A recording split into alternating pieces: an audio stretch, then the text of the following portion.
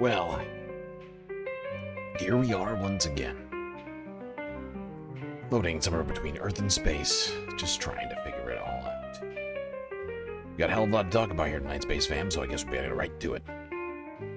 As always, do not forget to buckle up those seatbelts, otherwise you might go floating off into that deep dark void, never to be seen again.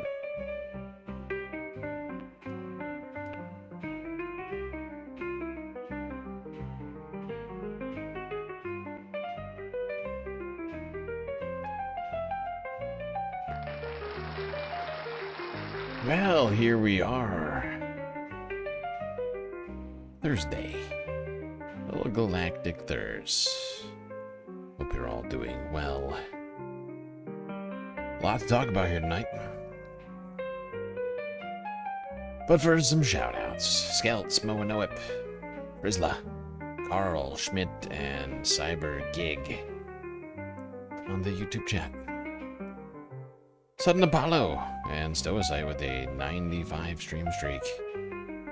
Look at that. Quite a streak. Very impressive. Okay, a lot to talk about here tonight. Results of Tuesday's elections causing a bit of a freak out. The mainstream media, centrist sort of ecosystem sphere, what are we calling it? Abdul appearing on CNN. Talk about his victory.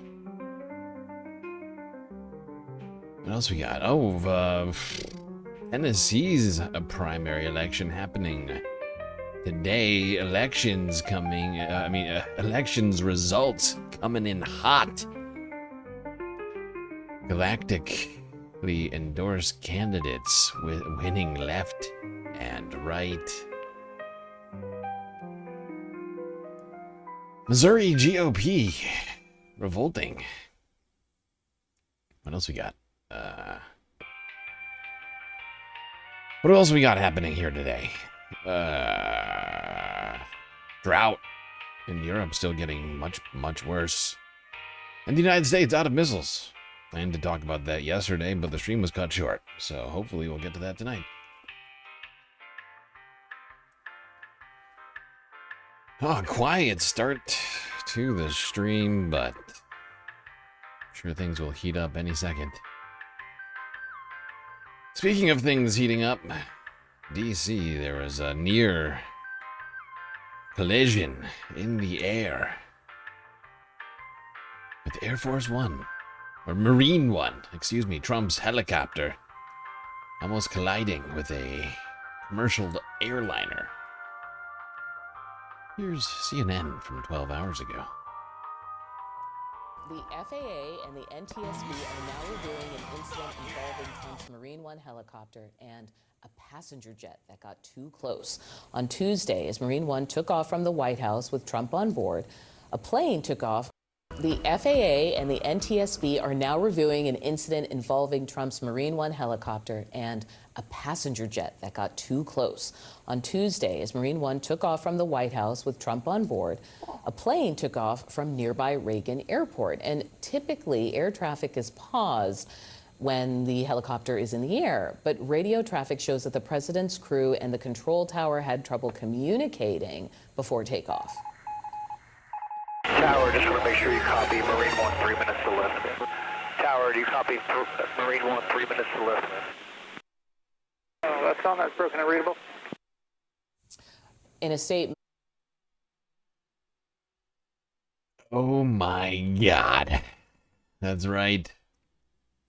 The president's helicopter. A spokesman for the President's helicopter was moments away from potential calamity. A near collision with Marine One and a commercial passenger jet. Averted. Only just nearly. Anything could have happened. Anything could have happened.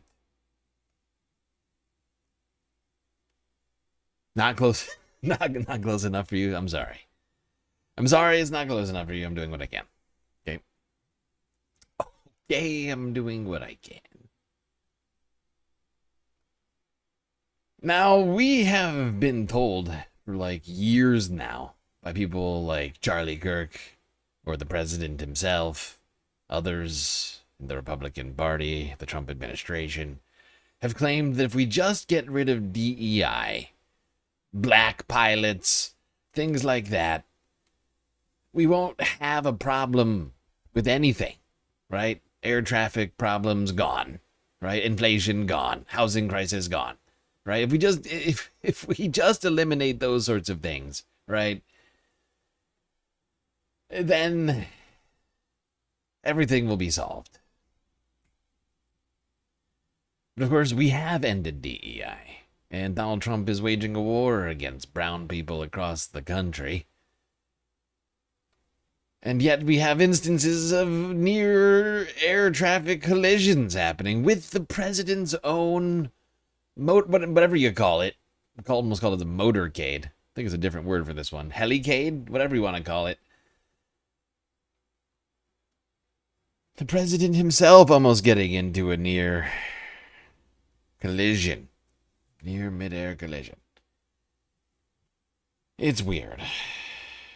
But maybe this next executive order in Trump's newest attempt to end birthright citizenship will solve these things.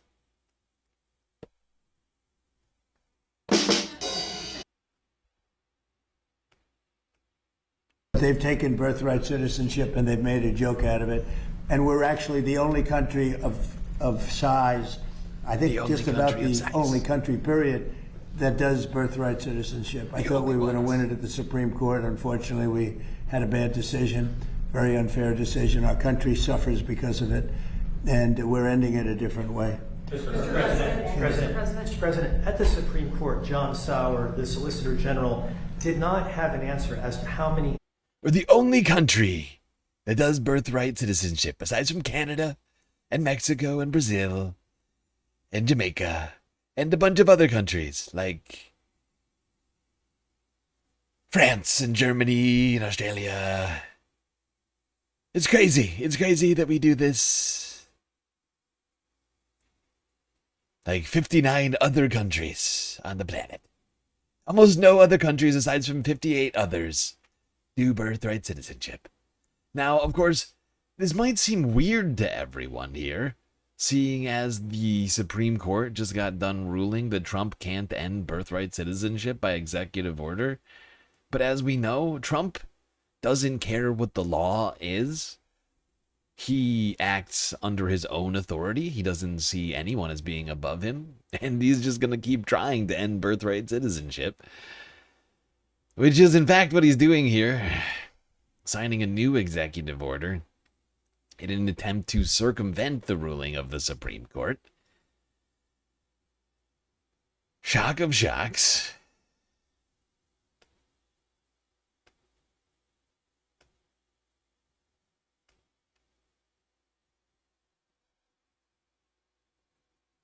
Well, President Trump has signed 2 executive orders in an attempt to curb birthright citizenship, which is enshrined in the U.S. Constitution. It comes weeks after the Supreme Court rejected a previous order, deeming it to be unconstitutional. Well, the orders deny citizenship to children whose parents come to the U.S. with the express purpose of their children becoming citizens. Now, such births are reported to be rare, according to the Migration Policy Institute. And the order also threatens the U.S. citizenship of those born in U.S. territories. Look how pleased with himself, Stephen Miller. Look at him. He just looks so glib and smug as he tries to help the president subvert the rule of law and the Constitution. Look at him. He's so pleased with himself. Yeah, we gotta get rid of all of these brown people coming to this country to be Americans. That'll solve all the problems. That'll solve all my problems from my childhood. As Puerto Rico, but only if Congress changes the law to end automatic citizenship there. Well, let's bring in Mark Caputo now, Trump White House reporter with the online news outlet Axios. Welcome to you. Thanks for being on the program, Mark. So the president issuing these twin executive orders to tackle, one of them to tackle, he says, birth tourism. Why do you think he's choosing to focus on this, and do we know to what extent it's going on? Well, immigration has always been a major issue of President Trump's. And to your point just a moment ago, his prior rather sweeping effort to strike or limit birthright citizenship to those who were in the country illegally was struck down. And so this is sort of a backup plan. It's more limited. And the administration, the Trump administration, has read enough into that U.S. Supreme Court ruling, it says, to determine that, well, maybe they could expand or create these 4 categories. 2 of the categories are expanded. Yeah, I mean, it's fucking nonsense. It's just nonsense what they're trying to do. They're trying to get their own version of the law by dictate, right? Rather than going by the actual law, by the Constitution, by the legislature, by ruling of the Supreme Court. He's just trying to rule by executive order. If president writes it down, it is law. That's basically how they're just trying to continue to rule by these executive orders, even though they've been expressly told by the Supreme Court. And what's fascinating to me is, do you remember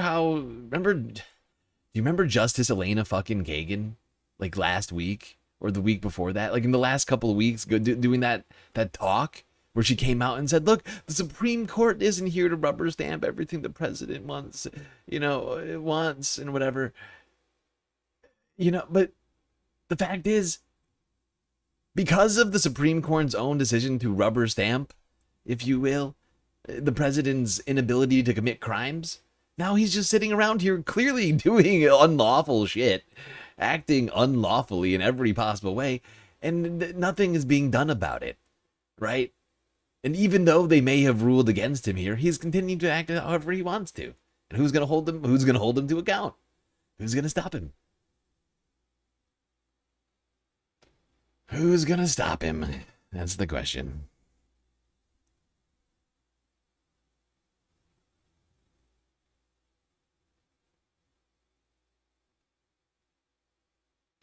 Ten watching and 9 likes. Even though there's been something wrong lately. I don't think YouTube's giving out notifications for the stream anymore.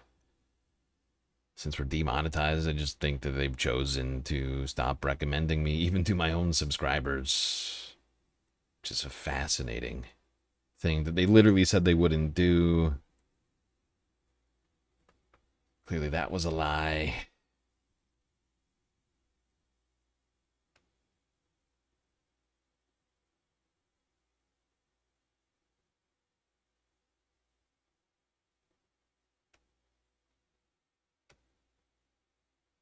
Anyway, we're talking about Supreme Court rulings and birthright citizenship and Trump's attack on the law. We should talk about his attacks on the law keepers, the justices, the judges who have been the recipients of violent threats as a result of Donald Trump's own rhetoric. Here's CNN from earlier this evening. A federal judge speaking out, warning of the death threats he's received after ruling against President Trump. U.S. District Judge John McConnell, who is my next guest, says after he extended a temporary ban on the Trump administration's attempts to freeze trillions in federal spending, the threats began. One of them was a pizza delivery sent to his home, put under the name of Daniel Abdul. That's the name of U.S. District Court Judge Esther Salas's son, who was killed in 2020 when a man targeting the judge showed up at her home and opened fire.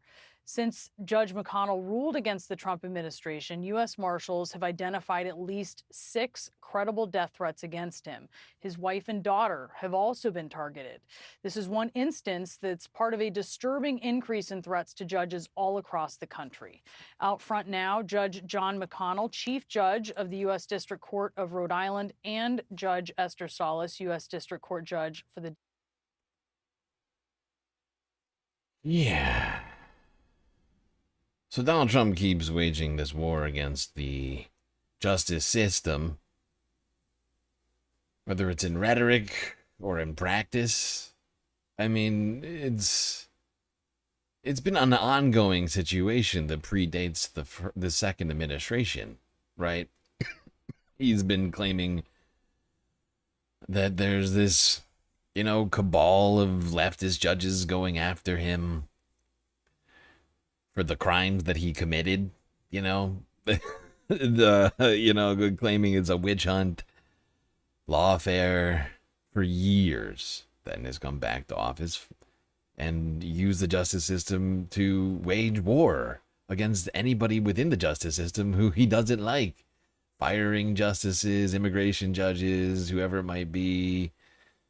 I mean, I know it's been a while, but I mean, over a year ago, if you recall, there was a purge in the justice system of non-loyalists. They just went around the DOJ and just started, firing prosecutors who weren't going to do exactly as President Trump wanted in whatever case, this or that case that they were trying to push forward at the time, right? And, Jim Comey and all these other sorts of members of the law enforcement community, if you will, that have been all targeted by Donald Trump, right? He's just over and over and over again. And he's not even slightly concerned about the effects of it, right? The only effect that Trump is concerned with when it comes to his actions, his rhetoric, or anything else are how they affect him. Do they help him in his Machiavellian game to hold on to power and continue to enrich himself at all costs? He has a goal in mind. He has an end. And whatever the means are, do not matter. The fallout, the human cost, none of that matters to Donald Trump. None of it. We all know this inherently. You don't need to listen to these judges go on and on about it, honestly. We don't have time for it. But we all know inherently that Trump supports political violence as long as it's done on behalf of him, right? If it's political violence that's done either in his general direction or against people that he doesn't like, he thinks it's the end of the world. But if, I don't know, Jan 6ers stormed the Capitol, caused the deaths of multiple police officers and destruction of government property, or if supporters of his go and murder judges or threaten judges or whatever else, right? Run over a woman in Charlottesville. Or if, there's so many examples, right? He's fine with all of those things, right? But if the second is turned around at him is when he loses his fucking mind. And all of a sudden he's behind a 6-inch piece of plexiglass at Charlie Kirk's fucking funeral, and and he's calling for, an investigation into leftists and Antifa.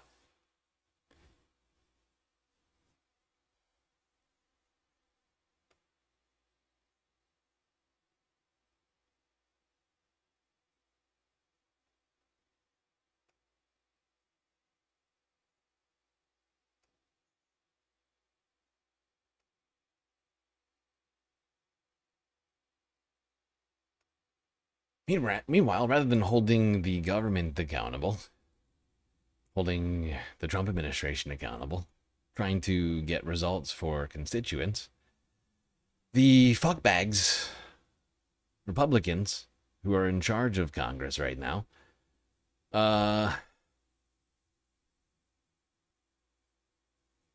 these morons are spending their time going after former CDC director Dr. Fauci, bringing him into Congress, forcing him to testify under oath, something they wouldn't do for any of the Epstein witnesses. Not a single Epstein witness testified under oath. They forced Fauci to testify under oath. And now, as of earlier today, Congress spent the time to hold Fauci in contempt, but have circumvented the normal processes as they were not able to do so according to the rules of Congress, and are, just like President Trump, trying to make new ways of doing the law, aka illegal, unconstitutional ways of getting their wishes, getting what they want. It's breaking precedent here, and are you comfortable with that new precedent? Actually, no decision has been made. The only decision that's been made so far is to bring it to the committee, and it's passed. The next decision we have decided is we will forward it. It's the committee's verdict that he should be held in contempt, and it will be sent. But no one said that we won't bring it before the Senate. We'll see what happens over time. No decision's been made, says Rand Paul. We've just decided to make the decision.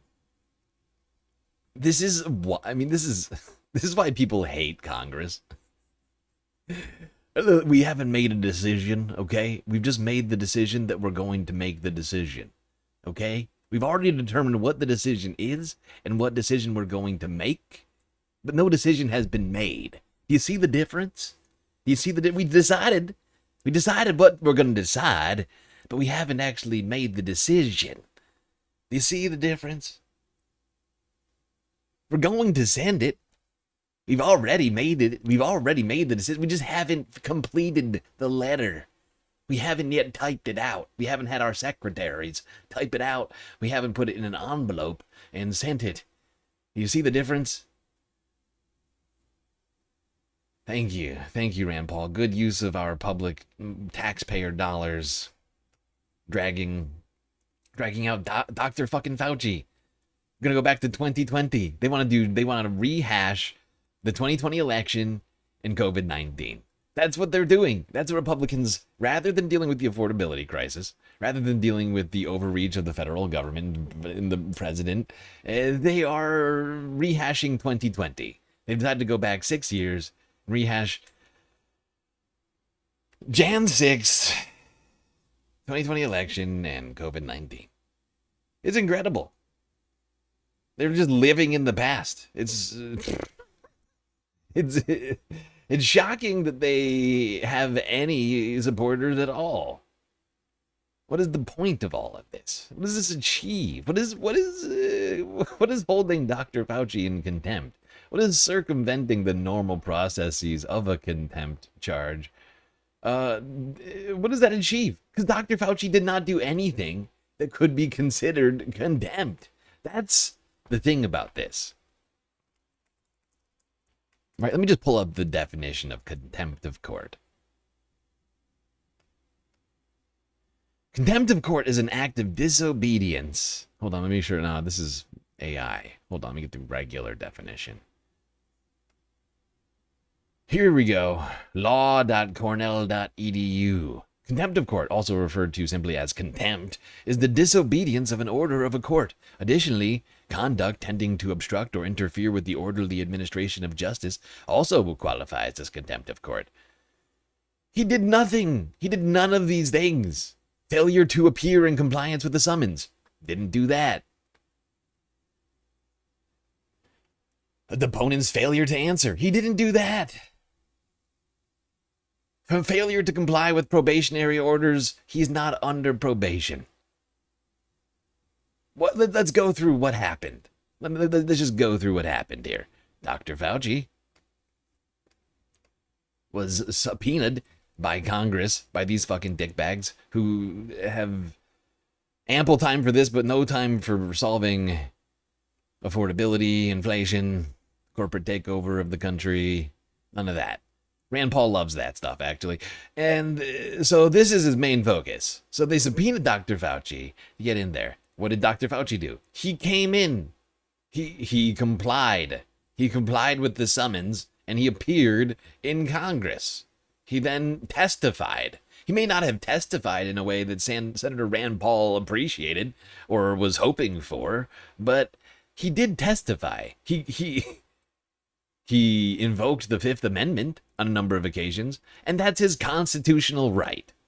He's complied with the Constitution, he's complied with the orders, and now they're trying to hold him in contempt. And since he's violated no law of Congress, they're trying to circumvent it, and they're trying to make it like they're trying to go to Jeanine Pirro. They're now trying to go to Jeanine Pirro to get a charge. That is how bad this has gotten. Right? Because they can't get an actual contempt charge in Congress. So now they're trying to get a contempt somehow vicariously through Jeanine Pirro and the district attorney of D.C.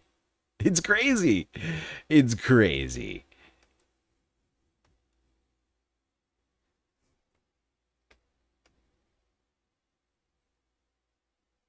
But they're just taking after the president, circumventing the normal rule of law to do whatever the fuck they want.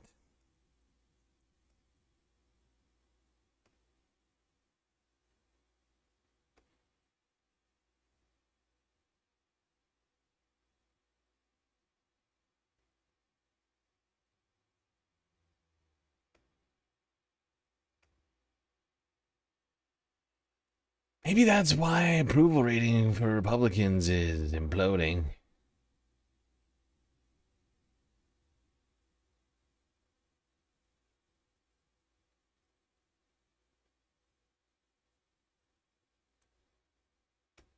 Team blue, at least in the polling we see so far. Trump's net approval rating on inflation, our latest CNN poll that has been coming out over the last few days, the net approval minus disapproval, 50 points underwater. I looked back at every single poll before President Trump that asked about inflation and the approval rating of the president. There has never been a president before President Trump who had ratings this bad, at least 50 points underwater. That's an over 50-point shift from where we were before the election, where, of course, President Trump was more trust on inflation than Kamala Harris, which is why he got a second term. Honestly, that is an insane... Have you seen down 50 point anything? No, only on gas prices, which, of course, is part of this equation, right? I mean, as I said, laughably bad. You just don't ever see numbers like this. All right, so... when you give us a sense of why they're blaming Trump, I mean, it's kind of obvious. But why? I mean, just take a look at the cost of living direction. On the cost of living, the country is on the wrong track, the right track. Look at this. 70% of Americans say we are on the wrong track when it comes to the cost of living. Even among Republicans, even among Donald Trump's own party that sticks with him through thick and thin. The plurality, 50% of Republicans say we're on the wrong track when it comes to the cost of living. Just 38% say the right track. No wonder that President Trump is putting up historic numbers. Yep, meanwhile, Republicans doing nothing in Congress to try and make things more affordable for America. And instead, trying to rehash 2020, Dr. Fauci and COVID-19. What a great use of our time and tax dollars. Help! Help! I'm being repressed!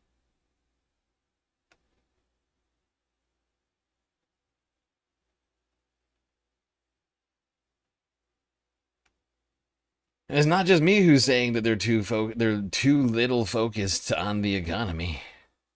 No, it's the voters, as it turns out. The voters think they're too little focused on the economy. on lowering prices. We're talking about 78%. 78% of Americans overall don't think he's focused enough. No wonder his numbers are so low. Even among Republicans, it's 58%. It was just 48% where we were at the beginning of Trump's presidency. So among Republicans, we've crossed the 50% threshold. Overall, it was already 2 and 3. Now it's about 4 and 5. And of course, this is the key question, right? Will there in fact be a Fed hike when it comes to interest rates, which of course would be a... Yes. See what I'm saying? Everybody agrees. Everybody agrees. Trump and Republicans, vicariously, are not focused enough on inflation.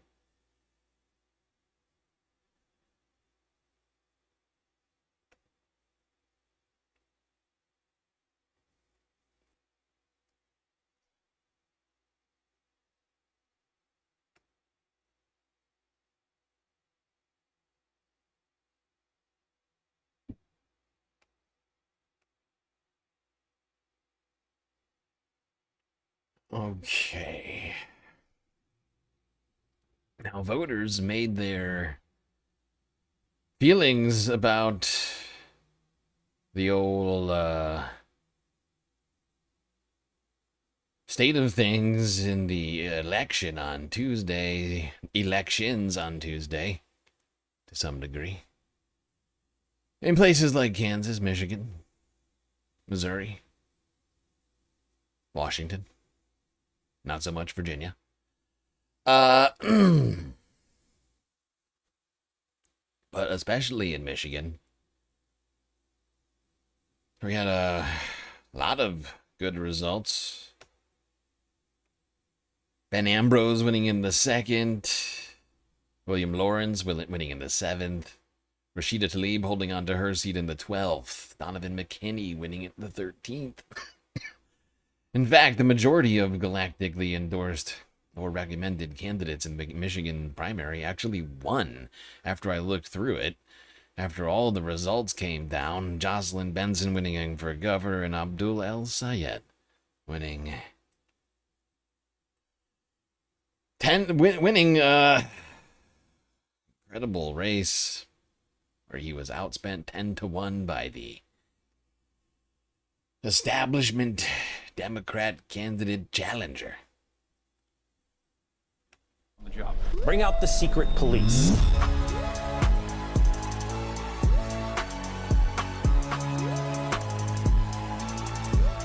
What's going on, everybody? I hope everyone's having a fantastic evening, fantastic afternoon, fantastic pre-noon, no matter where you are in the world. I'm Hassan Piker, and this is Dawson, our broadcast coming to you live from sunny California, Los Angeles, folks. We're live and alive, and I hope all the boys, girls, and MBs are having a fantastic one because today's a beautiful day. Today's a wonderful day. Today is, I don't even know what day it is. I guess it's Wednesday. We're live. We're alive. It's Wednesday, August 5th. It's one day after Election Day. You already know what's up. You already know what it is. You already know what's going on. We won. But our job is not done, of course, as always. When Bernie was asked about you, plus panel discussion mentioning you later. About one of those campaign events, because just last night, the popular but very controversial streamer Hassan Piker was at one of El Sayed's final events. The two did a stream together, a fairly lengthy stream. I know that you've spoken to Hassan Piker in the past, but are you comfortable with El Sayed having a close association with him, given some of his past statements? To give you an example, one of the more controversial ones is that Piker has said America deserved 9/11. Are you comfortable with that association? No, I am not. I think that's a dumb statement. On the other hand, he has a whole lot of followers, and there's a lot of things that he's saying that are making sense to a lot of people. I think, we have to get above cancel culture. When you're doing radio, whatever they do. Radio. I love Bernie, dude. I love Bernie so much. When you're doing radio, whatever you're doing, they're talking for 3 hours. They're doing the radios. They're doing the podcasts. They're on the interwebs. Controversial radio hosts. No, he's right. He's nailing it. It's just funny because he said, I do radio. He's been on my stream so many times at this point. And it's just really funny that it's virtually impossible for him to understand what Twitch streaming is. One of the things that people did. I said the same thing yesterday, and literally, or whenever we were, I think it must have had to have been yesterday. I was saying the same thing when we watched that clip. I thought it was fucking hilarious. Bernie just still doesn't understand what Hassan does. He's on the radio. Whatever he's doing over there. Talking into the microphone for hours. Where was they clipped our boy. They clipped Unc out of context as well. He was saying that he like disavows the statement, not the person, not the platform, right? Like that's the classic thing that people say. And they were like, yeah, no, Bernie hates Hassan or something like that. It's very funny. Neera Tanden, Senator Bernie Sanders tells CNN he's not comfortable with Abdul Sayed. Neera Tanden said, what I have learned tonight is a lot of posters and pundits in the Democratic Party ecosystem are very good at talking to white college educated voters like themselves and a real blind spot with working class people of all races. I said, are you committed to building a Senate Dem majority? And she posted the out of context Bernie Sanders quote. And I know Neera Tanden knows what she's doing. Like, oh no, I'm so devastated. Even if Bernie Sanders had said something like, yeah, I think fuck Hassan, like what happens when he comes on the stream again? What now? You know what I mean? Like what, you don't even like Bernie Sanders. Why do you give a shit what he has to say? Exactly. Neera Tanden hates Bernie Sanders. Why is she quoting him? Out of context. Oh, that's right, because it serves her political purposes and the narrative she's trying to spin. Even Bernie hates you, Hassan.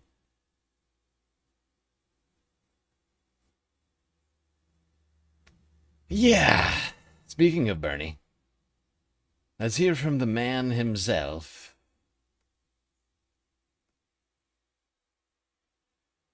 Bernard Sanders. On this political victory in Michigan. Thank you all very much for joining me. And I want to discuss today the extraordinary election that took place in Michigan yesterday. And let me begin by congratulating Will Lawrence, Donovan McKinney for their great congressional victories, and of course, Dr. Abdul El-Sayed for his victory in the Democratic Senate primary. Last night, in my view, in the so-called purple state of Michigan, a tectonic shift took place in American politics. That's what I believe. With an historic voter turnout, the largest voter turnout in Michigan primary history, the people of that state stood up to an unprecedented onslaught of billionaire money, close to $70 million in ads coming from super PACs like AIPAC and others. And despite that onslaught of money, they voted for a progressive candidate who has the guts to take on the oligarchs and fight for working people and for a sane and moral foreign policy. And let's be clear, what we saw in Michigan yesterday is absolutely consistent with what we have seen in election after election, in state after state, all across the country. We've seen it in Arizona, in New York, in New Jersey, in Ohio, Pennsylvania, California, Montana, Colorado, and elsewhere. The people of America want change. They want real change. They understand that status quo politics and status quo policies do not work for them, just for the billionaire class. Yes, indeed, they certainly did make that clear. And they're making it clear again tonight. But I just want to go back through this again.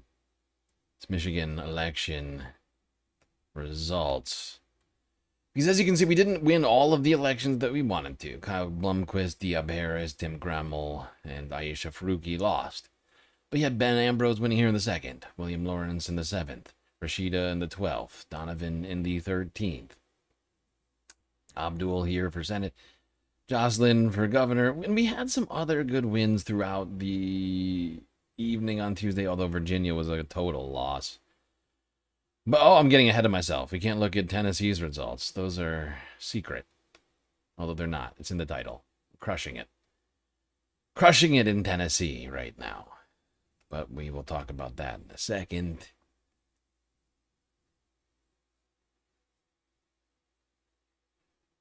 What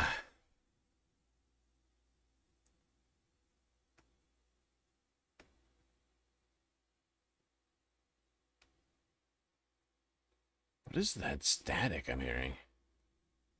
It's some weird fuzz.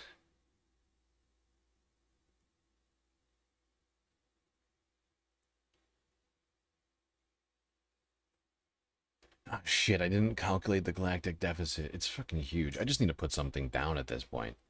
Okay, this isn't the official deficit, but it's literally... It's something like this. It is something like this, and it's bad. It's bad.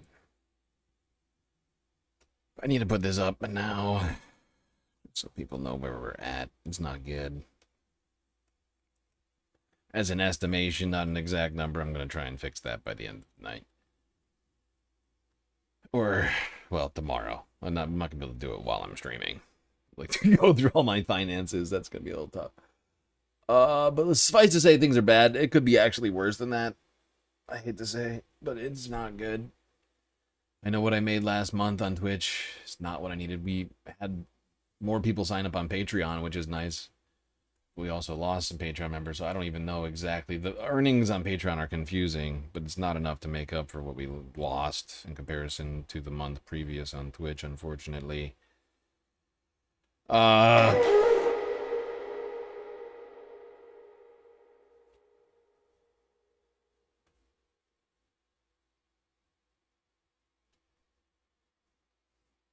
Let's stay talking about elections. Now, CNN did a live stream, which I could not find for the life of me.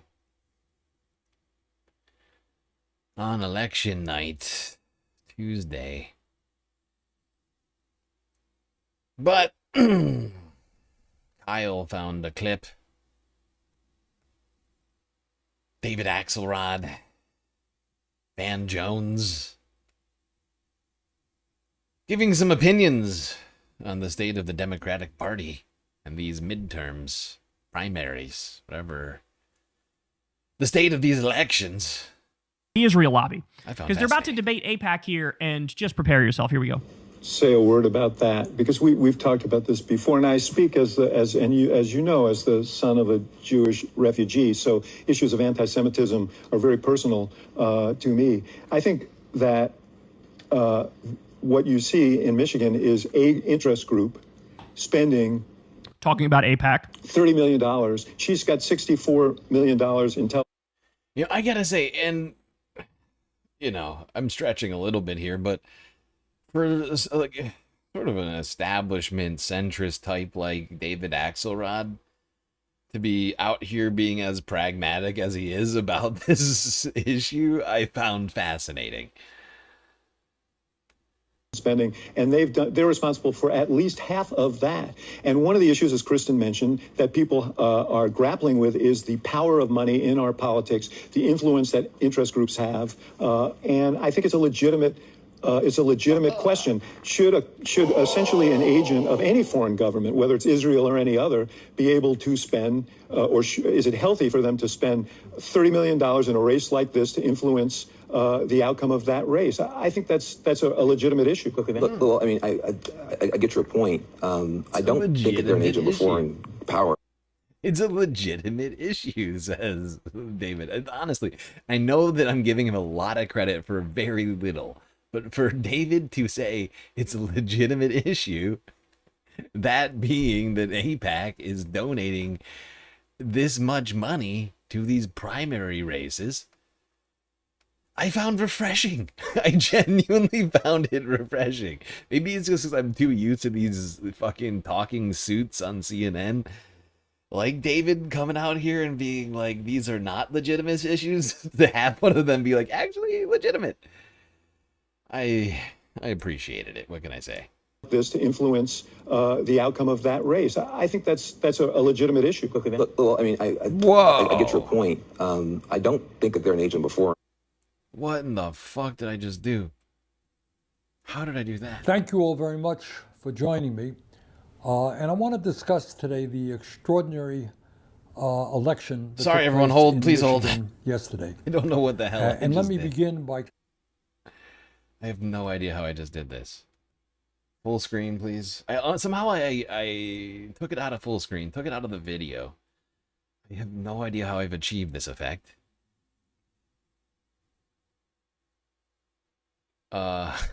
So at take two. Where were we just now? David was talking, and then Van Jones was chiming in. Where was it?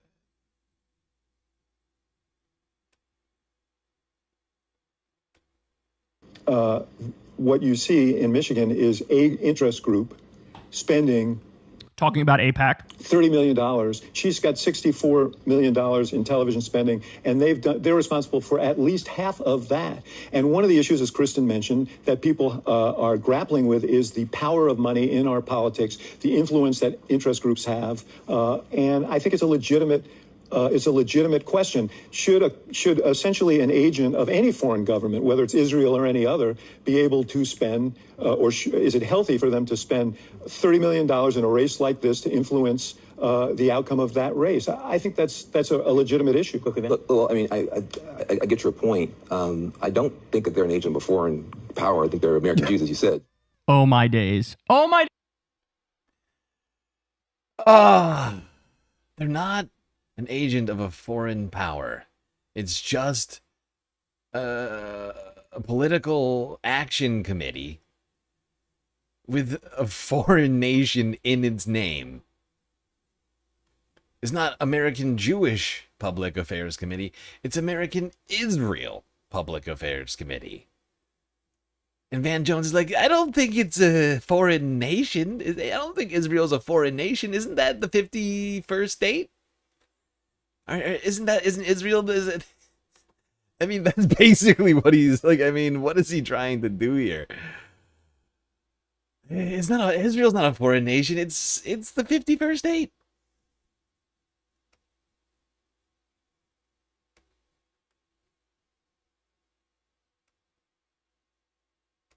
Incredible. Issue. Well, I mean, I get your point. I don't think that they're an agent of a foreign power. I think they're American Jews, as you said. Their mission is to support the policies of the Israeli government. Well, nailed him. 100% right. Not debatable. Not I debatable. think their issue is to protect Israel, but you have to have no. But Van, read what they're. I'm happy to be corrected by you, but I also like to make my own point, which is. Oh my God, he's so fucking smug. Oh my God, he's so smug. And Axelrod has the kid gloves on. It is deeply condescending. Be corrected by you, but I also like to make my own point, which is that why is AIPAC going after this guy? That would be the question. They're spending, what you said, $30 million? That's a lot of money. Is it because he's a Muslim? Why is Israel going after this guy? Israel's going after this guy because he's explicitly said he wants to cut off money to funding Israel's wars. That's why. That's why they spent $70 million.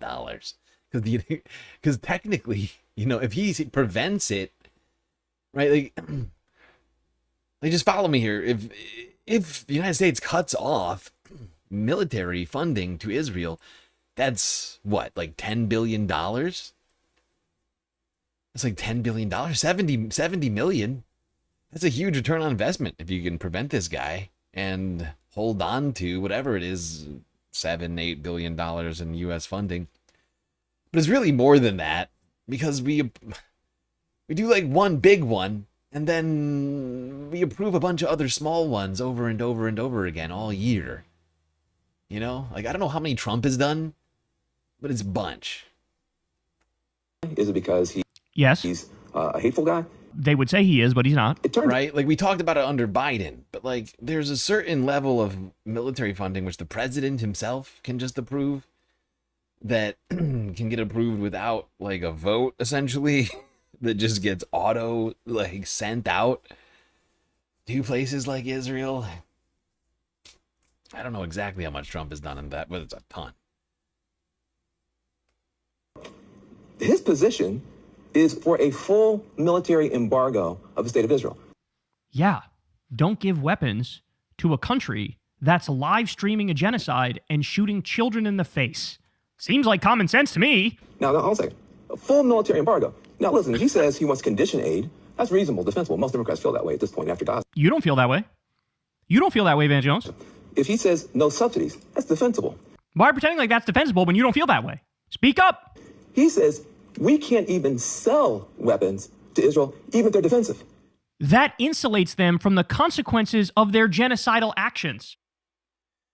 Look how upset Van Jones is about the thought that the United States might just stop selling weapons to Israel. Should we sell weapons to Myanmar or Russia or... I'm just wondering. Like, because that's the thing about this that doesn't happen during this conversation for me that I find fascinating. But like, that to me is what needs to be asked in these conversations. What nations would Van object to spending millions of dollars in races and or receiving U.S. weapons? Right? These are two different questions, but they're basically the same. Right? Like, would Van Jones have a problem with Russia spending $70 million in a U.S. election? Or Myanmar spending $70 million in a U.S. election? Or Sudan? Like, any nation currently in the midst of a bloody conflict that has been accused of ethnic cleansing and other sorts of, like, activities like that, right? Like, would Van Jones have a problem with any of those scenarios? Not that Sudan has 70 million to throw, but you know what I'm saying? Like in a world in which Sudan and Myanmar have an extra $100 million to throw into U.S. elections, like, would he have a problem with that? Of course he would. Of course he fucking would. Right? Of course he would. But in this one case, he's like, this one genocidal nation in the Middle East deserves all of the weapons. I'm sure he also thinks Saudi Arabia deserves weapons too. Actually, maybe he doesn't. I don't know. I actually don't know enough about Van Jones. I tune him out, like most of these CNN dipshits.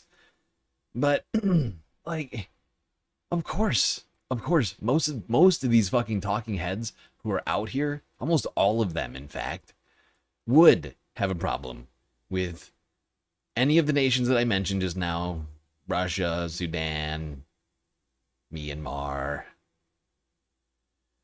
contributing millions of dollars to U.S. elections, having the United States selling weapons directly to them that being used in these sorts of conflicts.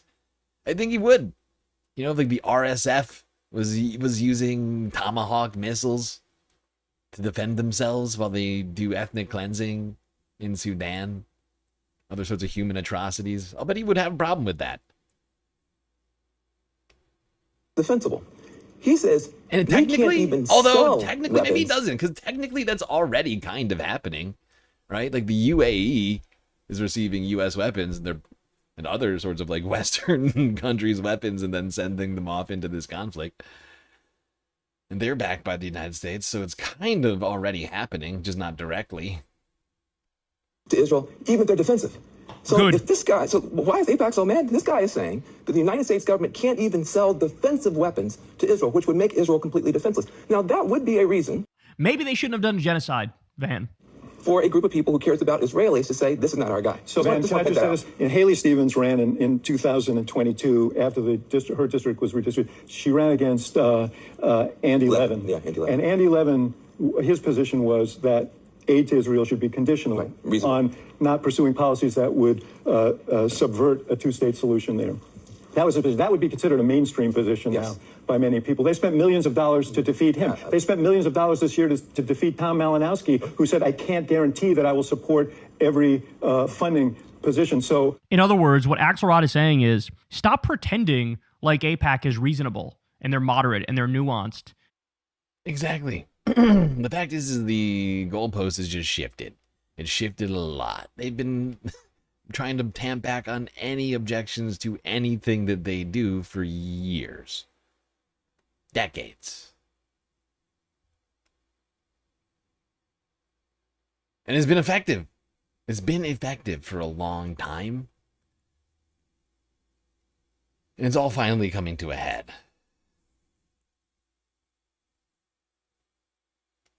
And now, rather than pushing back against the guy who wanted to slightly condition aid, spending millions of dollars against a guy like that, to now spending tens of millions against a guy who wants to shut the whole fucking thing down.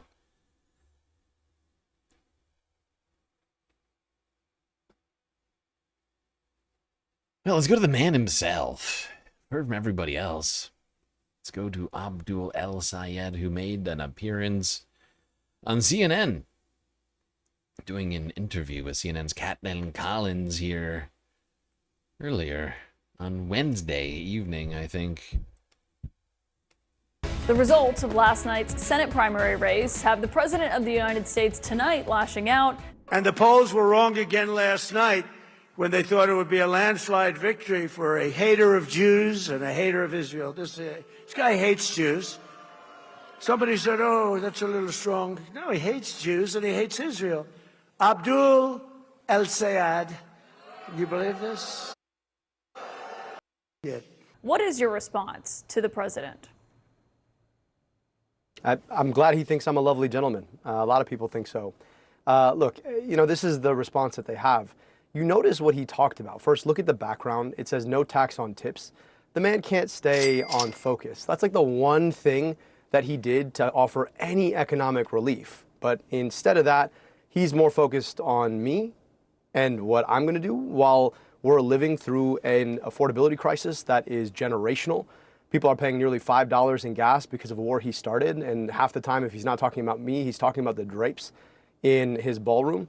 So at the end of the day, I invite the president to focus what I'm saying. I want to get money out of politics, put money in your pocket, and pass Medicare for all. I think a lot of Michiganders want that right now. And I think Mike Rogers, for his own part, is running away from Donald Trump himself. When you're asked Mike Rogers about his position on the war or his position on Trump's tariffs, he is mum. So, look, I'm looking forward to tying Mike Rogers to Donald Trump all day, every day. But I do agree with the part where he says I'm a lovely gentleman. I'm not sure he meant that, but we'll leave it at that. You mentioned what your campaign message was over the last several months. You defeated Haley Stevens. There's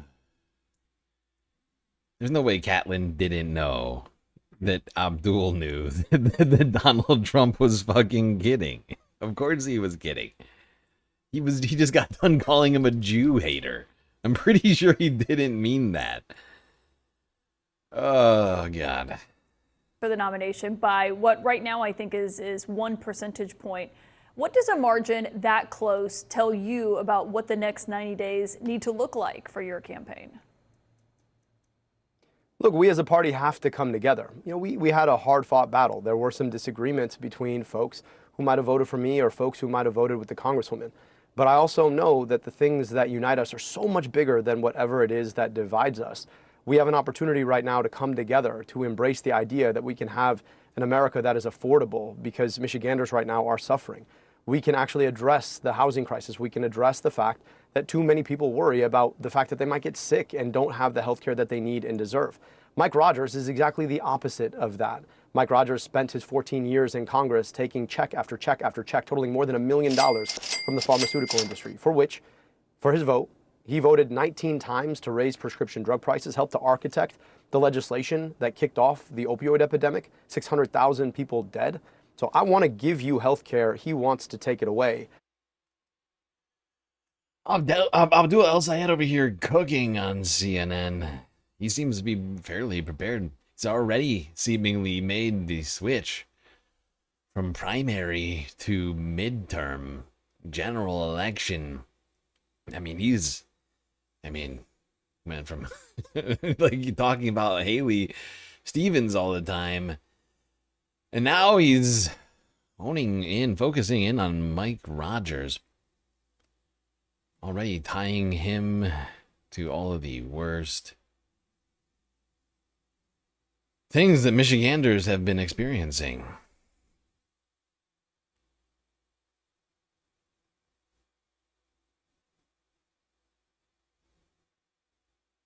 Which I'm glad to see. Honestly, it's to some degree, like, this is what we need to be like prepared for. Is for people to switch focus, right?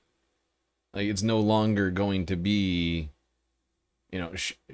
just sitting there and shitting all over Democrats. Everyone that is now won primaries are technically almost elected Democrats, right? They're elected internally within the party, or are now representing Democrats in the general election.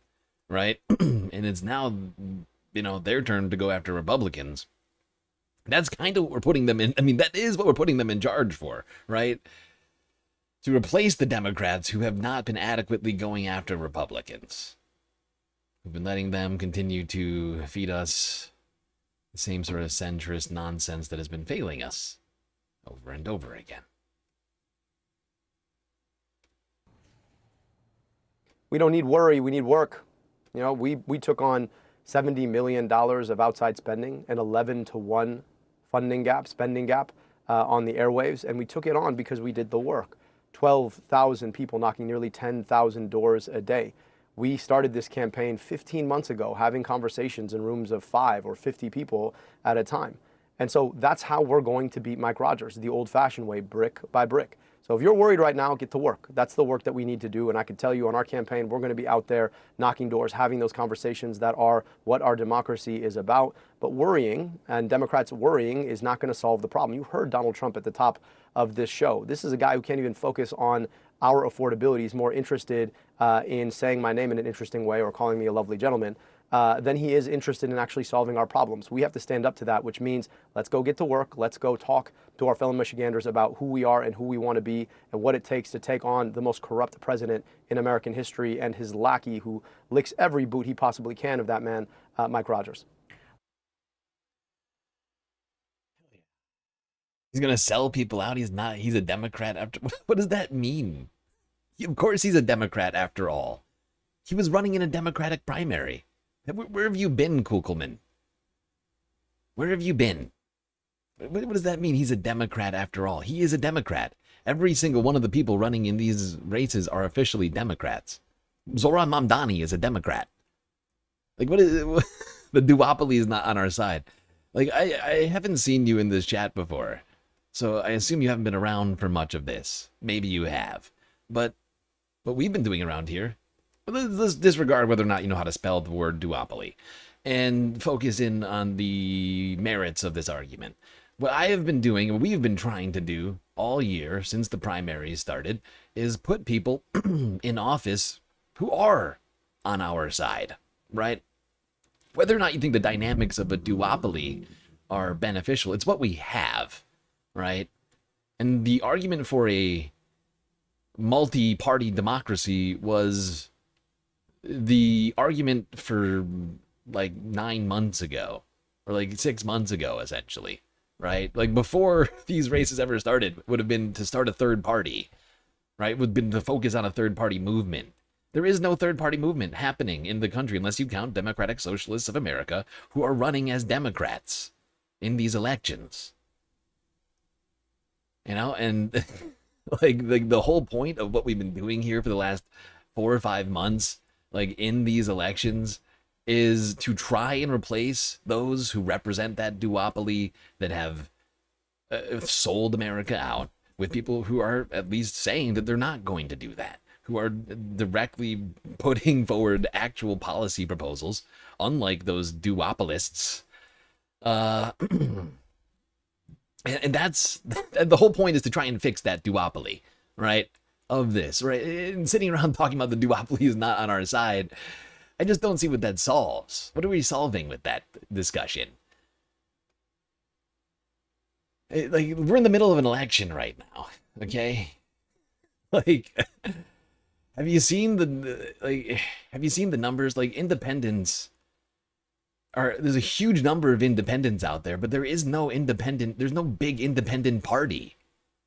America's like given up on the duopoly, sure, but it's what we have, right? And what is the other option? I would like people to actually say what they think the other option is to electoralism, right? To the elections themselves, or Abdul. Like, what is it? Like, what is it you see? Green Party? The Green Party? Where the fuck is the Green Party? Where the fuck is Jill Stein, Kugelman? Where in the shit is Jill Stein? Tell me. I need to know. Where is that woman? Where in the hell is Jill Stein? Green Party? Are you kidding me right now? Tell me, please, for the love of God, tell me what Jill Stein is. Why have I not heard that woman speak for over 1.5 years? Why hasn't she been taking the reins? Why hasn't she been out there banging the pavement like the Democratic Socialists of America? Why hasn't she been out there getting people elected? You know, why hasn't she been like, you know, why am I not hearing from her every week about the next Green Party candidate running in this fucking district or that district? Because that's what we're doing around here. The Green Party doesn't do shit. Don't vote. Yeah, okay, we'll do an art project then. That's what it is.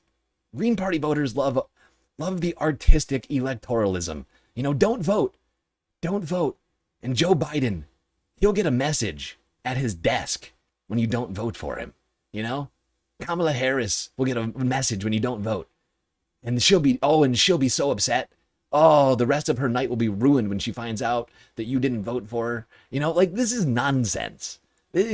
Go paint a picture. It'll be just as relevant. Perhaps more relevant, honestly. Like, just don't engage in politics if this is your take, right? Like, just completely just remove yourself because it's clearly irrelevant to you. Don't vote. Why are you here talking about the elections? I mean, in addition to work, a lot of money is probably going to be spent here, and you were really critical of outside spending in the primary, especially from AIPAC. You have pledged not to take a dime of corporate money in your race. Is that still your position tonight?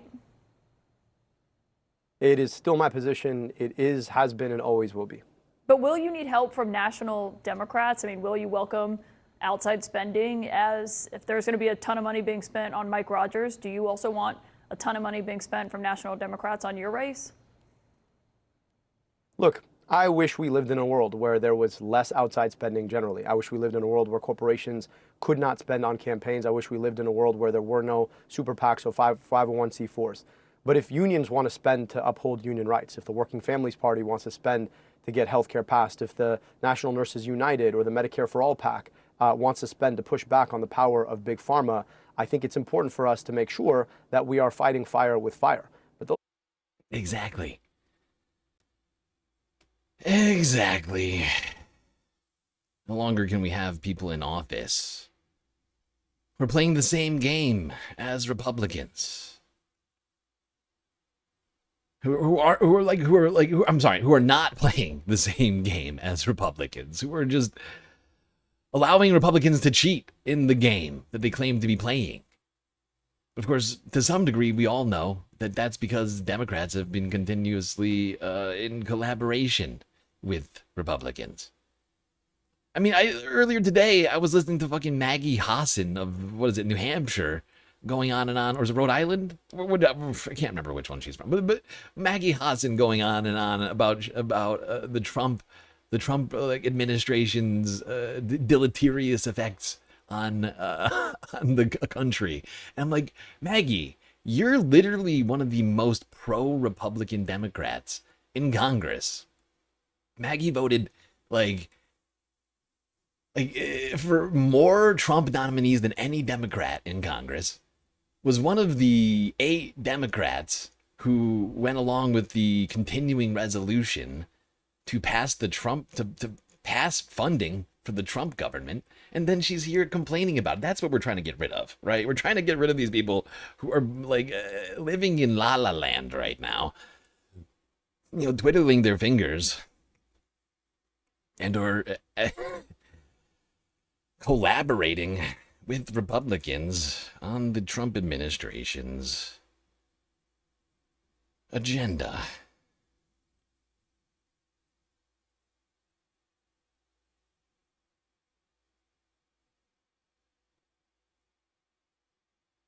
Bot lost a screw. Are you referring to me? I'm the bot? I lost a screw? You're just not going to respond to anything I said? You're just going to sort of hurl stupid comments in my chat? It's a good way to get timed out, by the way. That will be coming soon if you don't just settle the fuck down.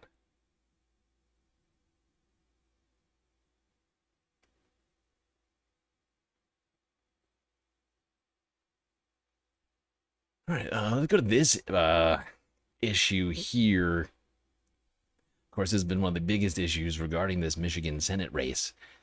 That being Israel. Caitlin Collins asked, Abdul al-Sayed on the topic of federal funding for Israel. What would his intentions be as senator?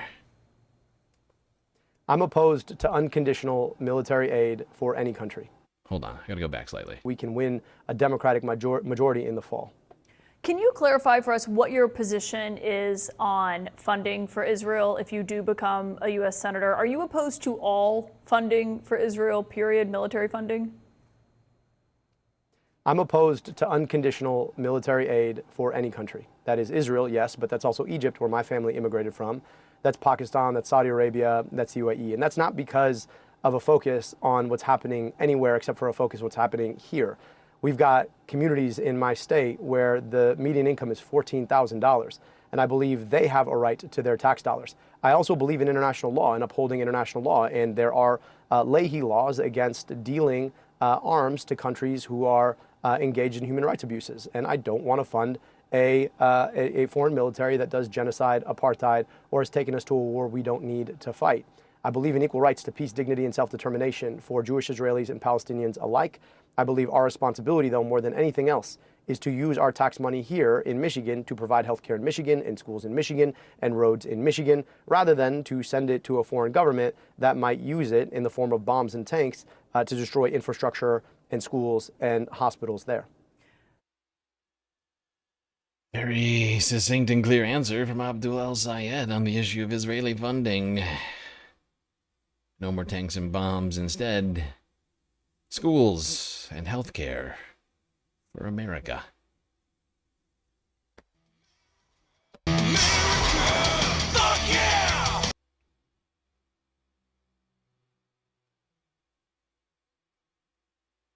Yeah, and honestly, just to go back to that annoying, frustrating discussion that we were just having regarding electoralism, honestly, anybody who is in this chat or any YouTube chat, any online chat, in my opinion, Twitch, YouTube, TikTok, I don't care. Okay, if you're in there talking about how nobody should vote and electoralism is nonsense, what you're a failure. Okay, you're a failure. All right, you're interested in politics, but you want nothing to do with them. But you're not doing the revolution, right?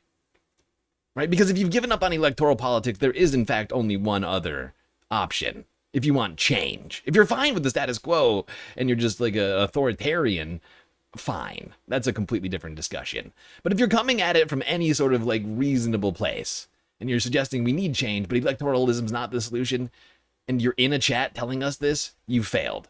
Okay? Because you're not in the streets doing the revolution right now. Okay? You're not organizing the revolution, and as a result, you're a failure. Okay? Because you're just saying everybody needs to throw their fucking hands up and say, let those in power do whatever they want, but I'm not doing the revolution right now. I'm in a YouTube chat telling everybody to just disengage. It's completely useless. I don't know what the point of you is.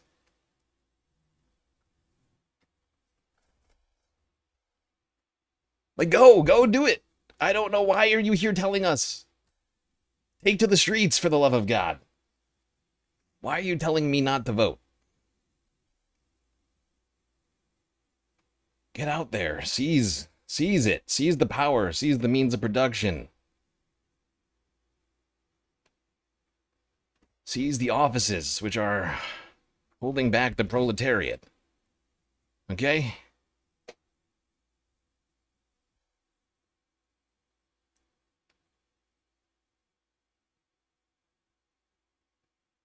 You've noticed I have a temper. I mean, I have a temper for people who I find to be bothersome and pedantic and just sort of like coming in here and poo-pooing what we're doing. Okay? I do it to Republicans. I do it to anybody who comes in here. Like, I always will engage with chatters. That is always what it's going to be. You know, that is the kind of stream this is. You chat, I see the chats. Sometimes I respond, right? Like, and sometimes those chats are upsetting to me, right? Like people throwing up their hands on the elections right now while we're in the middle of them. They just don't have. Honestly, that kind of shit I find to be nonsensical. People fought and died for the right to democracy And while we're in the middle of trying to change things, people are like, oh, it's a waste of time. I don't appreciate that. I don't appreciate that at all. And I will, I will almost always engage with people who I find are being trolls or, what's the word? Detracting from the narrative of what we're talking about.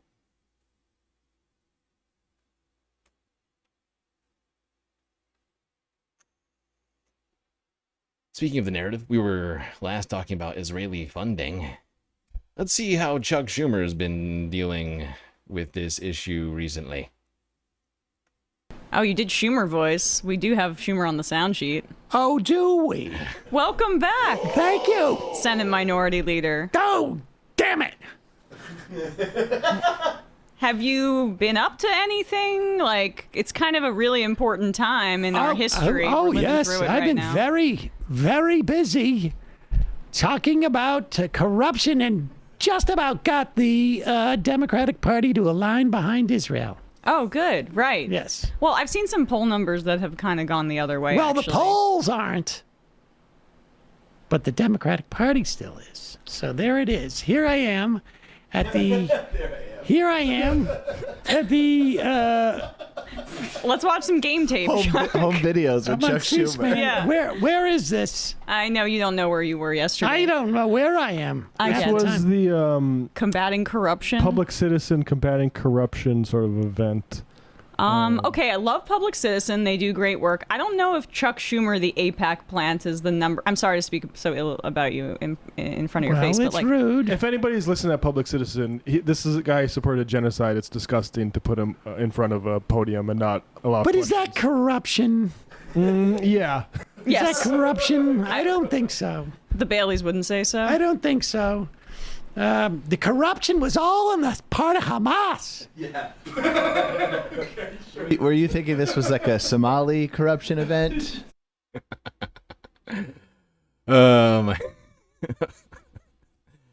Somalia. Oh, I miss Sam. I can be nasty when I disagree with people. Look, I come from a very contentious and argumentative family. Okay, my father originally was a lawyer. Okay, I come from an argument. He's also was one of the silent generations. Okay, I had a Republican silent generation father born in the 30s. I'm in my 30s. My father was born in the 30s. Okay, I grew up arguing with people like him my entire life. Okay, and yeah, when things get contentious, I dig in. I don't just shy away from it. I go, oh, you who? What now? You got something to say? Get in here. I don't, I don't cower. I don't cower in the face of the disagreement. In fact, it encourages me. It gets me excited. I get rared up. That gets me fired up. Let's get yelling. Let's get arguing right now. I'm fine with it. I can live in that space. See, for some people, that's just, they don't like that. For me, I'm fine with it. Like, I can go from that to being perfectly fine 1 second later, right? That's just me. Corruption was all part of Hamas. Where they're taking all the money, they don't have all the bomb shelters to protect them from the bombs we're sending. Right? So it's on them, I guess. Right, it's on them. They're corrupt. Otherwise, they'd have bomb shelters to protect them from the bombs that we are paying for and giving to Israel to drop on them. And the reporter here So is let Sam me talk Husseini. about Sam Husseini. That's a suspicious name. Fine with the Sam part. You sure that's not Saddam? We should give. You're so sorry. Why are you so sorry? Because because of my upbringing. You know what makes it even crazier? He was a JAG officer, Marine lawyer, a military lawyer. That's what I grew up with, right? Silent generation military lawyer father. Okay. I mean, half of my childhood felt like a boot camp. Okay. Like toxic screaming in your face every single day. Okay, that's just what I grew up with. You know what I love about this too is that it's like Schumer's pretending like all these people came to see like as if he's talking to an audience of civilians. They're all just reporters. They're asking a question. Everybody came here to ask the same question. Why is Hamas corrupt? Trump has turned it into the single most profitable scam of his. Please sit down. Please sit down. Back genocide. What can be more corrupt than backing genocide? This is part of the same con with you and Trump playing off of each other. Oh, he's worse. Oh, he's worse. You were put on notice in November of 2023 by the Center for Constitutional Rights and other legal and human rights organizations. Notice on potential legal liability for aiding, abetting, inciting, or conspiring to commit genocide through congressional acts and demand. You were put on notice, and you backed it, and you backed the genocide to the hills for years on end. How dare you talk about corruption? How dare you talk about corruption? Thank you for your diatribe. Oh. Now, let's continue. Let's continue and let the people... The people didn't come to hear you. That is condescending as shit. They came to hear me. Your diabolical record.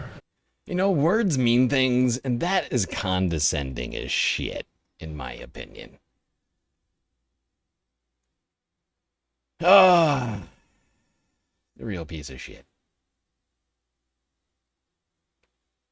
Nothing which this man has said here is untrue or a lie. It's amazing that you can show your genocidal face in public. Good for him. Mr. Senator.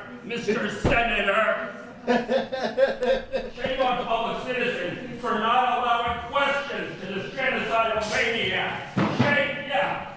Corruption. What can be more corrupt than not allowing? If anyone's being abused here, it's that guy who's getting dragged out of the room right now. It wasn't Chuck. Chuck is fine. Sorry about that. What are you sorry for, Chuck? Yeah, that is awesome. I mean, Sam Husseini also was, when at Antony Blinken's press conference, he was physically removed for calling him out in the same way. So heroic. We're talking about corruption. Yeah. We're not talking about corruption that's involved in all the arms sales that we're sending to Israel, the to human bomb rights the processes, people, or the corruption that's involved with the intertwining of the whatever the. Oh, I'm glad Sam is back. I know I said it already, but I mean it. And that was quite a display there. Chuck is... I am predicting now Chuck will not be running for re-election in 2030 or 2020, 2028. 28? I think it's 20. I think it's 28. Now I'm second guessing myself since I accidentally said 30. Is it 30? It better not be. I don't think it's 30. Did I vote for Chuck in 24 for the love of God? Oh God, I'm trying to remember. Oh God. Point is that Chuck is really struggling with dealing with his just unmitigated support for Israel and the fact that everybody aside from him has a real big problem with it. You know, everybody aside from Chuck seemingly, just more and more people who have been adamantly pro-Israel are falling by the wayside. Chuck refuses to give up. Refuses to give up. Accusing people of abusive diatribes that were just accurate descriptions of what the fuck is happening right now under Chuck's leadership. Does Abdul... So yeah, Chuck's not dealing well with all of this. The shifting dynamics. But he's not the only one in Congress dealing with this sort of changes, if you will, in a bad way. In fact, I would argue Chuck somehow is not even the worst. No. That is that is, I'm afraid, reserved for Republicans like Senator Ted Cruz, who had in this weirdo, you'll see here, this guy, to tell us why Democratic candidate for Michigan Senate is such a dangerous man. Oh, and by the way, it's going to get a little racist, a little Islamophobic, and by a little, I mean a whole heck of a lot. Does Abdul El-Sayed's candidacy for senator in Michigan concern you? Yes, sir, it does. Why is that? Well, to begin with, I look at the connections that his father-in-law, Chakaku Tayyib, has to Brotherhood-linked groups. This includes being the president at one time of CARE Michigan, also his presence on the Islamic Society of North America Founders Committee, which is only for those most exclusively devoted to ISNA and provides significant amounts of funding. There are other known Brotherhood members on that committee. The most troubling thing is that he happens to associate with other Muslims. Wow.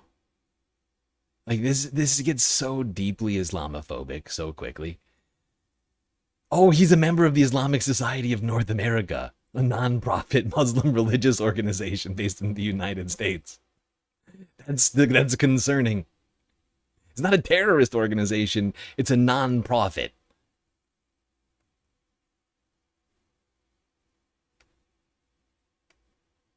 I would also look at El-Sayed's ties to a group called Mgage, which purports to be a Muslim sort of get out the vote or candidate recruitment organization, but it has close ties to CARE. It was created by a former CARE member who at one time was on a terror watch list and was also a consultant to convicted terrorist Sami al-Arian. Do you believe the Islamic Society of North America, or ISNA, is an ongoing part of the Muslim Brotherhood network in the United States? Yes, sir, I do. There were some HLF documents that reflected... Oh yeah. They are continuing to play this game of claiming that ISNA, a non-profit organization intended on building relationships not just within the Muslim community, but with the Muslim community and other religious affiliations in America. For instance, like the American Jewish Committee, who I believe has worked with them in the past. Right? This is just deeply Islamophobic. Okay, there's been allegations, and that's about it. There's been effectively no actual proof furnished by any of these people, any of these Republicans who continue to dog whistle, basically. They just say the word Islam and just hope and pray that nobody actually looks into these things. But like... It's just hate. This is hate speech, essentially, that is being perpetrated here in Congress. And I looked up this Kyle guy. I was like, why is this guy being given this position in Congress by Ted Cruz and Republicans here? To give us this information and speak as an expert on whether or not is the Islamic Society of North America is a terrorist organization, right? And apparently this guy works for some weird 501c3 called the Clarity Coalition, which is specifically set out to speak against Islam it seems, from what I can tell, it seems to be a vaguely anti-Muslim group. It just that thinks that Islam is something of a antithetical force to democracy. Maybe I'm misinterpreting their behavior or what do you call it? Activities?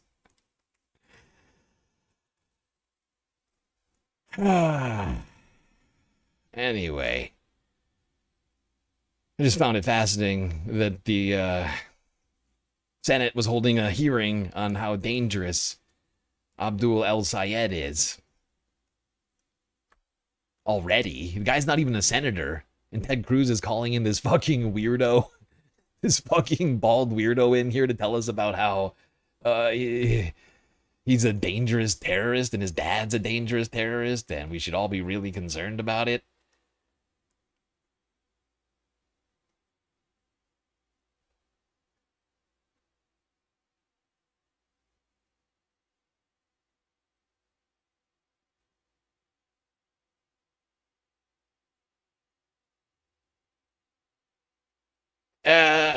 Sorry, I've lost my place. Where am I? Yeah, right. Speaking of reactions to Abdul El-Sayed, that is somehow not the worst. Or actually, technically, this isn't a reaction to Abdul El-Sayed. I take it back. Speaking of the reactions to the existence of Muslim lawmakers, leftist adjacent Muslim lawmakers, one guy actually had a worse reaction. Not to Abdul El-Sayed, but actually to Zoran Mamdani. I know he's been in office for nearly a year now. But one guy I think a lot of people here will be familiar with. An artist, a local New York artist. A local New York artist who goes by the name of Scott Lebedo. You may be familiar with him and his flag artwork, his long list portfolio of flag-based artwork. Scott had a bit of a episode here, a health episode at the NYPD event that was being held. I can't even remember where this was being held, but there's probably some visual clues in here if I just look around. But point is Scott very upset, so upset he had a literal freaking heart attack.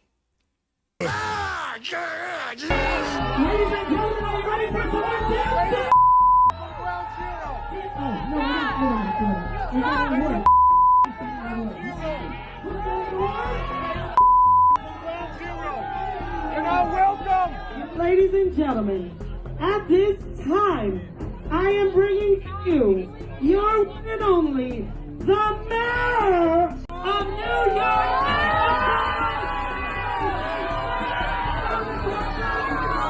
Oh yeah, man, it's a picnic, man. Let's go, Knicks.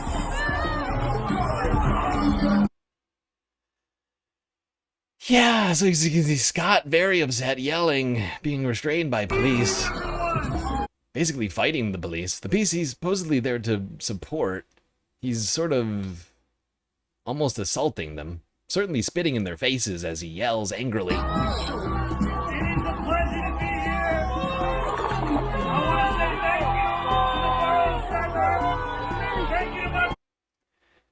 Yes, and unfortunately for Scott, he did incur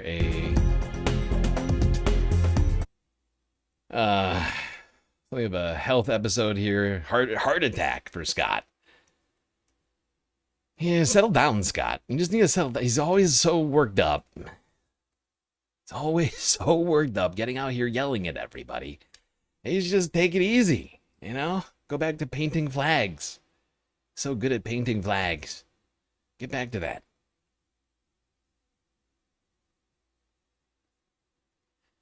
Yeah.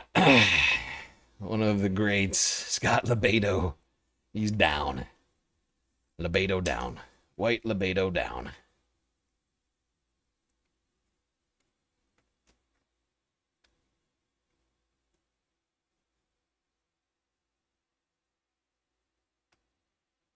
Yeah, very sad situation for Scott. Although he seems to be fine. He has recovered. He's not dead. So, small miracles.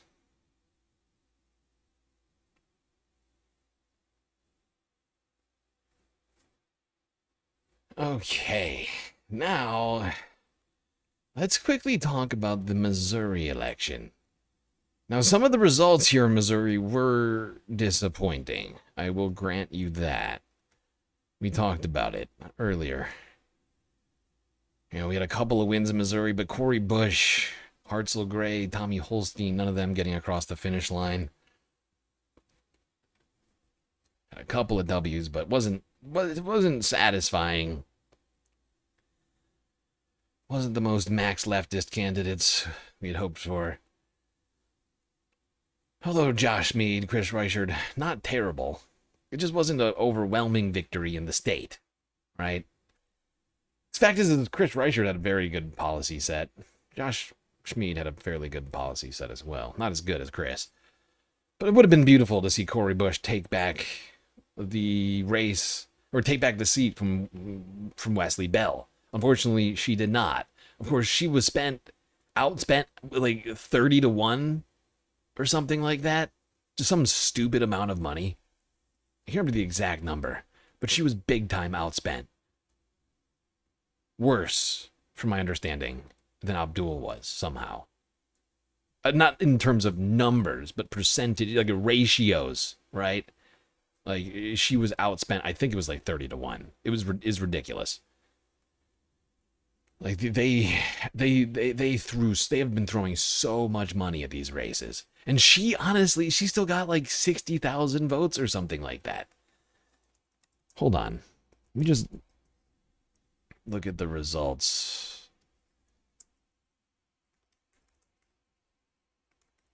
Because I haven't actually looked at these in a couple of days.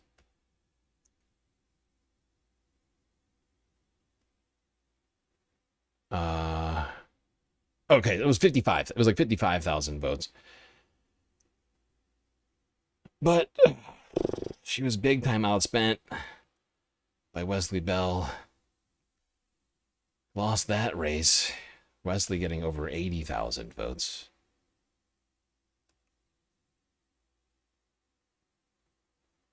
However, in the deep red state of Missouri, voters in a ballot referendum, 2 different votes on 2 different measures, voted resoundingly no when it came to the wishes of Missouri's Republican pro-Trump governor. For a little bit on this story, let's go here to KSDK News. Also tonight, Missouri voters giving a resounding no to 2 big questions on the ballot, both with long-term implications on the power of state lawmakers in Jefferson City. Amendment 4 failed. It would have made it harder for Missouri voters to amend the state constitution, changing the threshold for citizen-led ballot initiatives from a simple statewide majority to a majority in each of the state's 8 congressional districts. And Missouri voters also rejected in a big way Amendment 5, which would have phased out the state income tax and give the General Assembly broader power to raise the state sales tax. Governor Mike Kehoe pushed for Amendment 5, and within the last 90 minutes, he responded on social media saying he, quote, remains committed to working with the General Assembly in the years ahead.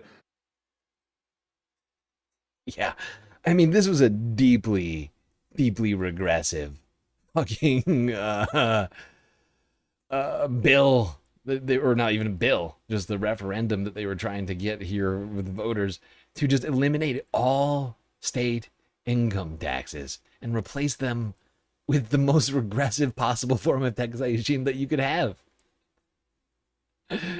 Sales tax. It's insane. It is fucking deranged. Break down these big races. Not a lot of close races tonight, Mark. There really aren't. A lot of them were called early. You called it a resounding no. That might be the understatement of the night. This was a complete drubbing. Only one county, Cape Girardeau, right now coming in green. I think that's an aberration. I think when the actual votes come in, that's going to be red too. Across the entire map, 4 in 5 voters told the governor no. Think about this. Republicans run Missouri. They have the governor's office, the House, the Senate. They have 6 of 8 congressional seats. Soon it could be 7. And every one of those statewide officials went to the voters and said, please, pass this. The voters said no. What does that mean for the GOP and its grip on power? We're going to find out in November. That's on Amendment 5. Same story, almost, on Amendment 4. Not much difference there. The governor and his campaign team have a lot of explaining to do. We're going to take a close look at this big race here, the 1st congressional district. Wind back the clock 2 years ago. I want to show you this. Cori Bush held ground in the city of St. Louis. Now we're still counting votes 2 years. Okay, these are, but I don't want to talk about it. But Amendment 4, just to be clear, what that did, right? Amendment 5 would have eliminated all income taxes, all state income taxes in Missouri, and replaced them with the most progressive form of tax, sales tax. Amendment 4, which to me is hilarious, is an amendment, is a ballot referendum essentially to never allow ballot referendums again.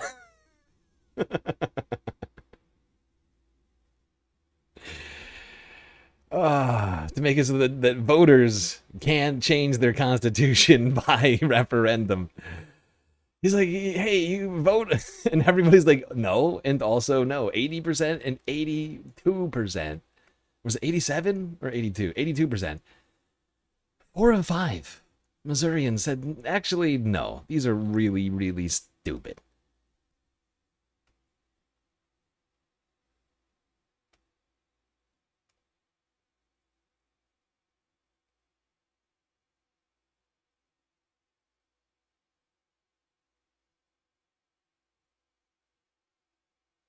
These are really, really, really, really stupid. One more clip on the failure of these amendments. Also from KSDK News, 22 hours ago.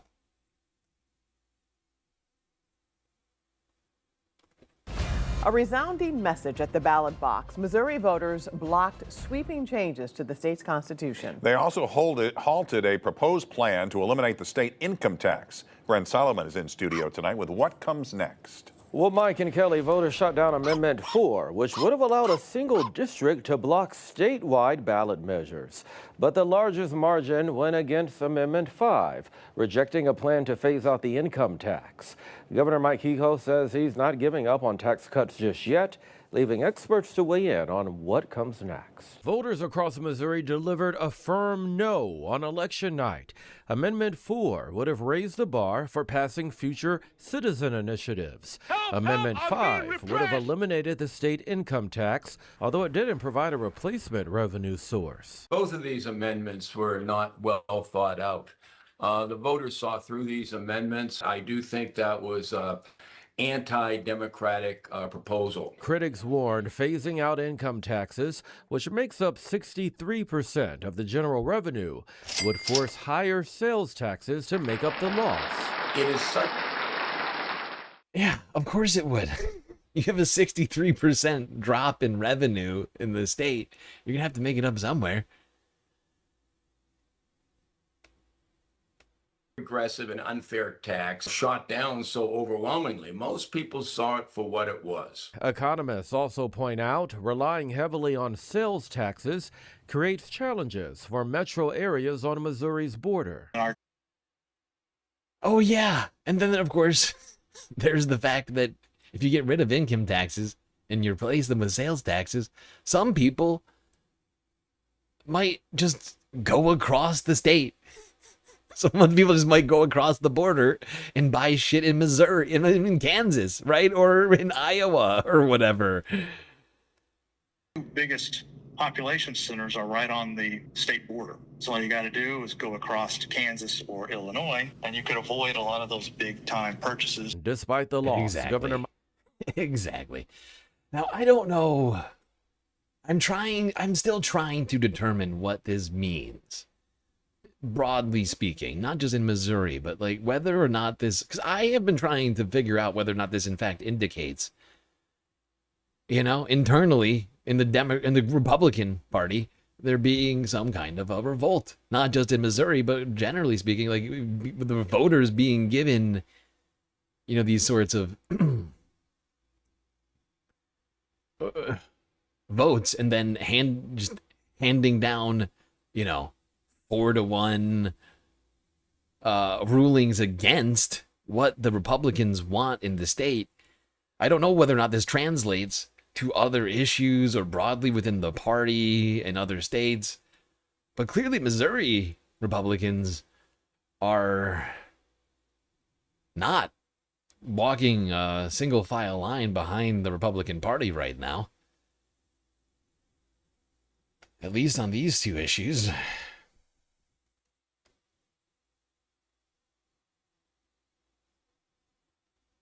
I would like to think that it has implications for other places too, but don't think I can just rush to making that a conclusion.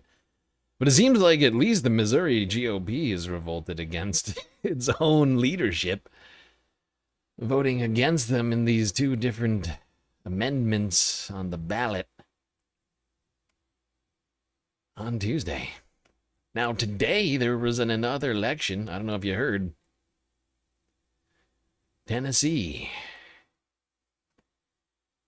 voters going to the ballot box. Hopefully voting into office the people that they want to see represent them in Congress. And in other offices, actually. I almost forgot to check on the Senate and gubernatorial races. By almost, I mean I did forget. I need to look at those. I only looked at the House races. But we got big news in the House races. First, though, let's go here. Earlier this evening, live now from Vox. To the state primaries underway in Tennessee. Holy shit, that's quiet. We do want to continue on with our top stories that we're following today. And this next one takes us out to Tennessee. We're taking a live look there over Memphis at this hour. As we know that Tennesseans across the state are heading to the polls to cast their ballot for this year's primary races. Voters are going to be picking from candidates for governor, U.S. Senate, Congress, and the Tennessee General Assembly. We do know that there's a new element that's also been included in this year's races. Putting this up on your screen as a new Tennessee congressional map that carved up a majority black district in Memphis is now making its electoral debut today. We do know that the primaries were upended just 3 months before the vote when the Republican-led legislature redrew congressional districts, this all following the U.S. Supreme Court ruling that affected. Okay, this is not correct. I don't think this is correct. I'm questioning Fox's journalism right now, but those are the same fucking maps. Those are the same fucking maps.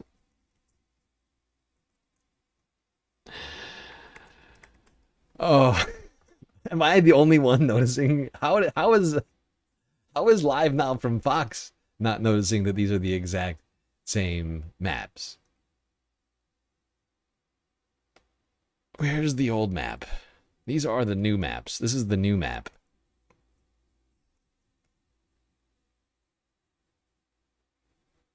But you know what's honestly most confusing for me, and honestly I'm sure most confusing for people in Tennessee, is that I personally thought that this had already been decided. Or that it actually had been decided by the Assembly. So why it's going to ballot referendum, I don't know. I'm glad that it's going to a vote, to the voters. But, like, this whole thing has been such a clusterfuck, it's been a little bit confusing, a little bit hard to get a handle on what exactly is going on here.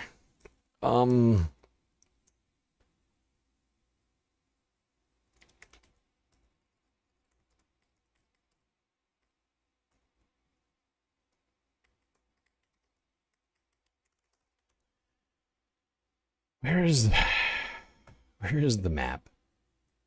So I know this one's wrong. Yeah. Right. Exactly. That's the old map, which kept Memphis intact. This is the new map, from my understanding, which cracks Memphis into 3 separate districts, the 5th, the 8th, and the 9th. I don't know what the hell happened over here at Fox. Clearly there were some oversights. Those are obviously the same map. I don't know how you fuck up that bad. How you look at those 2 maps and like, yeah, this is good to go. Get this out to the hot. Let's get this on the presses. This map's good to go. Could you jump up? All right, for more coverage on this, hopefully with better audio levels. WSMV for Nashville. Streamed 1 hour ago.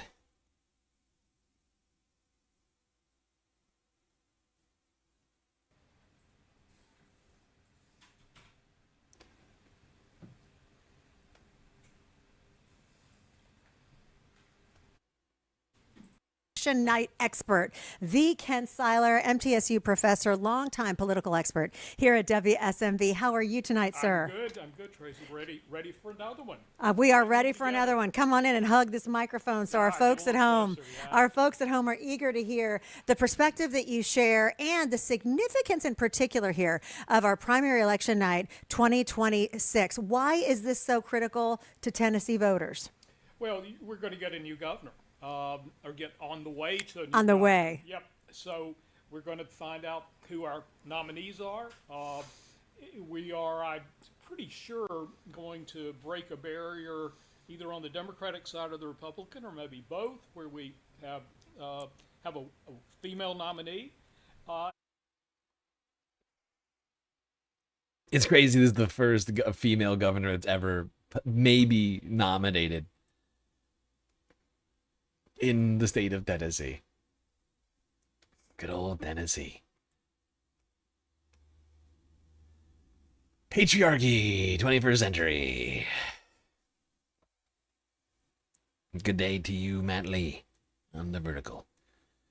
Oh, I'm just realizing we're 2 hours into the stream. We don't have a galactic content goal.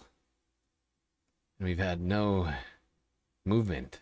Oh, Megastar, 30 stream streak. That streak is getting longer and longer. Okay, Space Fams, we got a problem. We got like 2 hours until the end of the galactic content goal timer. We've made no progress.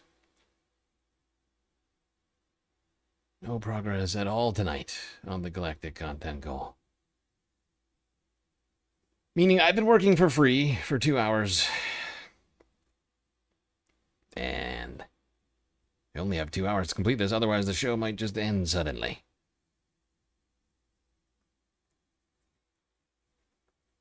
If I don't get re-monetized on YouTube, I think we're gonna run into some serious problems.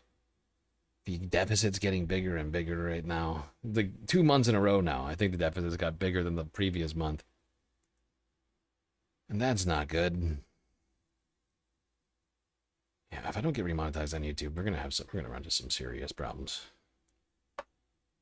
Just looking at my finances, it is bad. All right, let's talk about these races here, because we got results in Tennessee, and they are honestly somewhat shocking. I couldn't believe it, considering the sort of mixed results we saw on Tuesday. Tennessee, we are seeing galactic green light up the board. Oh, baby. Look at it go. I already started. Can you blame me? I got excited. The results started coming in before the stream started. But in the first, Christy Burke, full galactic endorsement. taking it down in a three-way race so hard. 76% of the vote. She crushed it. District 2, of course, there was no primary. District 3, galactically recommended candidate in Anna Golday, winning 79% to 20%. I mean, crushed it. District 4, not necessarily as sweeping results in this one, but Victoria Broderick, another fully galactically endorsed candidate, taking it down 38% to 28% to the next candidate. There were 5 candidates in this race. Victoria crushed it.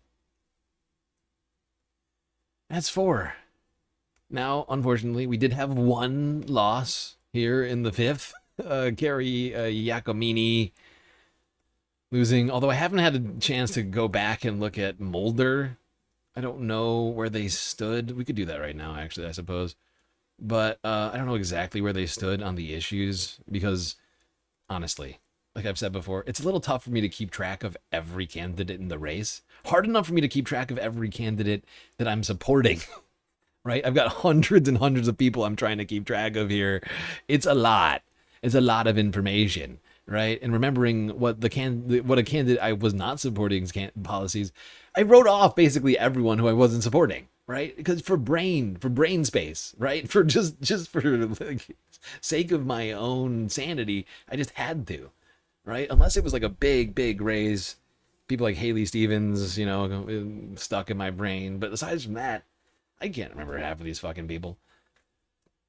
Same thing for District 6. Although District 6, Lori had a double asterisk because of the complications regarding her race. She was one of the people whose district,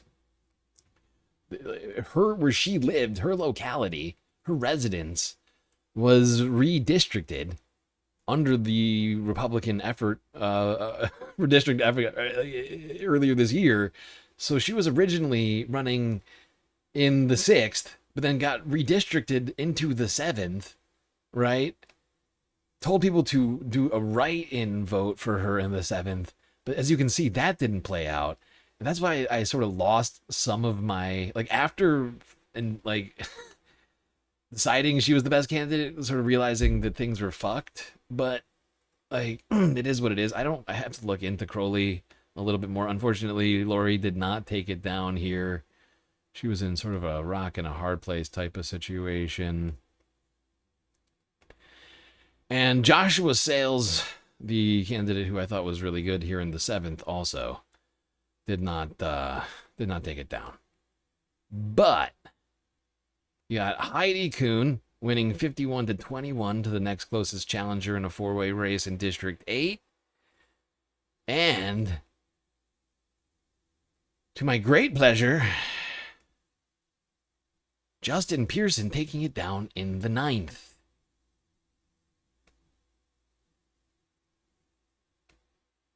We're talking about 1, 2, 3, 4, 5 of 8 winning here. And honestly, the Lori Bergman Joshua Sales thing was something of a clusterfuck. But 5 of 8 is crazy, in my opinion.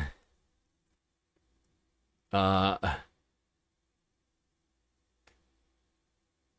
these are great results in Tennessee. For galactically endorsed candidates, as left as you can get, at least from what my research told me on the policies, all of these people winning, I thought this was great. I was like, hell yeah.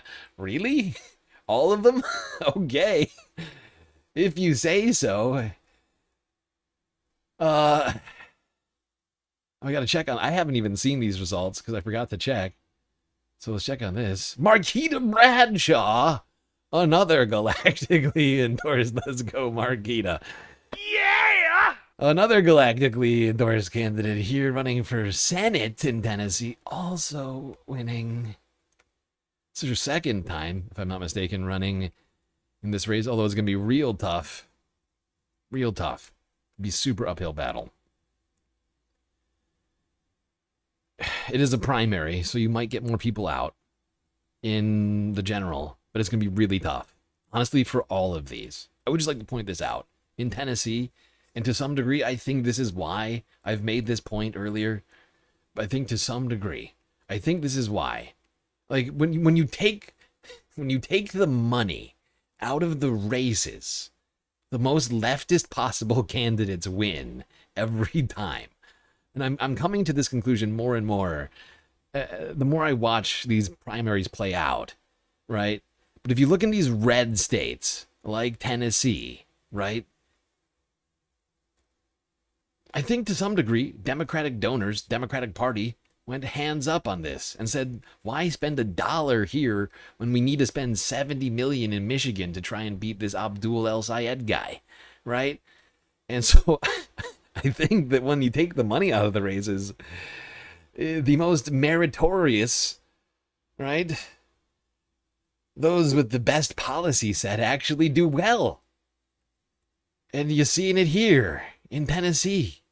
Although, like I said, this may not bode well for the future. I'm not blaming the candidates themselves, but it's just Tennessee, right? You look at the numbers. 600,000 people voted for Bill Hagerty in the uncontested primary. He ran uncontested. There were write-in candidates. The only thing that he was running against were write-in candidates. And 600,000 people turned up to vote for this guy in Tennessee. Meanwhile, Marquita only got 180,000 total Democratic votes in Tennessee for Senate. 240, 270.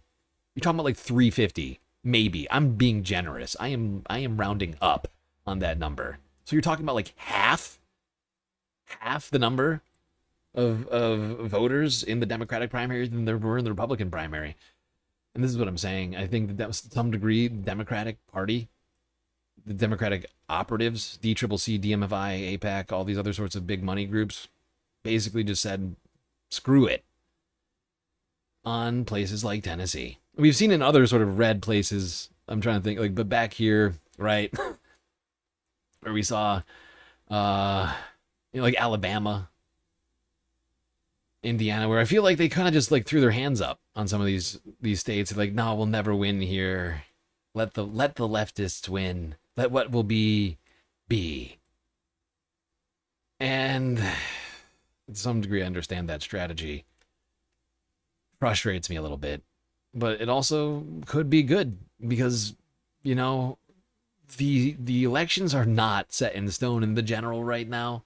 And while people may have not been all that enthusiastic to come out and vote in the Democratic primary in Tennessee, I know there's a lot of voters. I don't know how many. I do not know how many, but I know there's a lot of voters, independents and Republicans alike, who are becoming more and more disenfranchised by the Trump administration and by Republicans, whether it be the Epstein files, the economy, or whatever else. I know they're losing ground. And these are closed primaries in Tennessee that I'm aware of. So there's some number. There's perhaps hundreds of thousands of people sitting on the sidelines right now, I think, in Tennessee. Non-party affiliated. We will see what happens, is all I'm saying. No giving up hope, but it's going to be an uphill battle in Tennessee. Never give up. Never surrender. Oh, shut up. I almost forgot. There's a governor's race, too. And the galactically backed candidate here was Jerry Green. And Jerry Green won. It's crazy. It's crazy. Look at all the green on the board today. Way to go, Tennessee. Way to go. Still going to be a race. You know, we still got months ahead of us. Get these people in office.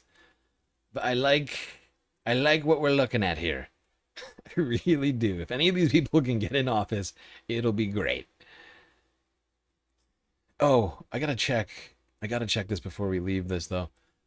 Because I actually didn't even notice. Like that, I hadn't watched the coverage from the election because I was literally getting the stream started as they were doing the coverage.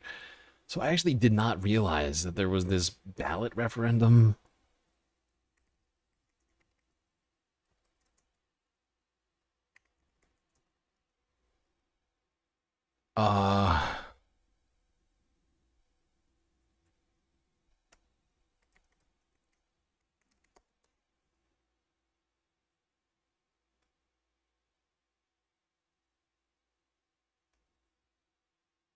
I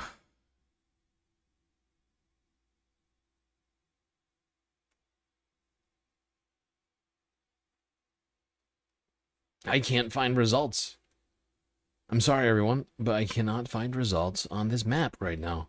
I'll probably be able to tell you by tomorrow, hopefully. But I am struggling to find... Maybe here? I'll check one more place.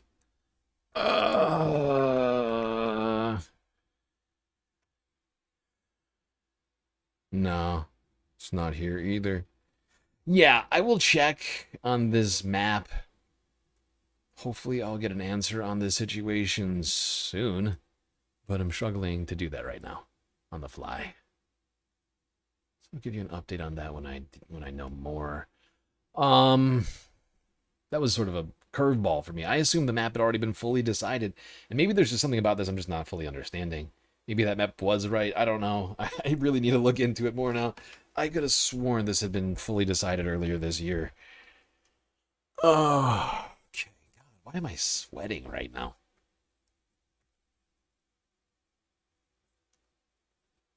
You so want to know how much Abdul would have won by without the 70 million? Certainly more, right? It certainly would have been more. If there hadn't been the $70 million getting spent on attack ads, if there hadn't been an entire mainstream media apparatus set on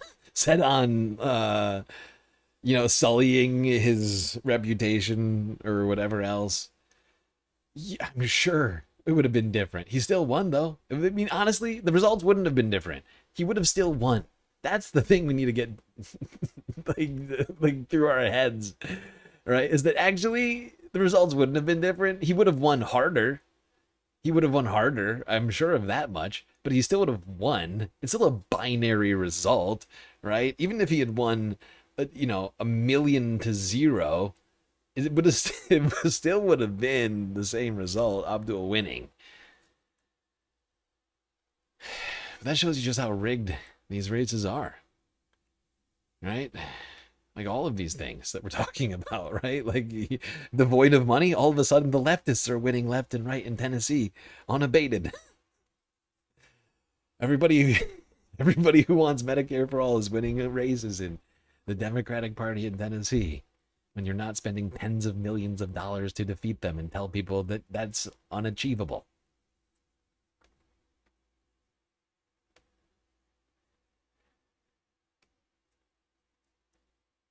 Although that's not all they were doing with that money. Of course, they were also spending that money to do, you know, vaguely and or explicitly Islamophobic, other sorts of messages. Okay, let's go to the Justin Pearson camp here in Tennessee, the man of the hour.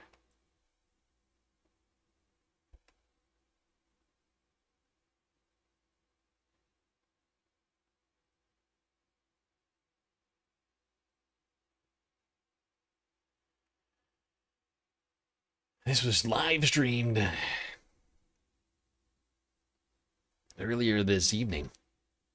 Who's that in the chat right there? Enhance. Oh, it's me. Saying left is going to win big tonight. GSL for Pearson. Yep. I was in the chat. You know it, I was in that chat. Letting people know. Space backs Pearson. The Milky Way galaxy is behind Justin.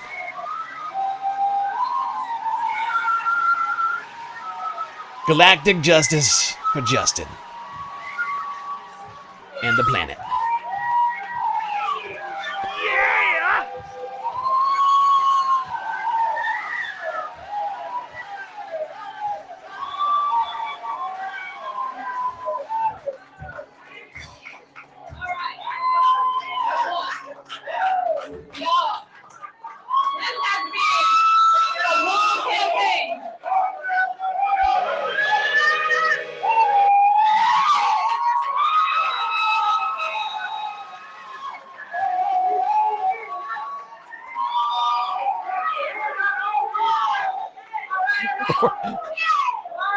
Fourth wall broken. Does that count as a breaking of the fourth wall? I'm not sure if that does. I feel like I have to check in with how I understand the fourth wall. Is seeing me chat in another chat the breaking of the fourth wall? I'm a little confused, I'm not gonna lie.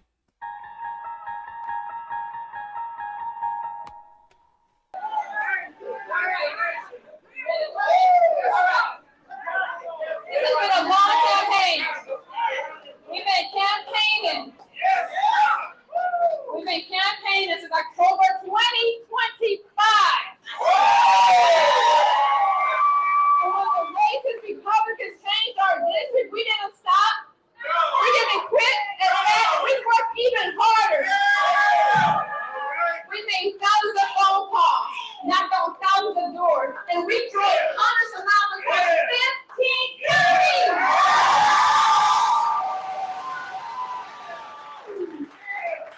And that's why I have to thank our awesome supporters. Corporate greed, we rise above backroom deals and all corruption and exploitation, and we rise above dirty data centers. And y'all soon, we're gonna rise to one of the highest offices in the land.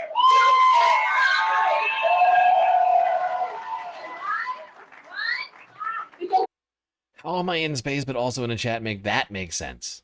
Satellites. How do you think you're in a chat? Satellites. It's the same technology. The same technology that allows you to be in a chat on Earth is the same technology that allows me to be in a chat in space. Or do this stream for that matter. A real leader in Justin Nate Pearson. He cares about this district. He will fight for this district. He already does. And he will always put what's best for our district and our state above politics. So this November, with your help, we're going to have real representation in Congress because our next U.S. Congressman will be Justin.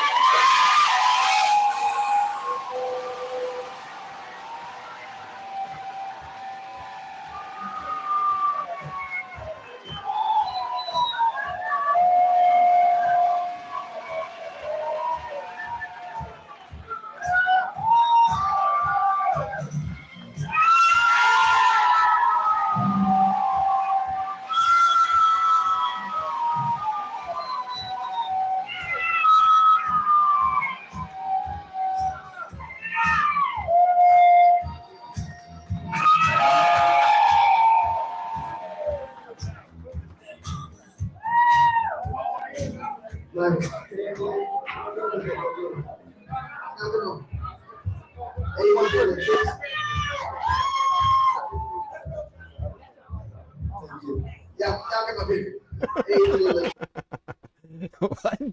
So I use Elon's little satellite company. No, all the satellites. Right? We all understand this to some degree? Like, satellites are the thing that allow our phones to get access. I mean, unless you're on Wi-Fi, that is. That's a different set of things. Although there's still satellites involved in that too, I'd point out. There's still satellites involved in your Wi-Fi connection, just not at your location. But no. I'm just closer to all the satellites up in space. Screw the Elon satellites. If I didn't think it would start a galactic war, I'd be actively taking these things down. Well, first of all, some of the things that I say will be incorrect. Uncle Baby's mama, daddy, Keyshawn, Uncle Jim, that's Nicky.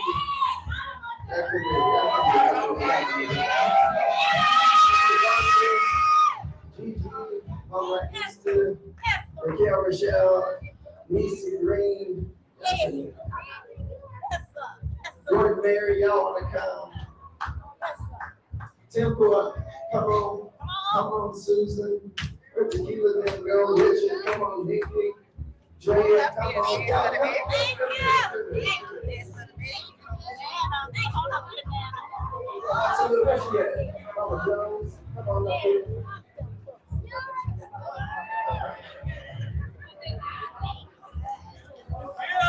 The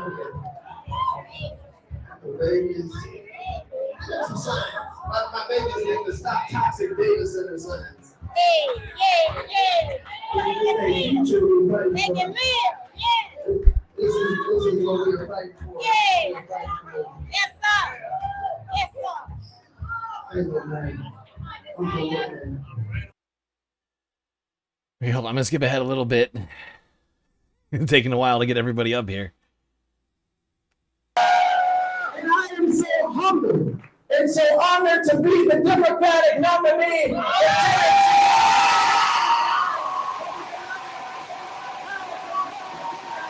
Dude, the mics are so done.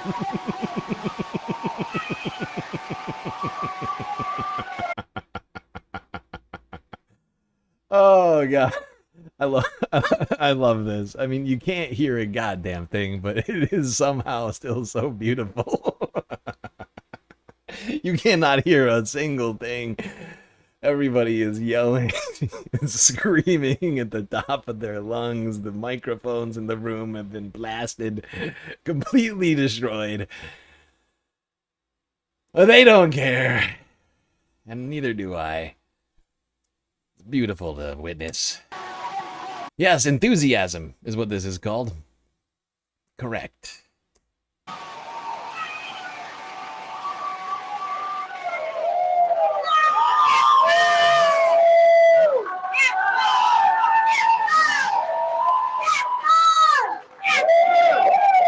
Nobody but Jesus.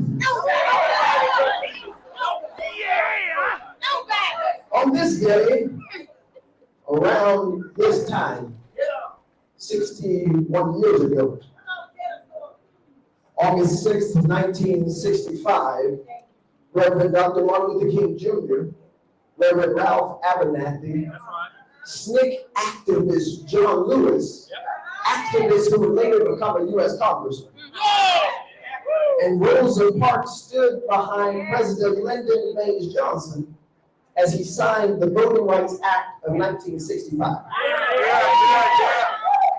Today, 61 years ago, that happened. And here we are 61 years later, and that same Voting Rights Act has been surgically undermined by the Supreme Court of the United States, the Tennessee legislature, the governor, and the current president of the United States by separating Memphis and Shelby County, the state's only majority black congressional district at that time, into thirds. The political dilution and deprivation of our rights is happening in our lifetime. It's a blatant attempt to keep people like us out of power. And an attempt to make us quit. But tonight, we one step closer to Washington, D.C.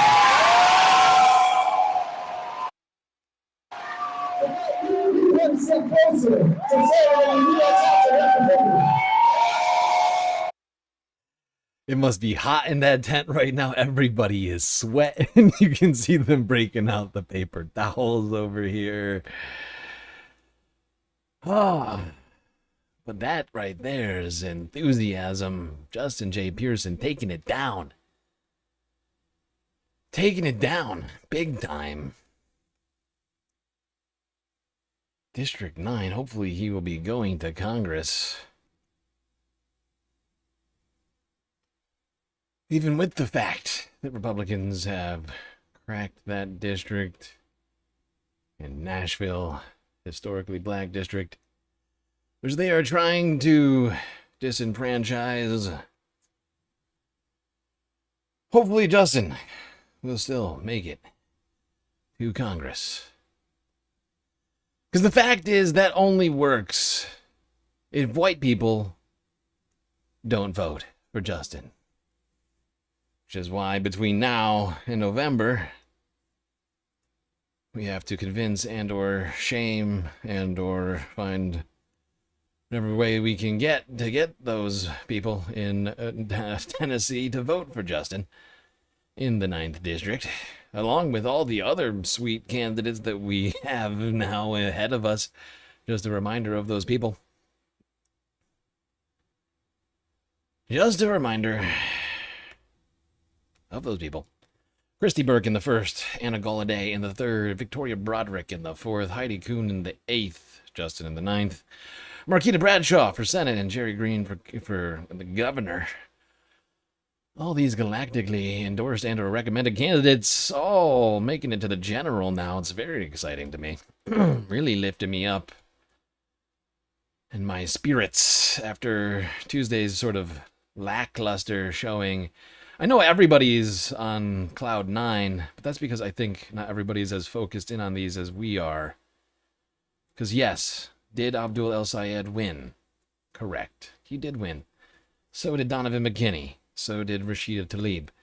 But that's not enough for us here galactically. We have bigger dreams, bigger goals, just a few races.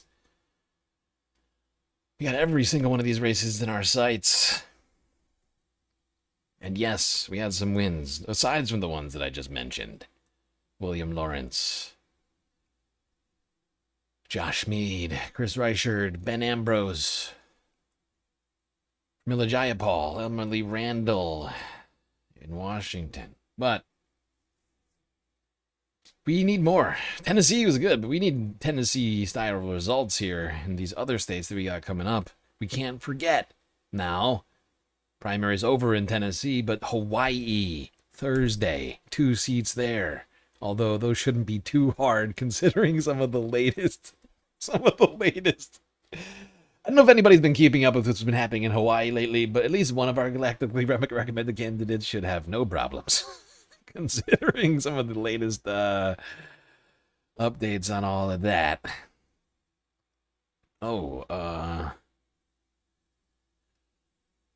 Dono from one of the galactic chatters on Cash App, who is lurking. $5. Thank you very much. Doing what you can. Hey, that's all I ask. Don't do what you can't. Only do what you can. And I appreciate that. First donation of the night. I was about to say I was losing hope. Somebody canceled their galactic Patreon membership before the stream started. Didn't even notice it until just now. A couple of hours ago. A long-time galactic viewer. Very sad. It's like losing. It's like working for negative money. Losing money over there. But thank you. You know who you are.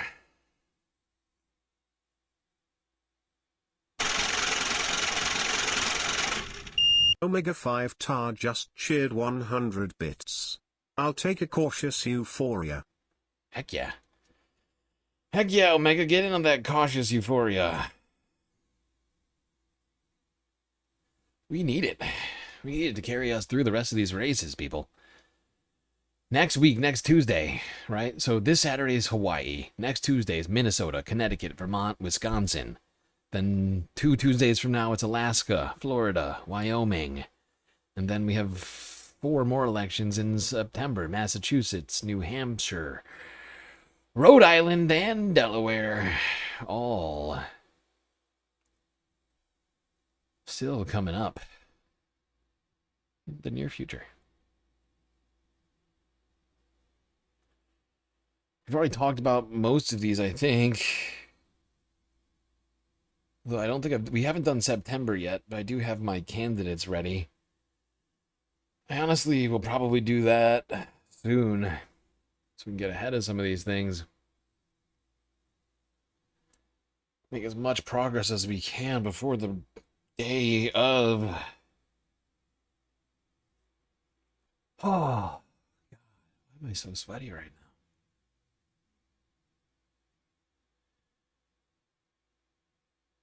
Why am I staring at this? Stop staring at this. This is not what I'm focusing on. Jesus Christ. I'm just getting I'm focusing in too much on the elections. Okay, we're going to get off of the primaries. Quickly talk a little bit about the old general elections, which are, of course, technically all happening. I'm trying to ignore them, but I'm coming to the conclusion I can't completely ignore the generals at this point, because they are in many states in full swing. The majority of state primaries are over. And the general elections are what's really popping off now. Got less than, how many? 1, 2, 3, 4, 5, 6, 7, 8, 9, 10. Yeah, we have exactly 12 elections left. Which is what? Less than 25%? Yeah, it's like 20% of the elections left. Primary elections left, that is. So I'm starting to accept and admit defeat, and I'm going to be forced to start talking a little bit about the generals now, while we also manage the primary elections. I can't only talk about the primaries. And I got to talk about this, because it looks like one guy has already got a trillionaire looking to prevent him from taking office. That being Troy Jackson and Elon Musk. Hey everyone, it's Troy Jackson. Look, apparently Elon Musk has gotten off Twitter long enough to realize that he's got a real problem here in Maine. And the problem is me and you working to try and get a government that we should have, that we deserve. So now he's going to spend $100 million across a number of states, but including Maine, to make sure that Susan gets back in, being the rubber stamp that he's had for quite a while now to get all his billions. And here's why he's spending $100 million across these states, because he wants to have people that are totally beholden to him and Donald Trump, making sure that we're getting tax cuts for billionaires on the back of our healthcare system, on the back of our hospitals. That's what Elon Musk wants. He doesn't care about us, really doesn't care about Susan. He cares about him. So I would say, and to you, Elon, Maine and really the whole United States doesn't want your dirty money in our politics. You don't get to buy the government that you want. This is about all of us coming together and fighting for the government that we deserve, and you're not in it. Oh. And you're not in it, says Troy Jackson, Democratic candidate for Senate in Maine. Not shocking at all. I was hoping Elon would sit this one out. Does not bode well. And we're going to have to, although it could backfire, now that I'm thinking about it, right now, in the moment, it could backfire on Elon, right? He is not popular right now. Across the country, Elon has got to be one of the most unpopular guys. Like, does he have a shitload of followers on Twitter? Yeah, he also owns the platform. I'm not saying that he doesn't have any organic followers. He does. Weirdo, sycophant types. Sort of cucked weirdo freaks, but they exist. I'm not gonna say they don't exist. But he is an incredibly unpopular person in America. I don't know exactly the numbers, but the last time I saw it, he was literally one of the most unpopular, politically, like, tangentially related to politics people in the entire country. That was like post-Doge, right? Like, he was more popular before Doge, technically. His popularity was waning through that time as well. But then he did the Doge thing, and, like, honestly, this could absolutely backfire. We just got to identify where all of this Elon money is going, and then be like, look, this guy is backed by Elon fucking Musk.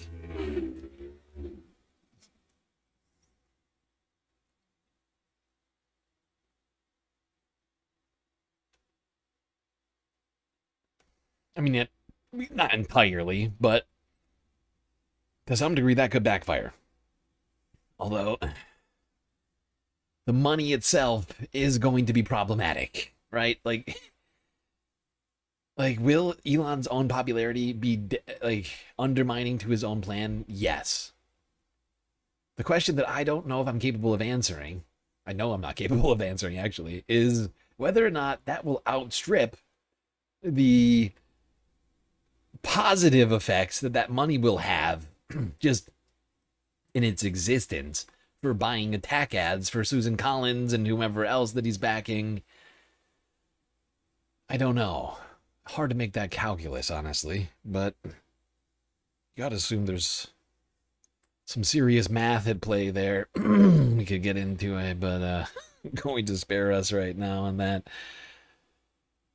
Let's go to talk about one more general election, this time in Texas, where we got another senatorial race between one Trump-backed Ken Paxton and Democratic candidate James Tallarico.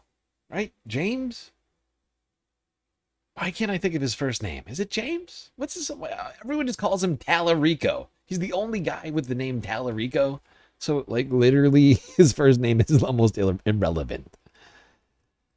Tallarico. What is this fucking... It is James. Okay, I was right.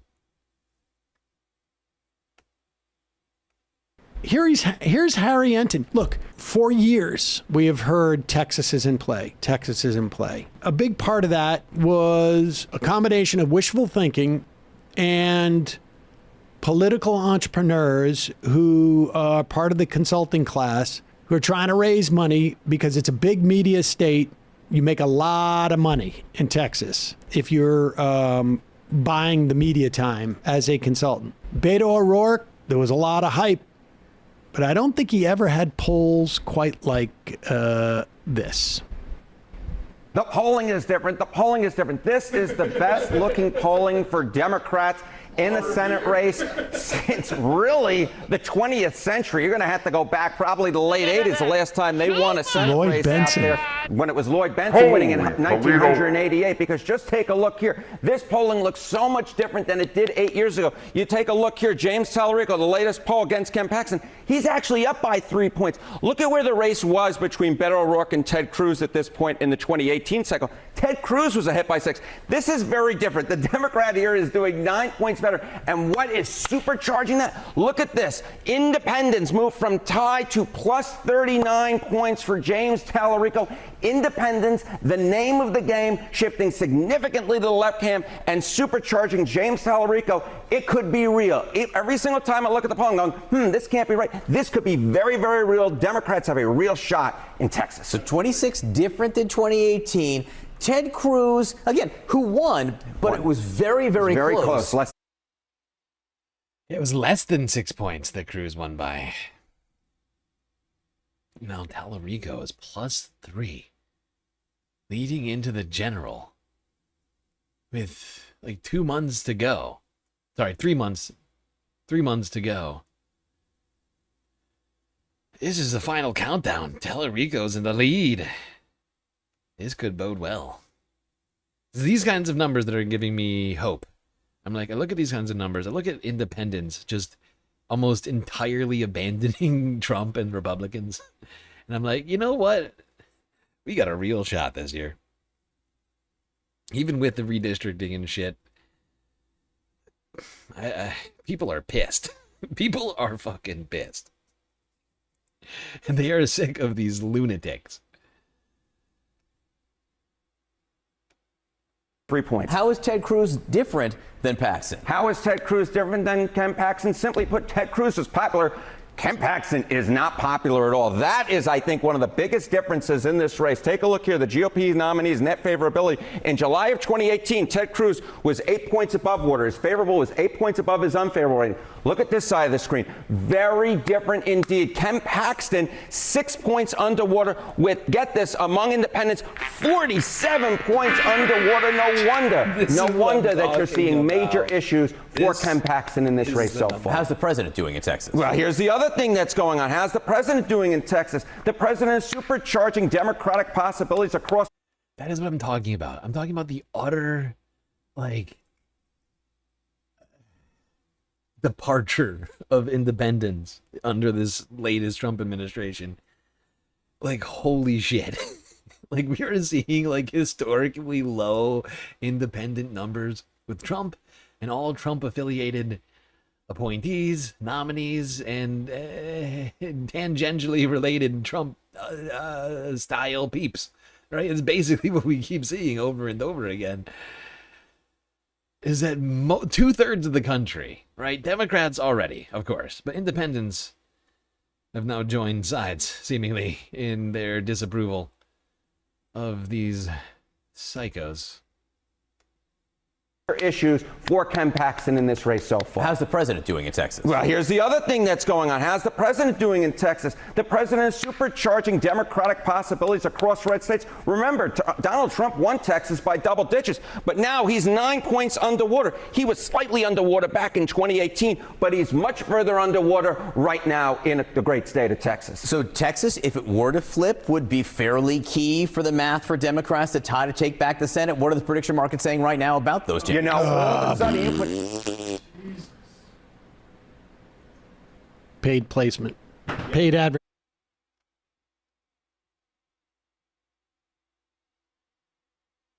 Yeah, here's an interesting statistic we should look at. This is the independentvoterproject.org. This is Texas at a glance. Now, Texas does not register voters by party, and so this breakdown below is modeled from recent primary ballot history.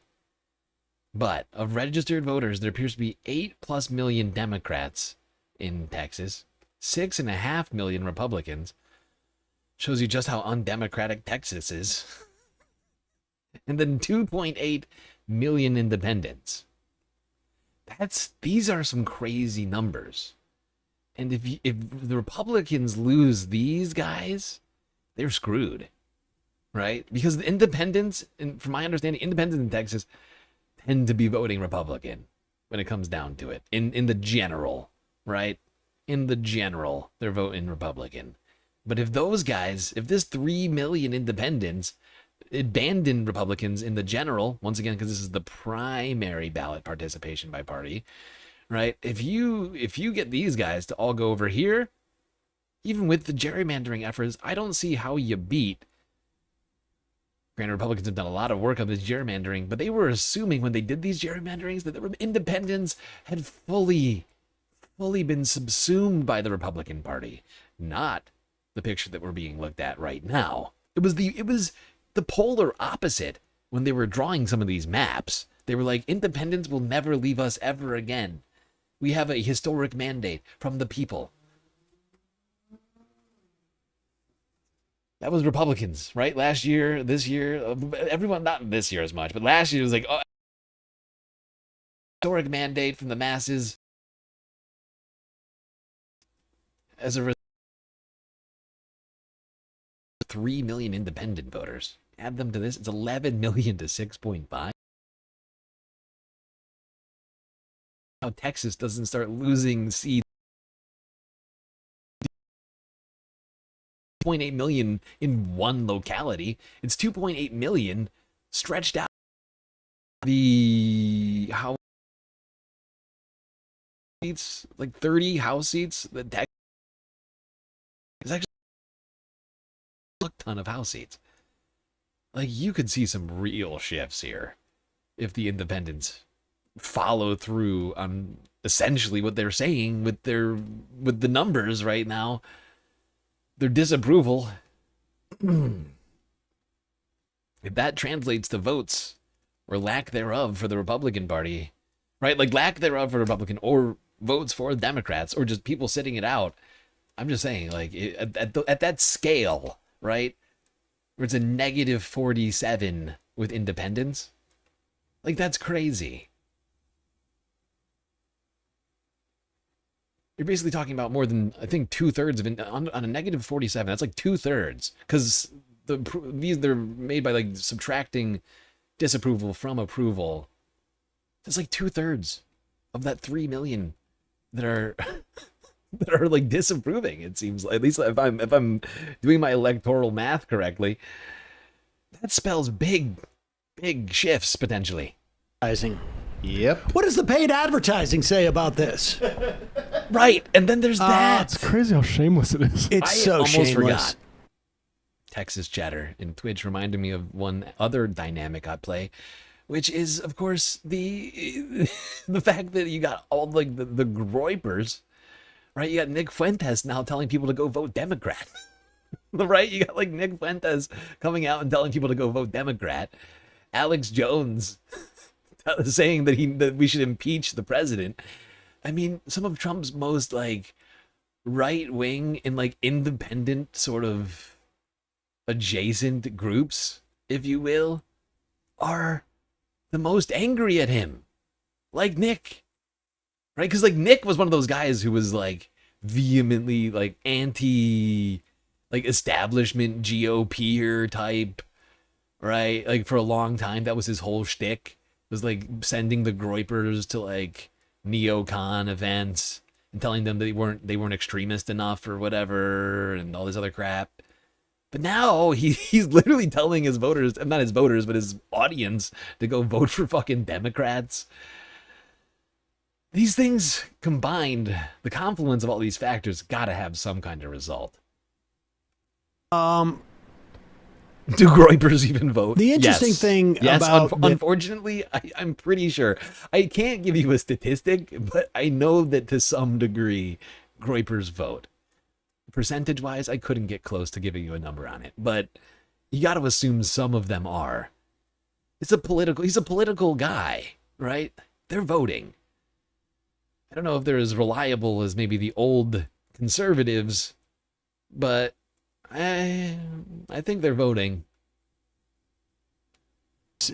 You look at those polls, and the biggest challenge that pollsters have is like trying to figure out. They're absolutely old enough to vote. Nick Fuentes is like 30. How old is Nick Fuentes? Hold on. It's like 30. Okay, he's 27. Yeah, he's old. They're old enough to vote. He's almost 30 years old. I know it's crazy to think he doesn't look 30. But Nick is a fucking 30-year-old man. He's been at this since pre-Unite the Right. I mean, that's basically where he got his start. But like, he's been doing this for like, like a decade.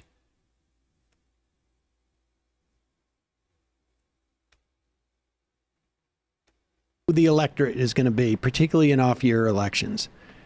And I think, broadly speaking, they probably... He is not like 30. He is. He's 27 years old. That's like 30. He's basically 30. When I was in college, I called people who were 27 basically 30. Okay? He's basically 30. He's 27 years old. He's got a couple more years. He's going to be a 30-year-old man. Err on not getting a sense of capturing the enthusiasm gap between Democrats and Republicans. He acts like a child. He doesn't grow facial hair. All of these things are true. He doesn't appear to be 30. He doesn't behave like he's 30. But he's like 30. He's not actually, but he's getting there. He's brushing up against it. When I was 27, I was looking at it, I was like, oh boy, I'm basically 30. That's it. I'm done. I'm cooked. That's it. I'm done. I'm cooked. Game over. It's all over. Glory days are over. They have their ways in which they can sort of massage their models, and they have their predictions. But that's my bet. So Texas is real, folks. It's real this time. Now, is Tallarico going to be your favorite senator? Probably not. But it's going to make a difference as to who controls the Senate. Yeah, and it's also going to make a difference, certainly on some of the issues. Many of the issues, in fact. I mean, there was a great deal of daylight between James Tallarico and Ken Paxton. I, too, agree with the sentiment that he's not going to be our favorite candidate. I've been warning people of this on all sorts of fronts, right? Like, the whole point of this right now is for us to drag the party as far left as we can, right? Just within the physical realm, right? No fictional candidates, right? Like, no fictional elections, only real ones, only real candidates, right? People who are actually running for election.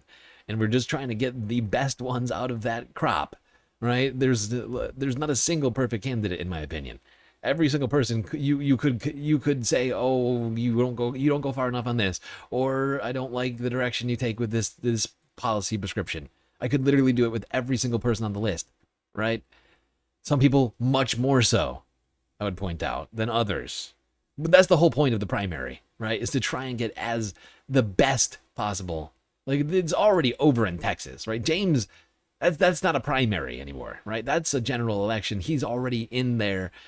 You should be voting for him because you know what that means, right? But he was the best leftist, the best, whatever you want to call it, best candidate in the Democratic primary for Senate in Texas, if I recall correctly. And he will be a huge change for the state of Texas's representation.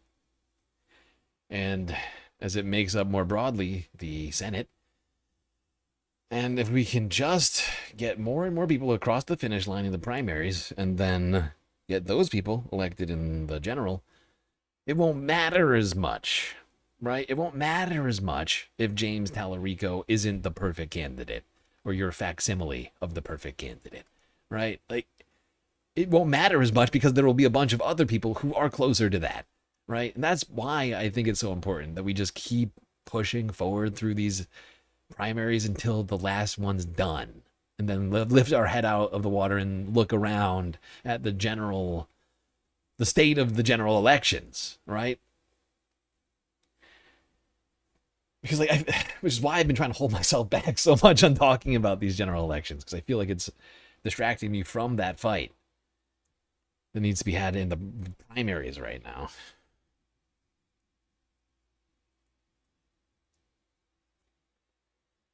But it's about a mass. It's about amassing power, not just a single instance of power, right? That's what I gotta get. Because honestly, I think we think about our politics in the United States too much like that. Like, the president is, the end-all, be-all of politics, right? Like, people shut off every 4 years and wait until the next presidential election. But we're having multiple, we're having hundreds and hundreds and hundreds and hundreds of thousands, actually, in between those presidential elections, right? Especially if you count things like state elections and city council elections, whatever else. There's democracy always happening. And it's about creating like a what do you call it? Why can't I think of the word? There's like a phrase for this. Critical mass. It's about critical mass, right? A point at which you have so many people to the left of what currently exists that are now, right, like heading into Congress or in Congress. Let's talk about in the future, where you have a critical mass of people in Congress that are to the left of the previously existing Congress, where we can get stuff done, right? And if those guys don't get enough stuff done, then we have next election, right? But it's like, if we can hit a critical mass of Congress people, right? Senators, representatives in the House, for things like Medicare for all, abolish ICE, end funds to Israel. On these three things alone are the basis on which I am essentially giving recommendations. Of course, there are other policies I'm looking into. But like, on those three things alone, those are some of the most important things that we have to deal with right now, right? To get universal healthcare, some form of universal healthcare, whether it be single payer or Medicare for all, like, or just a path to it. Like, if we can get a critical mass of Democrats who control the House and the Senate, right? And hopefully in a couple of years, the White House as well, we could make some real dramatic changes in this country that the ossified establishment leadership that has been there for decades has refused to do, so that they can continue taking money from their corporate, insurance backers and whomever else, right? Or from APAC, or you get what I'm saying here? Like, will there be people that get to the office that still suck? 100%. Guaranteed. And I also continue to guarantee that at least one candidate will disappoint us, right? But the point is we need to get so many people across the finish line that when that one person disappoints us, it's not a big deal, right? It can't be about one person. It's got to be about the ideology. It's got to be about the movement. It's about pushing things forward in history right now, in this moment in history, and pushing things forward. And it can't be about one person, right? Like, that's the thing, right? We can't allow it to be defeated so easily, right? This is not about one person. We will have a Kristen Sinema. I've said it already. We will have one of these people who we have endorsed or recommended. They will come out and disappoint us in ways I can't even imagine right now. But hopefully, we've done the work in these primaries. So when that happens, we can say, go fuck yourself. We'll see you next year in the primary again. And you are going to be out, right? Like, that's my point. That's all I'm trying to say. Granted, you know, that's the House. Of course, the Senate. If we get a bad senator in there, that's 6 years. A little bit more consequential, of course. But once again, we can't know exactly how anybody's going to behave in the future. You know, we can only ascribe to them what it is that they have said or done up to now that we are privy to, right? And then make determinations from that. And I think we're doing a good job. I hope that we're doing a good job. Omega 5 Tar just cheered 100 bits.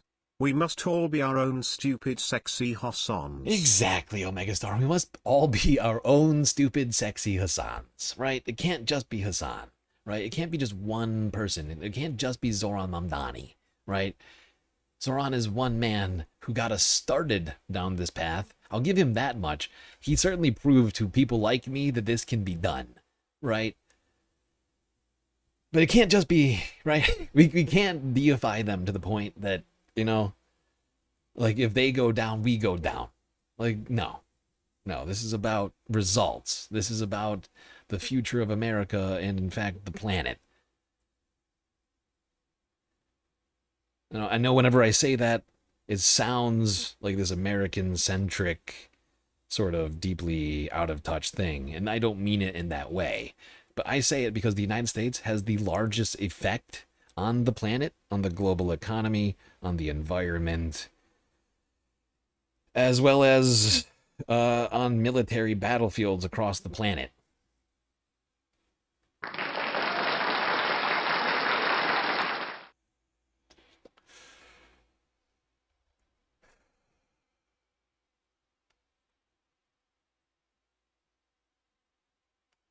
Yeah.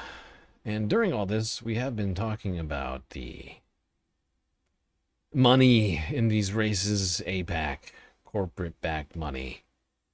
Elon Musk, who's apparently throwing $100 million into these general elections coming up. But of course, there's one man, well, two men, really, and their company, A16Z, aka Andreessen Horowitz, a hedge fund / private VC, has apparently been using their capital to push for their political agendas. More Perfect Union did a little bit of an investigation into the activities of Andreessen Horowitz, MPU, yesterday. There's a new powerhouse of political spending in town. Bigger than the Koch brothers, than Elon Musk, George Soros, or Sam Altman, without the name recognition of any of those. And it isn't even a person, it's a company. Venture capital firm Andreessen Horowitz, or A16Z. By May, they'd already put $115.5 million into political spending. A16Z is led by Ben Horowitz and this guy, Mark Andreessen. You don't have any levels of introspection. Yes, zero, as little as possible. Andreessen is an investor, so we should examine his political spending like an investor. What does he hope to get as a return on this investment? That's a really good point. Thank you, Narwhal, for that point. I almost forgot about that. How did I forget? It's probably because there's been so much shit that's happened between now and then. Even though it's been like 7-8 months or something. But you're right. Didn't Elon say he was taking a break with politics after his Doge debacle led him to being the most unpopular man in the country? Wasn't he like, I'm done with politics? He said that. You're right. He absolutely said, "I'm taking a break. I don't need this. This is too much. I have other things to do, like launch rockets in space, and try and impregnate as many women as possible on the planet." Because his ideal future is a bit. And now he's back. And now he's back funding elections again. What happened? What happened in that short time? It's weird. Concerning. Lay out your vision for the best possible scenario trajectory for America. The Roaring 20s.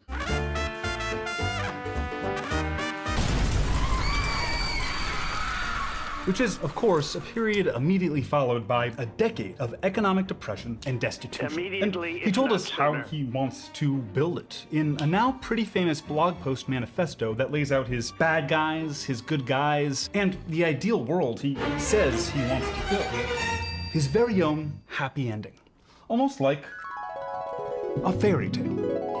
It's called the Techno-Optimist Manifesto, and it promises a future of abundance spurred by technology. And like any great fairy tale, it involves a battle between good and evil. Heroes and enemies. Really, there's literally a section called The Enemy. Those enemies include sustainability, stakeholder capitalism. That's when companies take into consideration everyone they affect, not just shareholders. Risk management, ethics, the limits of growth, collectivism. That's just when society works together and you care about other people. So this has got to be one of the most disturbing, like, this is more disturbing than any of the, the manifestos of, like, the alleged Trump assassin, you know, like, any of those guys, like the White House Correspondents' Dinner guy. Like, this is way more disturbing than that. And I was genuinely disturbed by his manifesto as well. But this is like leagues beyond that. Like, this guy hates humanity, right? These are the words of a man who feels opposed to the rest of humanity. A human who thinks the rest of humanity can kind of go suck it. You know, these people, this is a full sociopath. Not just a deranged lunatic who saw a TikTok or something. This guy has some kind of a, like a mental health problem or something. I don't know. I'm not a doctor, but is a real douche. You have a mental health problem. Collectivism is the enemy. The planet is the enemy. Social responsibility and trust and safety are the enemy. I mean, it is disturbing. These are the sorts of things that keep society from collapsing and the planet from collapsing. He's like, these are the worst things. These are the enemy. Collectivism, stakeholder capitalism. The peasants shouldn't have anything. Responsibility and safety. Andreessen says these enemies are ideas, not people. But they're all pro-people ideas, right? And we'll get to that. But then there are some enemies that we can all agree on. Corruption, regulatory capture, monopolies, cartels, playing God with everyone else's lives with total insulation from the consequences, speech control and thought control. I'm totally on board. Seriously. That's big bad wolf stuff we can all agree should be vanquished by... Seriously, his espoused beliefs are genuinely worse than most of the comic book villains of DC and Marvel. Like, the guy is a genuine villain. Yep, we have a system that allows douchebags like him to use their vast sums of wealth to shower us with their horrible ideologies and force through policies that nobody but them wants. Knight in shining armor. But is Andreessen and the plan he outlines in this little fairy tale the knight we need? Can someone deeply linked to the modern privatized surveillance state really have a problem with using 1984? That's right, Callie Cat. Good reminder. Elon quit.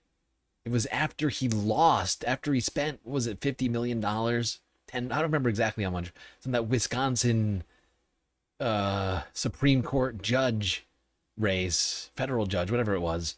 He spent like tens of millions on that thing and then lost. And then he was like, actually, I'm done. You know what? I welcome more of that failure money into these politics. It's a piece of shit. I take it back. But seriously, if he thinks that if every dollar that he donates isn't going to turn to like a toxic red flag taped to the foreheads of these candidates, then he's in for a rude awakening. I'm certainly, if I continue to do this stream, going to be doing what I can to point that out. Oh, Christ. Speaking of continuing to do the stream, we are struggling to complete the galactic content goal right now, everybody. And one thing you can do without donating a single dollar to help support the stream is to like the stream on YouTube. Hit that bell icon. Follow on Twitch. Subscribe on YouTube. But we really gotta, I gotta earn money to survive, as it turns out.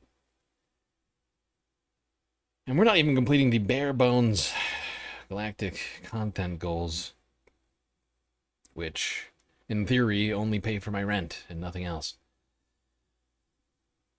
Oh, we were doing real bad. I'm not blaming anybody. I know times are tough, but it's just really, it's really disturbing to me, the guy depending on those goals, that we aren't, we're struggling to complete them.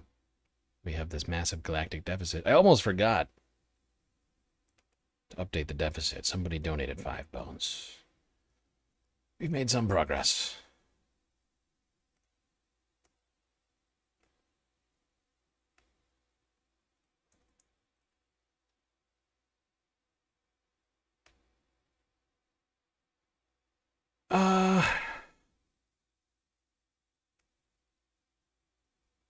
Yes. Multi-billionaire with an immense amount of power beyond his wealth. He was just appointed to the Department of War's Defense Policy Board, a civilian committee intended to provide the DOW with recommendations on defense policy and national security issues. And it could be very profitable for him. His investment firm has a whole division called American Dynamism, dedicated largely to privatized war tech, what they call supporting the national. Hakuna Matata. Hakuna Matata. It's a wonderful phrase. It's a philosophy. So I hear. Interest. They invest in Hadrian, an AI-driven defense manufacturing company that automates American jobs, Anduril, an AI killing machine and surveillance company, SpaceX, Skydio, another surveillance drone company, and even everyone's favorite AI surveillance company, Flock.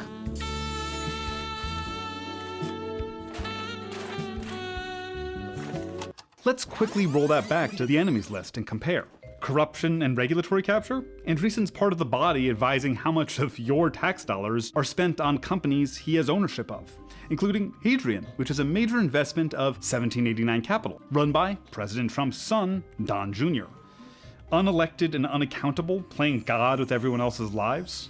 Andreessen is an unelected member of the government in a role where only the administration can fire him, while he privately invests in technology companies that are constantly trying to find ways into your life. Love to have 50 to 60,000 units deployed, which puts us on almost every single street corner in America. Perhaps this man that Andreessen funds is who Andreessen was talking about when he said the increasing use in plain sight of George Orwell's 1984 as instruction manual. How'd he get here? Let's flip back to the beginning of this fairy tale. The driving hero of Andreessen's fairy tale is technology. And he kind of has a point. The advancement of technology has made the world a better place. Irrigation, medicine, electricity, everything. And how do we build technology? According to Andreessen, it's only with unregulated free markets. Free markets are the most effective way to organize a technological economy. Dude, this guy is the worst. He's at least one of the worst. Oh yes, free markets will solve everything. As if the government hasn't funded literally everything. Including, as it turns out, Mark Andreessen. Yes, I know this is shocking information to everyone here, but as it turns out, Mark Andreessen has been the direct beneficiary of governmentally regulated markets and or government intrusion into markets, investing into markets and or innovation. I know, it's a story as old as time. Another libertarian who thinks that they've done everything on their own, but actually needed a big daddy government to help them out, as it turns out. Hero is technology. The innocent villagers are being kept down by the government while tech wants to swoop in and help them. So how true is that in Andreessen's own backstory? His first big tech project was building something called Mosaic in the 1990s. Mosaic became the first internet browser as we know them today. Mosaic was built at the National Center for Supercomputing Applications, a set of supercomputers funded by the federal government. The federal government just dropped in a ton of money to basically buy state-of-the-art computers. In 2000, Andreessen raved to a reporter about the government intervention. If it had been left to private industry, it wouldn't have happened. But of course, Andreessen went immediately to private industry. He started a company called Netscape. And it did the same thing he'd already figured out how to do with government funding, basically surf the web. Netscape's official narrative says they use no code for Mosaic, but the team was built primarily with other Mosaic developers. And the early product even had Mosaic. No way! The original Netscape beta was called Mosaic Netscape. So all the money that Mark Andreessen has can be basically attributed to the work and money and investments of the U.S. government. Maybe we should nationalize Andreessen Horowitz. I'm just saying, I think it would innovate. I think it'd be good for innovation if we just, forced Andreessen Horowitz. I don't mean like nice nationalization, like give him money for his. No, just take it. Just take it. Because he made it on our backs and he's claiming that we don't need the government anymore. Maybe we don't need him anymore. Ever think of that? Because there's a nice way of nationalization, right? Like you could pay stockholders, shareholders money, or you could just seize it. Or you could just seize it by force. Through the government apparatus. Declare this unlawful venture. I don't know. I'm just thinking out loud. It just doesn't seem like he deserves the money. And to continue to do what he does with that money, when he's so adamantly against the rest of humanity and society, seems like it'd be good for society if we just strip this guy of all of his assets. I'm not saying that he should be homeless. Leave him with a home. I'm not going to be an asshole. Leave him with one mansion, one Maserati, and like $10 million. That's a sweet deal. I think he should take it. Otherwise, I think jail. Right to jail. Right to jail. Right away. I'm just saying, I'm being very, very generous right now. Okay? Most people don't have a mansion, a Maserati, and $10 million. He could come out of this thing looking sweet as fuck rather than being in jail.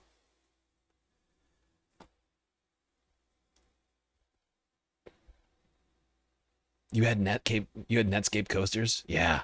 I remember Netscape. This was the fledgling internet. The early days. It disturbs me to think that has been tainted by this douchebag. Anyway. He can sleep in the pod. Yes. Just put him in the pod. Alright, speaking of the pod, Amazon's trying to put us all in pods. But, as it turns out, Amazon workers are a little disappointed with their working conditions and overall pay, compensation for their work, and have now banded together to sue the company. Here's ABC News yesterday, talk about the tech oligarchs now under threat from labor. Oh no.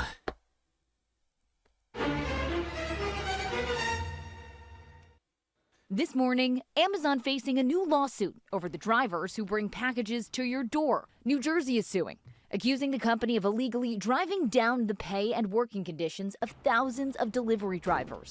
Today, my office is standing up for thousands of New Jersey delivery drivers who are being exploited every day by one of the world's biggest, richest corporations. Those drivers show up in Amazon vans, wearing Amazon vests, carrying boxes with the Amazon logo. But most of them don't actually work for Amazon. They work for small contractors, which the company calls delivery service partners. But the law... Yeah, this shit is insane. This should be illegal, in my opinion. Like, the contractor system has turned into the new best way for businesses like Amazon, Instacart, Grubhub, DoorDash, anybody who's got any workers that do any sort of interfacing with other human beings, depriving them of a future, right? Turning them into small businesses.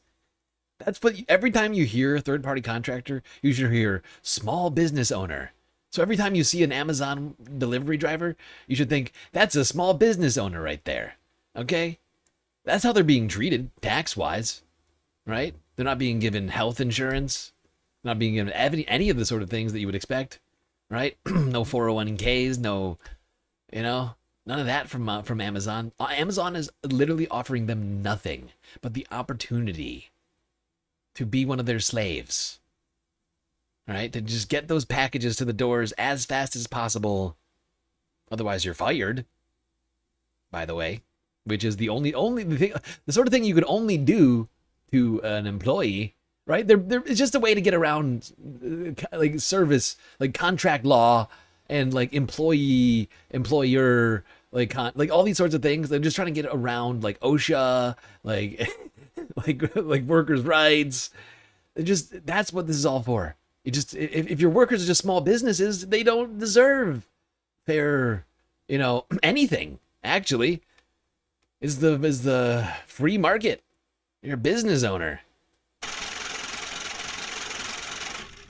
Colombiarican_9505 just cheered 100 bits. Columbia Rican, thank you for the biddies.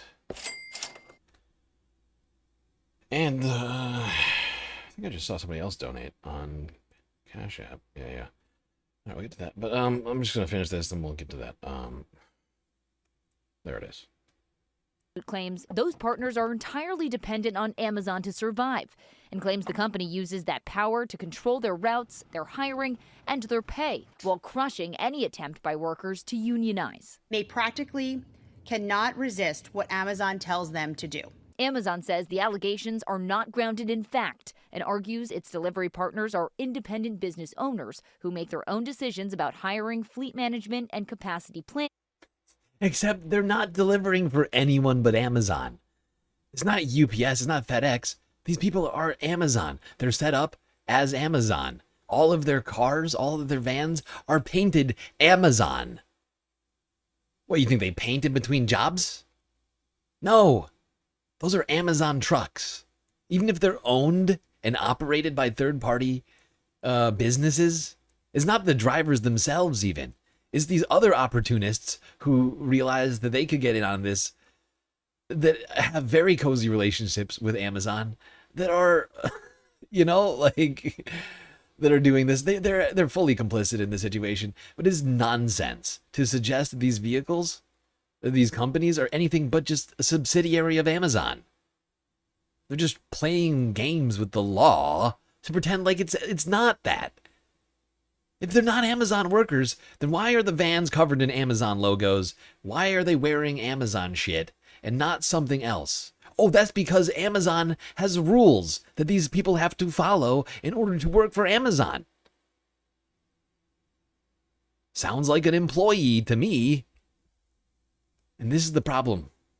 This is the problem with our society right now. The biggest employer in the country, Amazon, unless you count the U.S. government, is just behaving in a completely unlawful way. Treating workers like disposable servants, essentially.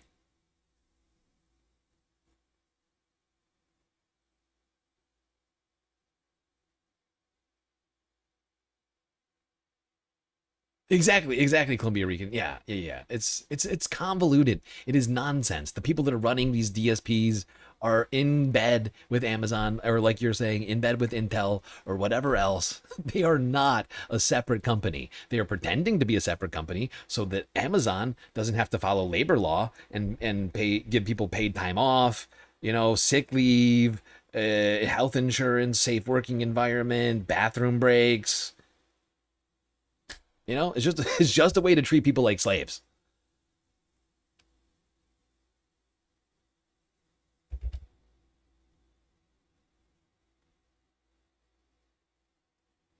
It is just a way to distance Amazon from the legal liability for what they are doing to their workers. It is a way for them to just distance themselves from the repercussions, the legal repercussions, business practices. Unfortunately, we have a DOJ that doesn't care about the workers, a Supreme Court that doesn't care about the workers, a president who doesn't care about the workers, a Congress who doesn't care about the workers, a CFTC, a FTC, name an agency, and none of them care because they're all part of the Trump regime of go fuck yourself, poor people. It's billionaire enrichment time. Speaking of billionaire enrichment time, Trump's got a new fangled way to make money for himself. President Trump is selling early access to his social media posts. His company recently launched Truth API, a subscription service giving businesses and trading firms a first look at posts from the president and other high-profile accounts. The price tag reportedly up to $100,000 a month. Critics are raising alarms because that head start means paying customers see market-moving statements from a sitting president before the public does. Yeah.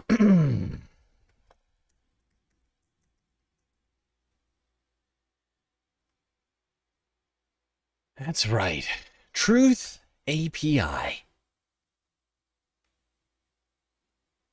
When Trump speaks, financial markets move. And now you can get access. It's at $100,000 a month subscription service to get the words of the president just a little faster than everybody else. So for $1.2 million a year, you and your hedge fund, your bank, your financial institution, or whatever else, your crypto trading firm, can get access to the words of the President of the United States faster than anyone else on the planet. Seems just so deeply corrupt, I don't think I have anything more to say about it. It's just selling paid access to the president. Republicans I don't hear a single Republican complaining about it. The same people who are crying about Hunter Biden's laptop, the laptop from hell, Burisma, and Joe Biden. These pieces of shit got nothing to say about that. The Trump administration literally selling access. It is literally selling access. There is no other way to describe it. You got $100,000? You can know what the president is thinking faster than anybody else. It is ludicrous. By the way, just want to say thank you to the person who donated over on Cash App. No name. CR.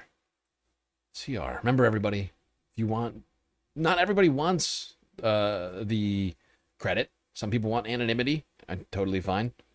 CR, the donor, $10 over on Cash App. Getting us a little bit closer to completing the goal here. I think we're about 40%, I think. If you count the Twitch bits. Something like that. Getting close. Just a reminder, everybody got like a half an hour to complete the galactic content goal. We are running out of time quickly. Thankfully, we have a lot of great ways for you to show your support. Of course, you could contribute to the content goal and the financing of the galactic deficit, which is massive this month. Cash App, PayPal, Patreon. As I see that money immediately, if not sooner, rather than having to wait 6 weeks till I see those Twitch donos. All right, people, let's get to the environment. I think is no shock to anyone around here, but things are on fire still. Everything's still on fire. And or really hot. However, you will be shocked to hear that we haven't broken every single heat record yet this year. However, El Nino is still forecasted to spike temperatures even further. Here's the AP from 2 days ago.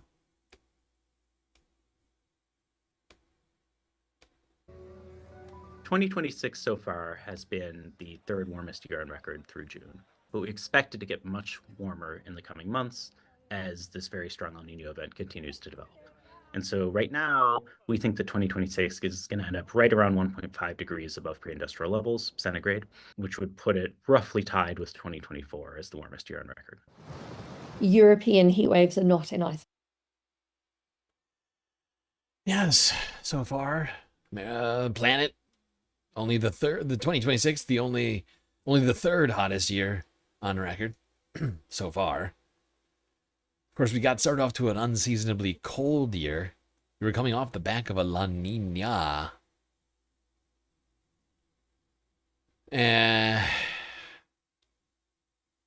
So I think ended sometime in 2025. But now we are heading into a very warm period. It's not clear that it will be the hottest year. In fact, like that guy said, it may very well not be. But we are breaking heat records all over the goddamn place. That much we should be aware of. So there's also been, shocking heat waves in North America. There's been shockingly hot conditions in South America as well. There's always heat waves somewhere in the world, sometime. But what is very unusual for Europe for this particular year is the frequency and extent of the heat waves. We would not be breaking records without climate change. And, natural variability, as you know, is pushes us a little up and down, like on El Nino or La Nina years. But the driver of the record warmth is climate change in the background. And it's a much larger contribution than El Nino, which is just 1/10 to 2/10 of a degree on top of that long-term trend. Yeah. That is an important thing to keep in mind here. Is that while we're talking about El Nino all the time lately, the major contributor to all of the heat is actually just climate change. It's the same trend we've been on now for decades.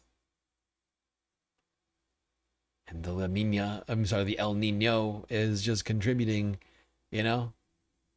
few tenths of a degree centigrade, perhaps more. It's debatable, but maybe like a half a degree centigrade increase, whereas all this is really just happening as a result of the continued deterioration of our environment. Yep, and unfortunately things across the United States are continuing to just get worse and worse. Fires in the West, Washington, Oregon, Utah, continue to rage. However, the Spokane fires, have started to slow down a little bit, but it is still burning. 15% contained as of the latest numbers. But Eastern Washington still big time on fire. Here's KGW News. Let's take you to Spokane, where fires have finally slowed their progress with little to no spread in the last 24 hours. Together, they remain less than 15% contained, though some 850 structures have now been destroyed. Some residents being allowed to return to their neighborhoods to see if their homes made it, but thousands are still under evacuation orders. People who've never evacuated before, we don't know what to take. You know, really, we have no idea. And so you take what you think, and then you get out, and it's like, oh, I didn't bring this. These are the same clothes I wore when I left. That's the reality. She's laughing about it, right, Cruz? Yeah. So some improvement on that Spokane fire, but nearly 1,000 buildings burned. That fire just continues to rage, and any number of factors could cause it to spark back up and return to as bad as it was before.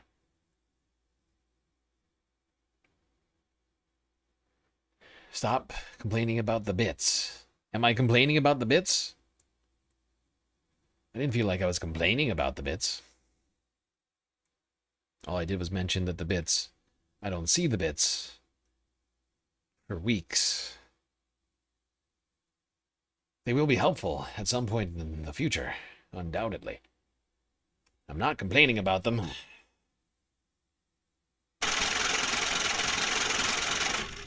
Omega 5 Tar just cheered 100 bits. FRTO, everyone needs to have a go bag ready and a plan in case you have 5 minutes to leave the house. FRTO. For real, though, Omega Star. Get that bag ready, everybody. I say it fairly frequently, maybe not enough, but everyone should be prepared for the worst. Better to be prepared for the worst and never have to use that go bag than to not be prepared and not have it. That's what I always say. Boy Scouts, be prepared. Yes, I was a Cub Scout and Boy Scout. Well, actually, I didn't make it to the full Boy Scouts, now that I think about it. Eagle? Whatever it was. I can't remember. It's been so long. It's been like more than 20 years now. God damn it, I'm old. God damn it, I'm getting old. It's been like 20 years since I was doing any of that scout shit. But I did do that stuff. I did that stuff. What can I say? Be prepared. Look, like we were talking about earlier, my dad was born in the 30s and was a military lawyer. Of course I did the Boy Scouts. Are you kidding me?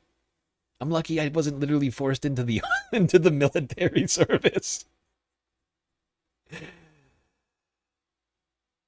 I'm lucky, especially around the time that I was getting out of high school, that without any real direction in life, I wasn't strongly forced into recruiting offices at any point in my life.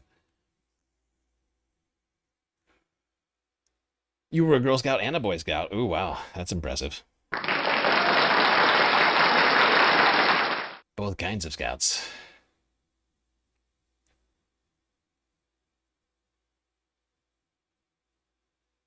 The non-binary scouts.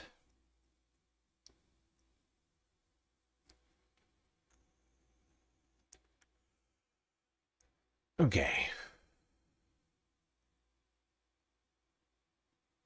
Now, fires continue to rage in Oregon as well, as I mentioned. Fires which are apparently impacting travel, interstate travel, Amtrak service being shut down between Portland and Seattle due to fires.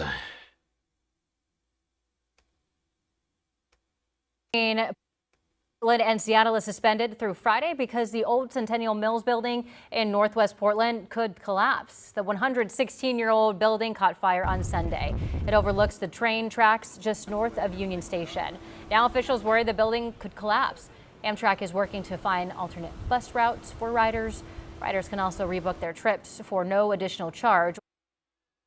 So this isn't quite a wildfire, but these are right next to the freaking wildfires that are happening, so I left it in.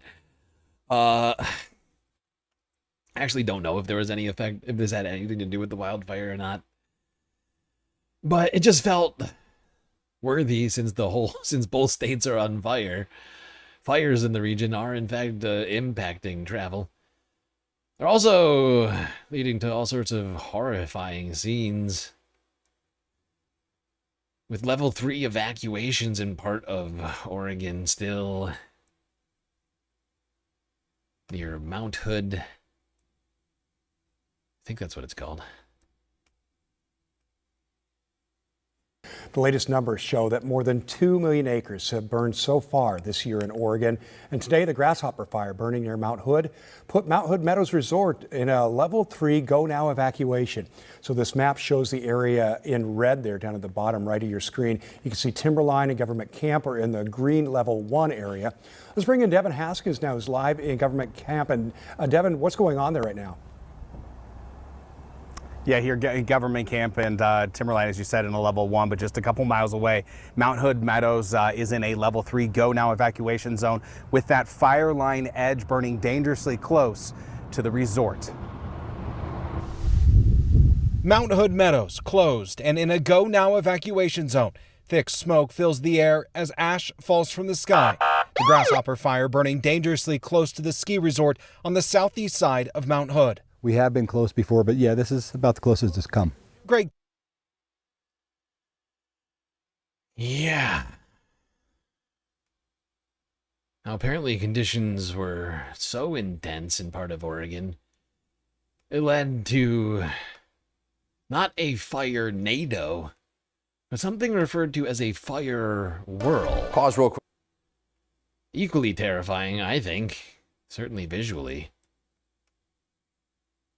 Take a look at this video on your screen right now. This is from Eastern Oregon at the Coleman Creek fire. Many are calling it a fire NATO, but fire meteorologists actually say it is a fire whirl. A fire whirl forms when intense heat from the fire itself creates an area of rising air. And that superheated air pushes upward, creates a rotation, and pulls flames, smoke, and debris up into the column with it. While they look similar, a fire whirl is very different from the much rarer and more powerful fire tornado. So apparently slightly less scary, according to these guys. But looks like a fire NATO. Might as well be a fire NATO. That's what I say. But no, apparently it's a fire whirl. Like I said, I think equally terrifying on a visual level. Pretty hard, I think, to tell the difference from afar. If I see a fire NATO, I'm going in the opposite direction that it's going. I can guarantee that. No, nobody panic. Yes, exactly, Omega. Nobody panic. Totally fine. Just a totally normal fire whirl. I'd point out fire whirl's not normal either, but more normal than a fire NATO, apparently.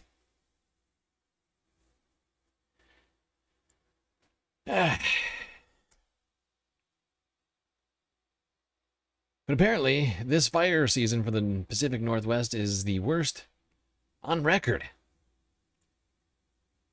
At least for Oregon.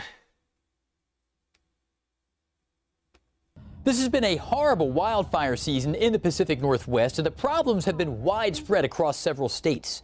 2026 is now Oregon's worst wildfire season in the modern era by acres burned.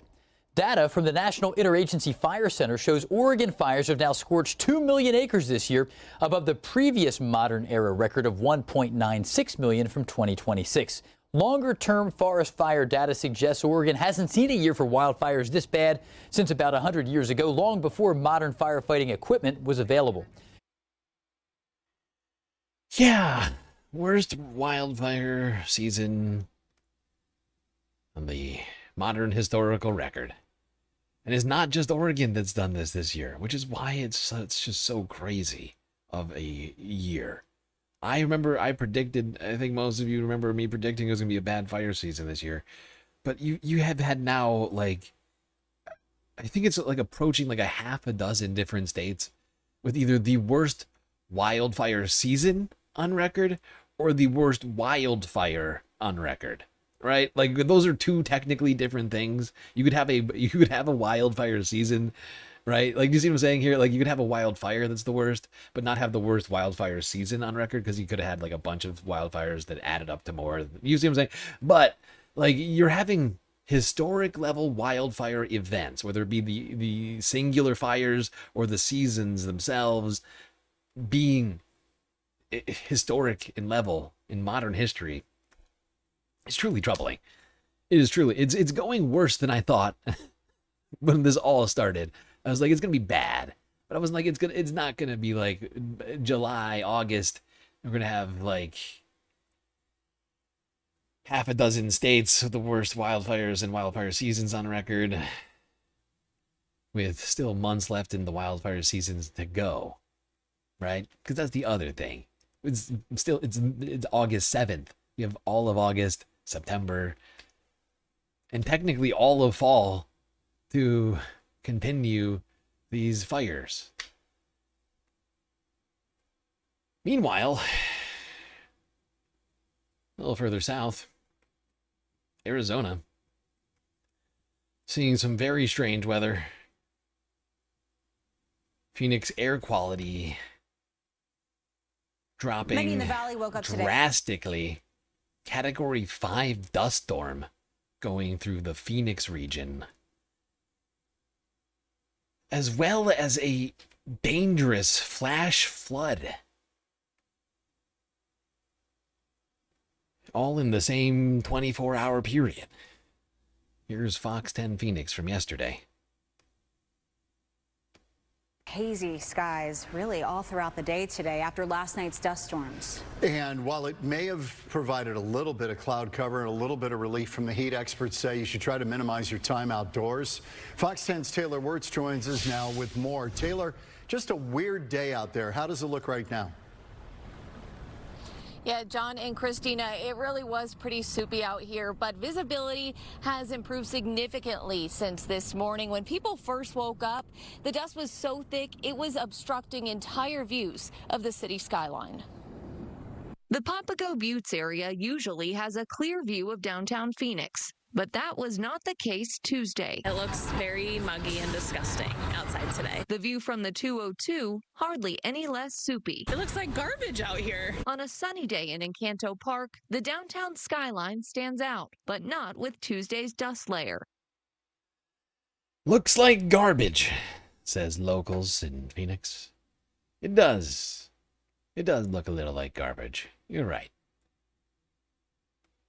Agreed.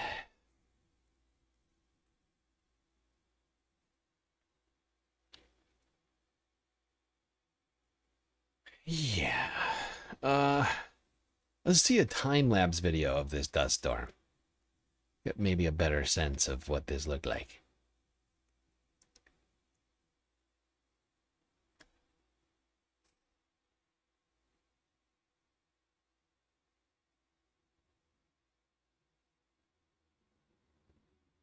Wow.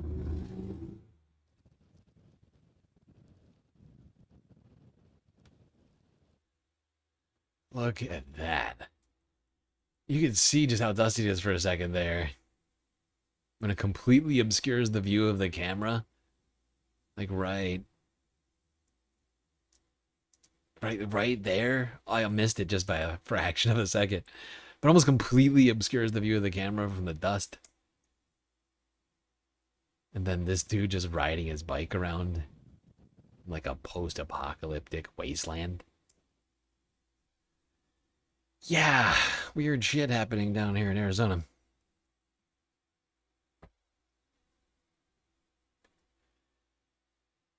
But a dangerous storm led to a search for one missing person. Flash floods. Here's Fox 10 Phoenix 6 hours ago. Flash flooding in southern Arizona leads to a search and rescue operation for a woman swept away during the storms. Yeah, Fox 10's Nicole Christine joins us now with the latest on that search tonight. Nicole. Yeah, that's right. Now, Cochise County Sheriff Mark Daniels says this is an area with a lot of washes. You can see Bisbee has these hills, and that water will just trickle down in there and then head south. It's an area that can easily turn rainfall into dangerous flooding. We don't see it a lot here in Arizona, but when the storms come and the way they're coming this year, Yeah, they're dangerous. Cochise County leaders spending Thursday morning searching for a missing migrant woman who they say was swept away during overnight flash flooding in an area between Bisbee and Sierra Vista. We found articles of clothing that match what she was wearing, but we have not found her. So it's a sad situation. In downtown Bisbee, the flooding turned streets into little rivers with hail collecting on overhangs. I've never seen a storm like that. It literally was lightning striking every second. It was very strange.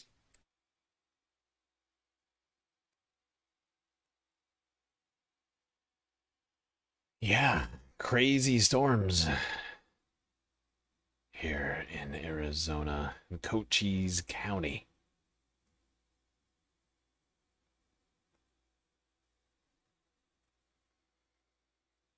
Streets turned rivers.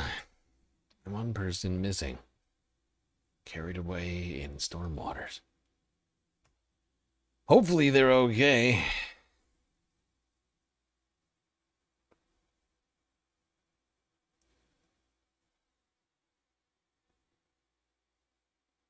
Ay.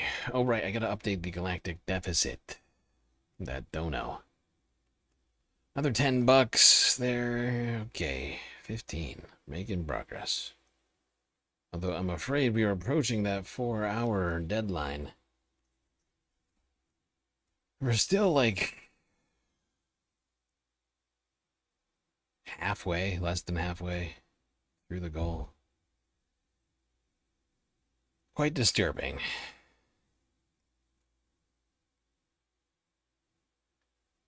Okay, let's get an update on hurricane season because the NOAA has given the mid-season update. Now, of course, we've seen no big hurricanes yet this year. Only a few named storms. And as of the August 6th, NOAA Hurricane 2026 outlook, they are slightly reducing their expectations for storm season 2026, that being the Atlantic storm season. That's the important part, because this is only the Atlantic.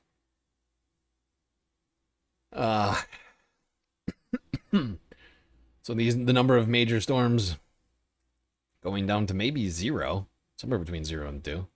Hurricanes named 2 to 6, named storms 7 to 13, which is all down technically from the May 21st outlook, which is good. Which is good, and hopefully means we'll have less devastation from tropical storms, but let's not forget tropical storm activity in the Pacific, the Eastern Pacific, certainly will be increased due to the El Nino. And it will only take one major hurricane to cause serious devastation. So, you know, we're not out of the water, but could be good. Could be a good sign, at least for tropical storms in the Atlantic. Really, if anything, in my opinion, is a shifting. It's a shifting of storms. We're just going to see more in the Pacific, less in the Atlantic. Devastation on the West Coast rather than the East Coast. If anything, it's going to be people less prepared for storms. You know, that are going to be facing more storms as a result. Yeah, that's my estimation of things. I could be completely wrong about that, but I don't think I am. All right, now to Europe, where things are getting increasingly weird. Unseen levels of heat and drought in the UK and in the rest of Europe. Let's go here to ITV News from 2 days ago, as boaters Escape. Canals closing early as water levels run low. Let's not forget these canals have been here for like hundreds of years. Running dry. It was a slow but perfectly timed arrival. This boat is the last one to make it through the locks at Atherstone on the Coventry Canal, albeit by the narrowest of margins. How does it feel to be the last boat through for the foreseeable? It feels great because I didn't think I was going to make it, and I just come around the corner and the two lockies were there, so It was touch and go. touch and go whether I made it. Yeah. The locks were closed indefinitely. Yeah, and I should actually point out that some of these canals, and I can't identify which ones are which. I'm not like a British canal historian, but I know some number of these canals date back to like Roman times. Like a lot of them are more modern, right? Built like a couple hundred years ago, like 1800s type of deal. You know, around the time that the United States was doing all the canals and stuff too. British were doing the same thing, but the Romans were big into water engineering, aqueducts and canals and things, and they built some back in the day. I can't speak to which ones are, you know, of British or Roman origin. But I think most of them have been updated quite a lot in more recent centuries. But just assume these canals are supposed to remain filled and have remained filled for centuries. Touch and go whether I made it. Yeah. The locks were closed indefinitely at midday today because of a lack of water. We're locking up because there's not enough water in this pound to actually feed the locks and make them work properly. There's no other option. No other option. We don't get any rainfall to fill the reservoirs and fill the feeders, then this will not fill up so we can use the canal. Rob, who repairs boats, has never known it to be like this. Well, as you can see, I've been here like over 20 years. I've never ever not been able to get a boat in the dock. And you can see how low it is there. It's normally just up to that staging. He's unexpectedly got the rest of the summer off, and it's going to cost him. Over a couple of months, you're probably looking at £10,000. You know, and you've still got rent to pay. It's just ridiculous. Emma has already noticed sales of fuel are down because part of the route is cut off. The price of the diesel has actually gone up, so we're paying more to get it in, but then obviously people aren't buying it as much. So that is definitely one that's been affected. Yeah, there's an entire economy built around these British canals that is now being affected as conditions worsen, making canal travel effectively impossible. But those who choose the water as a way of life say this is how it's going to be now. George says the locks have had to close 3 of the last 5 summers. Canals themselves are struggling. The locks, the infrastructure is starting to fall apart, and it's getting particularly expensive to repair. Something needs to be done. These national treasures will fall apart if they're not looked after. They're 250 years old in some cases. Otherwise, we will lose them, and they will become muddy ditches that they were in the 40s and 50s. Some users of this stretch are safe for now, but only significant rainfall will allow the lock gates to be reopened. Stacey Foster, ITV News, Atherstone. It's the drought. It's quite disturbing. Muddy ditches. The future of British canals? Could be.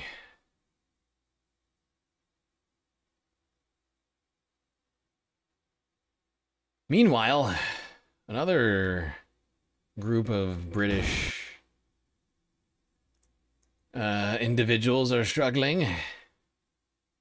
Not just the boaters, but British farmers are also struggling now, counting the cost in the UK's driest July on record. Al Jazeera English from yesterday.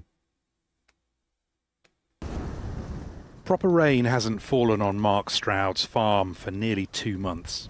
Each powdery footstep tells the story of a landscape in distress. This is just dust on dust, yeah. Incredibly dry. Yeah, nothing will grow or chit in that just at the moment until we get some rain. Mark grows mostly sweet corn here in the southern English county of East Sussex. Wheat and grass too. But the lack of rain has forced early harvests. Some of his sweet corn is beyond saving. The lack of moisture has really burnt this to a crisp, and very unfortunately, what should be a right ready cob is already showing signs of senescence. So it is already dimpling from dehydration. And that means what for you as a commercial farmer? In the bin. It is. In the bin. Yeah. But this is what happens when you don't feed plants water. They start eating themselves. Because where's the next ready place of water? It's in the fruits. The next ready place of water to keep the plants alive, because they need water to survive and just to continue existing as plants, they just start sucking water back out of the fruits. Where they've been dedicating all of the water for the last few months, they just start sucking it back out and ruining the fruit. So they got to harvest early, which means less crops, right? Because if you were able to leave them on the stalk longer, and the rains were continuing to feed them, they would continue to grow more ripe, grow bigger. It's a fucking disaster. This is what I'm talking about, though. This is what we've been talking about, is that we have a confluence of factors here that are counting us down to a very bad state of things when it comes to our food supply. Just the whole planet is under threat, partly because of Operation Epstein Fury, which led to an environment where people couldn't get access to fertilizer or pay for enough fuel to run the machines to plant crops or whatever else, right? So we already knew there was going to be a reduced yield coming up in the harvesting season, which is approaching fast, right? It's already August. September is right around the corner. But people are now harvesting early because of the environmental factors that I keep pointing out that we've seen across the planet. Whether it's in India with the mangoes, here in England, in Pennsylvania, and the entire fruit, the stone fruit, agricultural industry in Pennsylvania got decimated this year. The whole thing. All of Pennsylvania's stone fruit crops, almost all of them, got decimated because of the erratic weather this spring. Because it hit unseasonably warm levels in the spring, 80-degree days on multiple days in spring for Pennsylvania, and then it dropped back down to the 30s, killing all of the buds, right? Similar things happening in Iowa and other states in different crops. And we are we are just hurtling towards a hurting right now. Unsaleable. Mark's wheat fields, they've been bare a long time. He's had to harvest them about a month early. Wales and half of England are now officially drought-stricken, with much of the rest of the country experiencing prolonged dry weather. It is the third drought in the last 5 years, and it means that 78% of England's rivers are now below normal levels. Last month was the driest July on record, getting just 7% of the long-term average rainfall. And for the south of England, it was the driest month ever.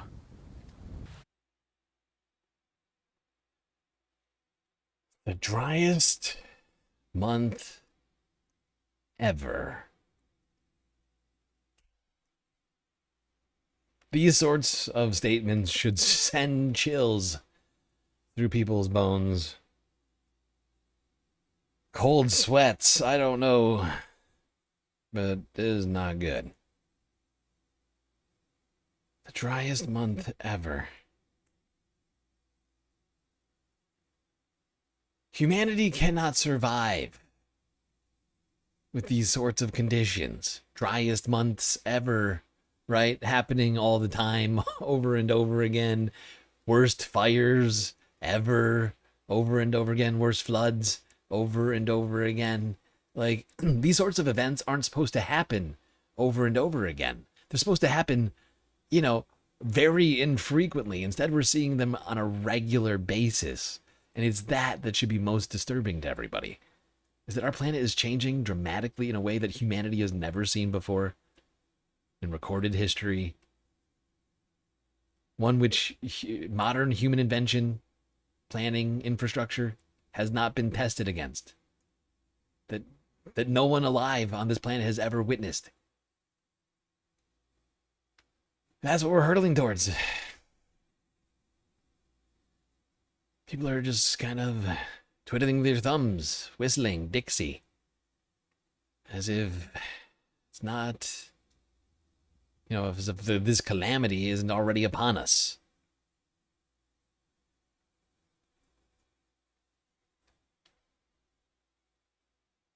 But it is upon us. If we don't do something now, it's only going to get worse. It's not just going to, you know, it's not just going to what's the word again? It's not going to just diffuse into a perfect equilibrium, right? It's going to diffuse into a state of chaos where literally everything's on fire and underwater. It's not just me saying it as a sort of hyperbolic colloquialism. It'll just be reality.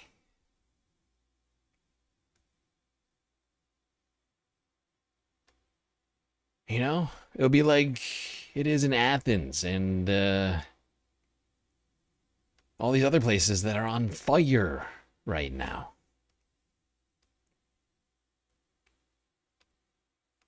Meantime, shifting things over on the international side of things, 2 people have been killed after helicopters battling Greece's out-of-control wildfires collided mid-air yesterday. Take a look.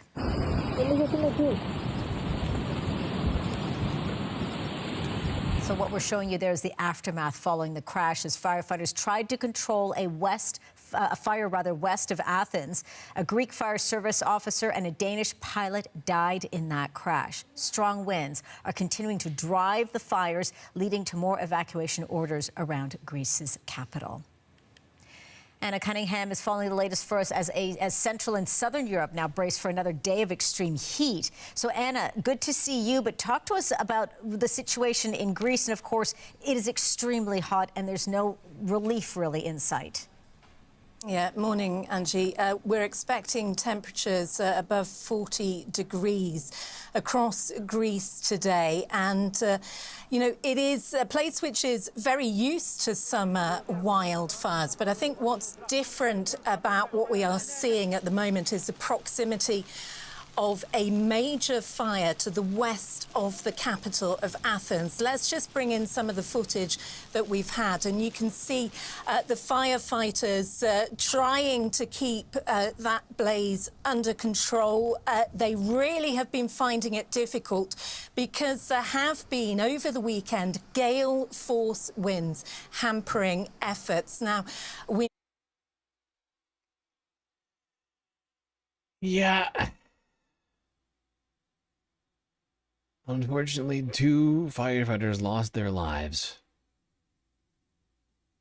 in Greece, fighting these fires, trying to battle them back, prevented from threatening overtaking the capital of Greece, Athens. Oh, for Christ's sake.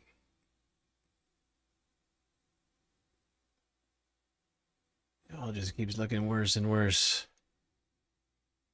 Meanwhile, other European other European countries taking drastic efforts to mitigate their wildfires as well as drought conditions. Places like Hungary, Romania,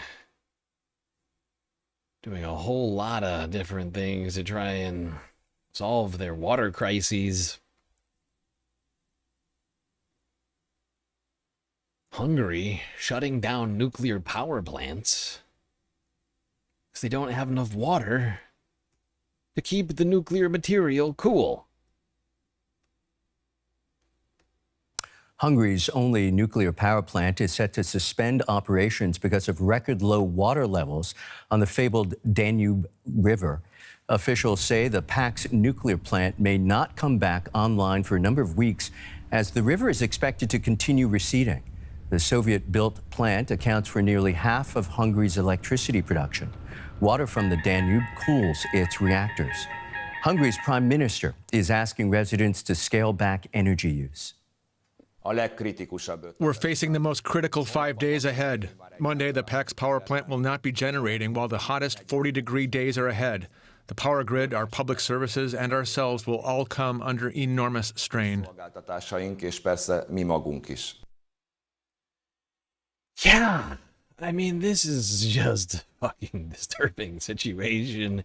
We've been covering the slow evaporation of the Danube. I never thought I'd say that sentence, but that's literally what I feel like we've been doing for weeks now. We've been talking about this, intermittently. Every few days, every week or so, we go back to talking about how the Danube and all of Europe's estuaries are just running out of water immediately, if not sooner. Immediately, if not sooner. And we're literally, I just didn't think it, I kept, even though I'm over here, I'm like the doomer in chief over here, I was still thinking to myself, like, oh, this'll reverse soon. Rain is coming. Rain must be coming for Europe any minute now. Huge floods will be coming. And now we're like well into like I feel like a month and a half of us focusing on this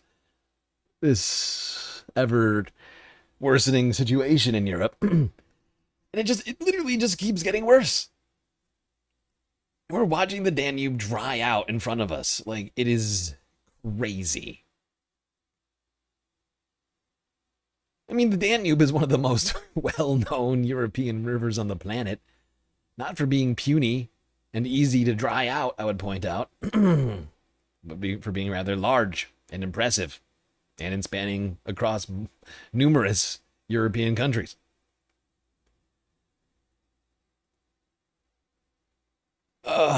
Journalist Stefan Bose, who's in Budapest, to shed more light on this. Stefan, with the Pax plant now fully offline, where's Hungary getting its electricity from, and how worried are people about blackouts? Well, people are extremely worried about blackouts because it seems to be that indeed the Pax plant will be out of order for some time. What we also know is that another energy plant has now been put into action. However, that doesn't seem enough to help all settlements. Here in Budapest, here behind me, the Danube is really low, and that impacts a number of villages, but also towns. In fact, thousands of people are without drinking water. The army is on the way to help them, but as the Prime Minister said, the coming 5 days will be very critical indeed. For the love of God. Well, that was Sunday this week. Danube running dry in Hungary. The military, the Hungarian military, mobilizing to get water to thousands of Hungarian villagers who now have no water. Hungary turning on one power plant to try and make up for turning off another one. Not enough. Meanwhile, the blue Danube is turning brown. You're so right, Omega. The brown Danube. It's crazy. It's ludicrous. I feel like I'm taking crazy pills! I feel like I'm taking crazy pills. Meanwhile, on another part of the Danube, further southeast along the Danube, Romania has come up with its own solutions to a lack of water for its nuclear power plant. Rather than shut off its nuclear power stations, Romania has decided to wage war against the river. I'm not kidding. I'm literally not kidding. I wish I was kidding. But no. Romania has literally decided to start bombing the Danube, blasting it with explosives to try and make it deeper. A strategy I'm not certain is going to work, but it is a strategy, technically. That's right. That's right. Romania has taken to bombing the Danube. Maybe that will make it have more water. I don't know. Fuck. It's science. Jesus Christ. Desperate times call for desperate measures. The Romanian Navy has blown up rocks at the side of the Danube where it splits to get more water flowing down the main branch of the river towards the nuclear power plant. Our forces will work shoulder to shoulder with the hope that by Tuesday it will have the desired effect, an increase in the level of the old Danube to help the Chernovoda nuclear power plant. Drought means there isn't enough water in the Danube to safely cool the reactors. One unit's been powered down completely, the second is running in restricted mode. Omega's on fire today, by the way. It works on hurricanes. Good point. Good point. Thanks for reminding me of that. Romania taking the Trumpian strategy here. Like with hurricanes, perhaps if we bomb the river, more water will come. Sort of a reverse hurricane, but yeah, same idea. If we bomb the hurricane, maybe it'll stop the hurricane. Maybe if we bomb the river, there will be more water in it. I don't know. We're just coming up with ideas. Just ideas, guys, okay? No bad ideas, including bombing the river.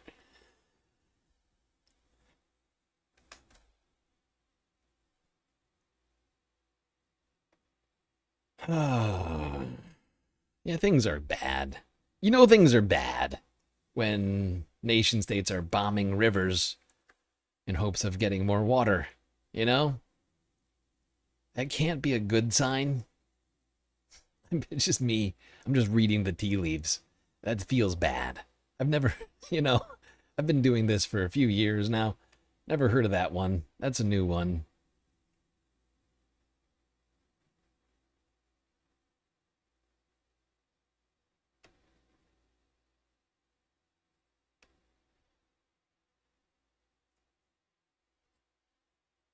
All right, for some more broad brush discussions of the drought / heat wave / wildfire epidemic in Europe, let's go here to Guardian News from 4 hours ago.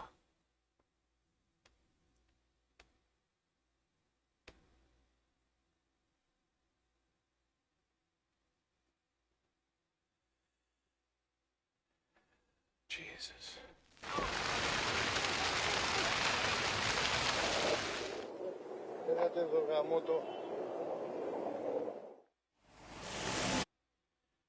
You know, 2026, like I said earlier, is the year of the horse.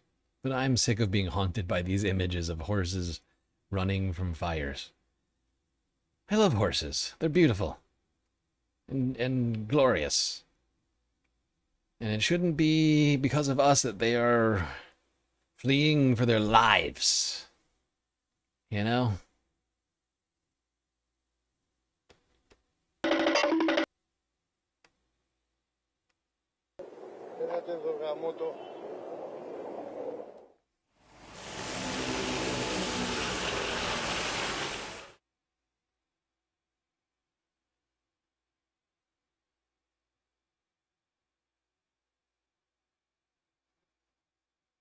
Yep.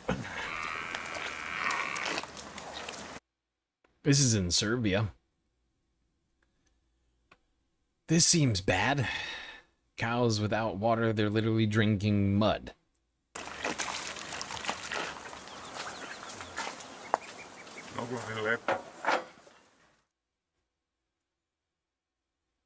Yeah, that's probably bad.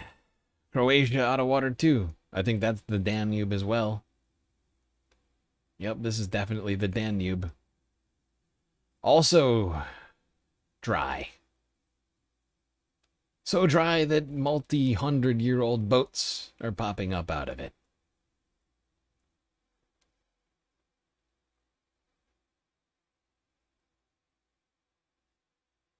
France, of course, has seen its fair share of fires.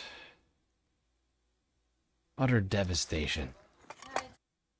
I remember when we were talking about it at the beginning of these fires in France, how, you know, these brick buildings would stand up so much better than the American ones built out of twigs and paper. And this is not me gloating at all, believe me. I'm honestly still envious of the building standards in Europe. But no, as it turns out, no. As it turns out, that was wrong. Are some of the foundations left? Yeah. But all signs of human life in these buildings are just completely wiped out. It's all gone. Sure, there's a few bricks left. I guess that's a starting point. But good God. This doesn't feel better. Doesn't feel much better than sticks and paper. Charred remains.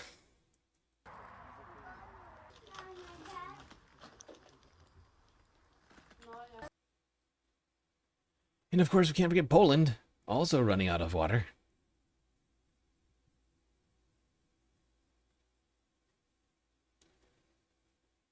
This paints a very disturbing picture.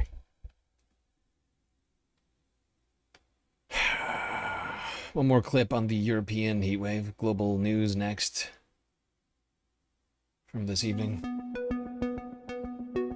Several European countries are facing temperatures over 40 degrees Celsius, prompting heat alerts.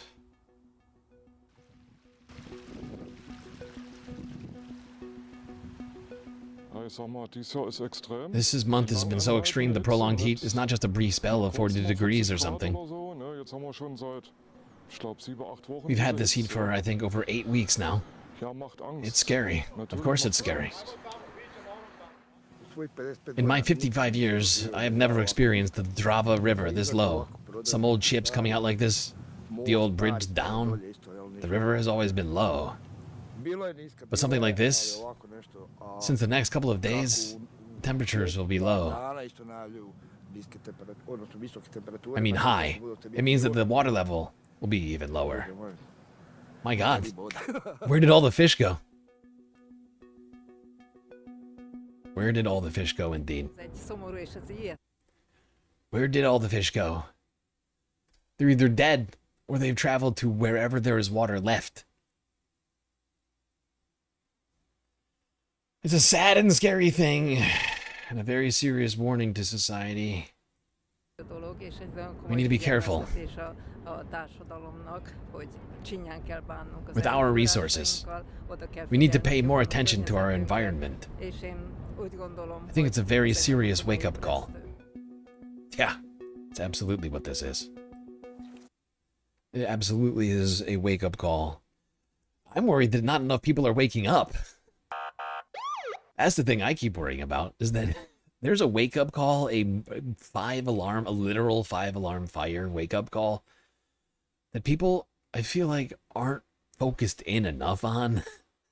That is literally the earth screaming at us.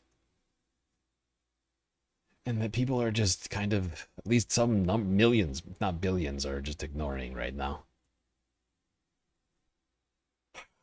How do we get them to all wake up is the question.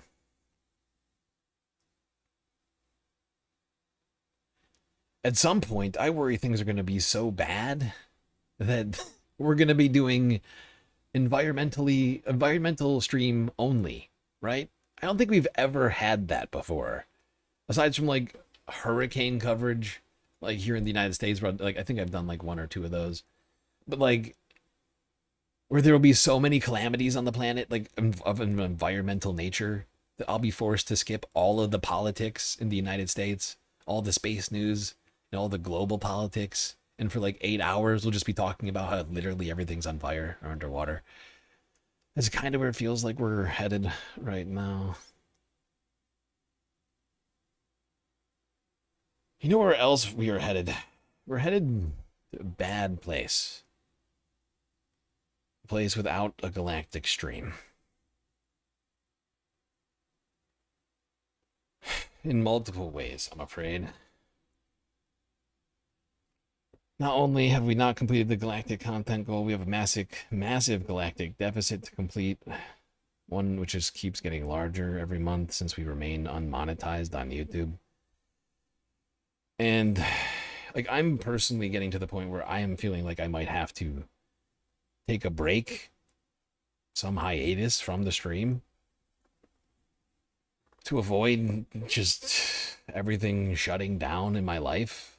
Because right now, I'm in trouble. I'm in trouble right now. My Twitch check is going to be half what I got last month. And I think this galactic deficit is actually worse than it looks in front of us. I just haven't done the math yet. And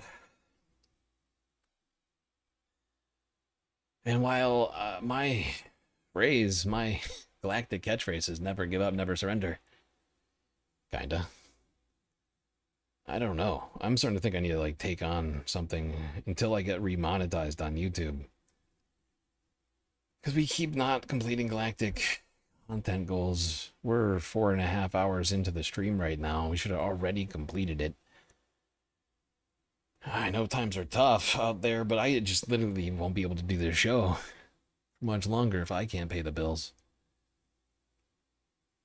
And it's not like I'm out here spending money on crazy shit. I live a very bare bones lifestyle.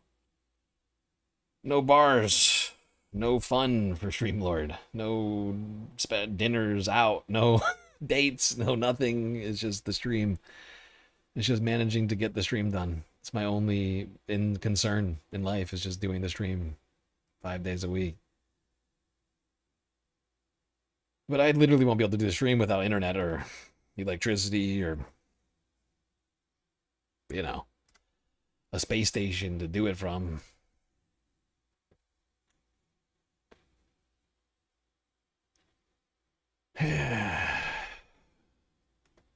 But I will add another hour to the galactic content goal, as I always do at this point, but I'm going to have to skip some stuff, unfortunately, just because I worry we're just not going to complete it. And so let's go straight to the United Kingdom for an update on the Clacton-on-Sea by-election. Less than a week now for Count Binface to make the case to the Clactonites.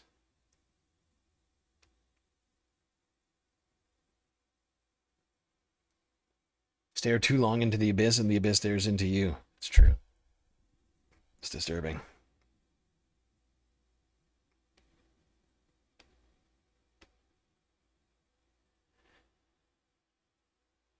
Except where do I belong if not this abyss of ours?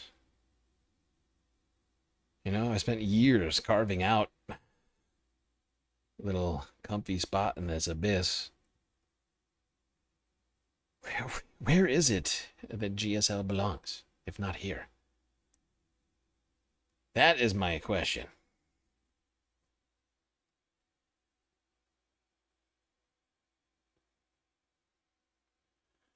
A break would be good. Haven't seen our avatars in a couple of days. That's a good point. I mean, I would take a break if now wasn't the time for us to literally end the stream. This is the issue. You know, when we complete the galactic content goals earlier, You know, we get here 4 hours in, I'm ready for a break. Break time. Now is the given, accepted break time for the stream. But I take a break now, by the time the break is over, the added time is whittled away from the content goal and is spent not talking about the important issues, or me making sure that I get through all the topics that I put on the title. Take a galactic vacation? Yeah, except unlike Sam, I don't have some sweet Hollywood gig waiting for me, you know? I don't take a break and go get paid however much money Sam just got paid doing whatever he just did, filming whatever it was that he was filming. Nobody's demanding that from me. I mean, someone was asking me, like, this doesn't exist though, right? Like, for me, like, nobody is begging me right now, right? Like, a couple of years ago, some people were asking me to get involved in this or that thing, but people know that I have my own thing going on right now. Nobody is asking me to get involved in their animation projects, right? Like 2 years ago, I was turning down stuff. People were asking me to get involved in a number of different things. And I was like, no, this is what I want to do. I don't got time to get into your fledgling thing. I'm deep into it right now.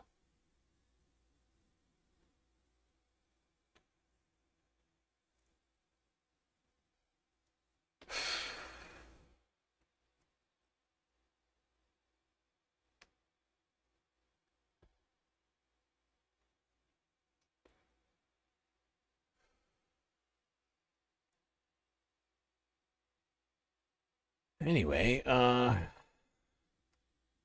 to the space and Earth news. Count Binface in Clacton. A bizarre beachside by-election between a man hoping to be the UK's next Prime Minister and a man dressed as a bin. Do not underestimate the power of the bin. Earlier this month, popular Reform UK leader Nigel Farage quit Parliament following a donation scandal, but he's recontesting his seat of Clacton-on-Sea. I've decided that the people of Clacton should be the judges of my actions. The major parties say it's a circus and they're not taking part, leaving serial candidate Count Binface as Nigel Farage's main challenger. Hello. It is a pleasure to meet you. The ABC was granted an interview with the Count, who's actually a British comedy writer. You go after the big names, and now you're going after Nigel Farage. Why? Well, I think going after is quite an aggressive phrase. I am participating in the wonder of democracy. It's pretty darn clear what the choice is. Nigel Farage or not Nigel Farage. Easy peasy. Some say that is easy peasy. Agreed. And I've just got one more clip on this.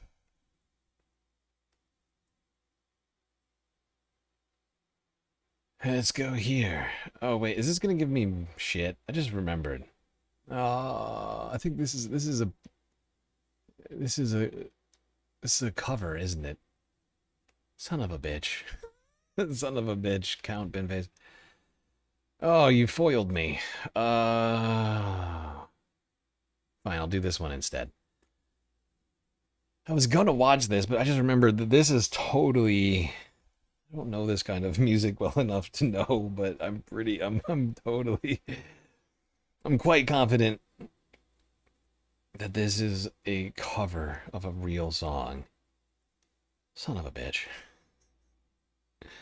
Which is totally copyright protected. For me. Right? Like I don't think I can get away with it. Like for him it's fine. For me, I'm still gonna get a hit. Because I'm not the one doing the cover. I'm just commenting on it. It's a completely different. It's a completely different situation. Binface released a freaking sweet Binface 26 song. I don't think we can watch it. But that's okay. I got to back up. Let's go here to the Independent. I'm here in sunny and windy Clacton-on-Sea, where in just over a week, voters will head to the polls to decide from a record number of candidates in their by-election. Nigel Farage is, of course, standing and triggered this by-election. No, I can't roll the dice. I can't. Right now, like, first off, I've got 4 days to finish my appeal video to YouTube, post it, and actually, like, send it in to them. And I cannot have, like, I have to have so few copyright claims on this channel. It is ridiculous. Like, I am doing everything I can to remove all copyright claims from the channel. Although, I do have good news on that front. And hopefully this will help in my getting remonetized on YouTube. But recently, in the last last few days, I have been winning. I have been winning and winning bigly. Okay? I have been winning the copyright claims disputes. I think I've won like a half a dozen of them in the last few days, which is a good sign. I think, to some degree, hopefully. But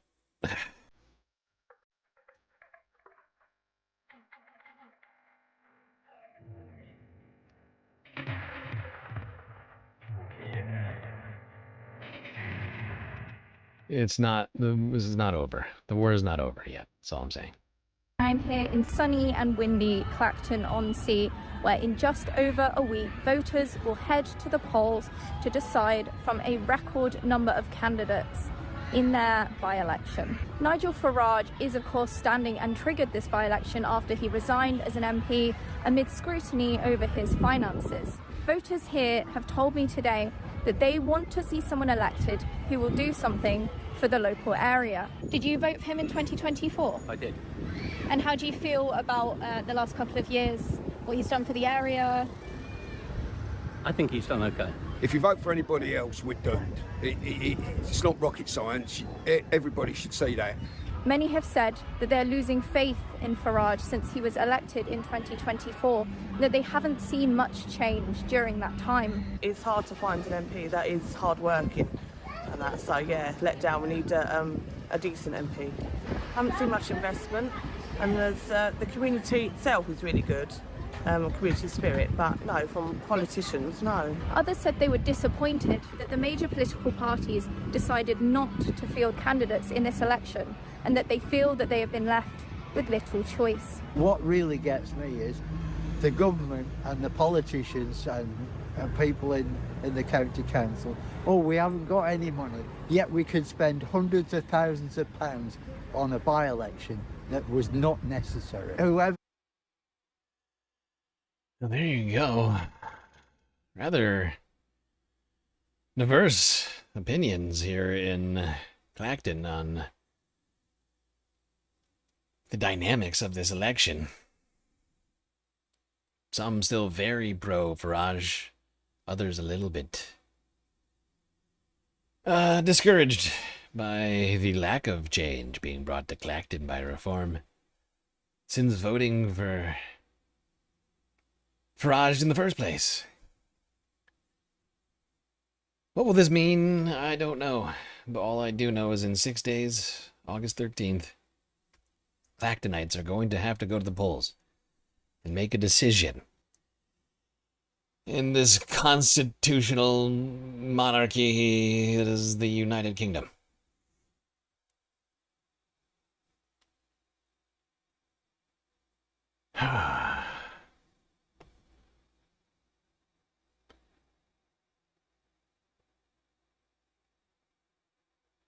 I don't get to be on Heated Rivalry? What is Heated Rivalry? Is that a show? What the heck is Heated Rivalry? Oh my god. Is that the Canadian hockey? Right, okay, I have not seen that. I haven't seen that yet. And what is it on? Hulu? HBO Max? Yeah, there's no way I'm ever watching that. I don't have an HBO Max account. I don't have an HBO Max account. I have no chance of watching it. I don't have a Netflix. I don't have a Hulu. I got YouTube Premium. That is all.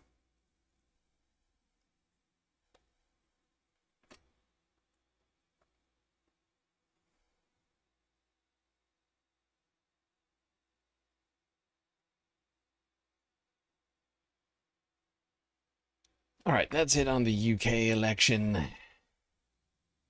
Coming up next week. Next Thursday, I think.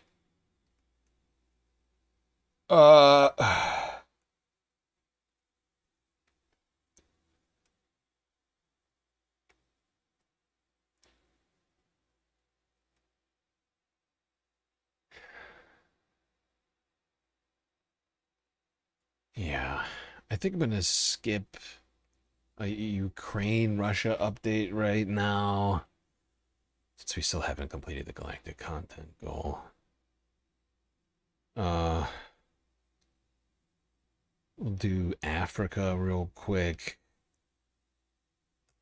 Because things continue to get worse. Wait, hold on. Wait, nope, can't do it. Hold on. Massive donation a few minutes ago that just came through on PayPal. 100 bones from a anonymous individual. You groove, and you've been fighting uphill, my boy. StreamLord will become galactic ASF, mate. I believe. Oh, the true believers. The true galactic believers, keeping the stream alive, keeping me alive, keeping me from going homeless. But most importantly, preventing the stream from ending.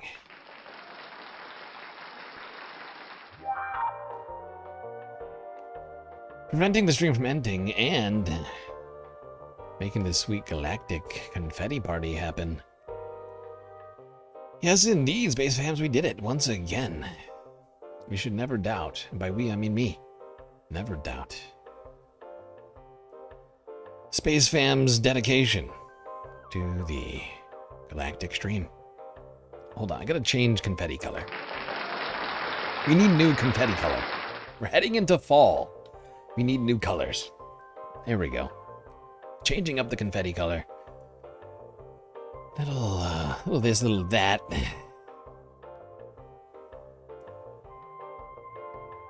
More less saturation? Yeah. That's nice. Yeah, okay, I'll take it. Alright. Galactic content goal completed.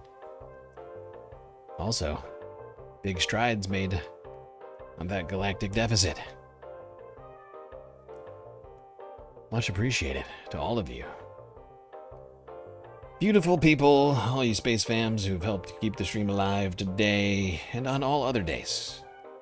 Because really, it's a group effort on a day-to-day situation, right? We're all contributing to this galactic project.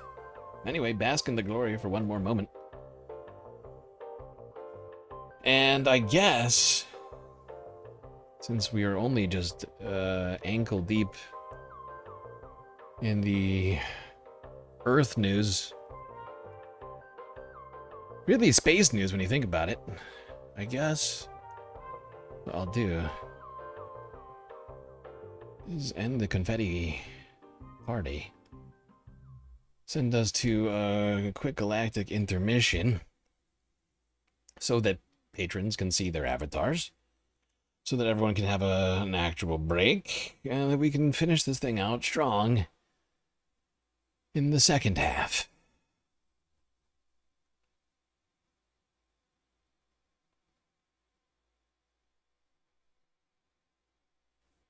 All right, people. Well, hopefully you've already followed on Twitch, subscribed on YouTube. If you haven't already, do that. Hit that bell icon, the like button, and consider contributing, as your fellow space fams have, to the stream in one of the many ways we have available to you. Twitch, Cash App, PayPal, Throne, and Patreon. So many great ways. How will you decide to help keep the Galactic News Network alive? All right, everybody, enjoy the break. Grab yourselves a drink, maybe a snack. I'll be right back. Whoa.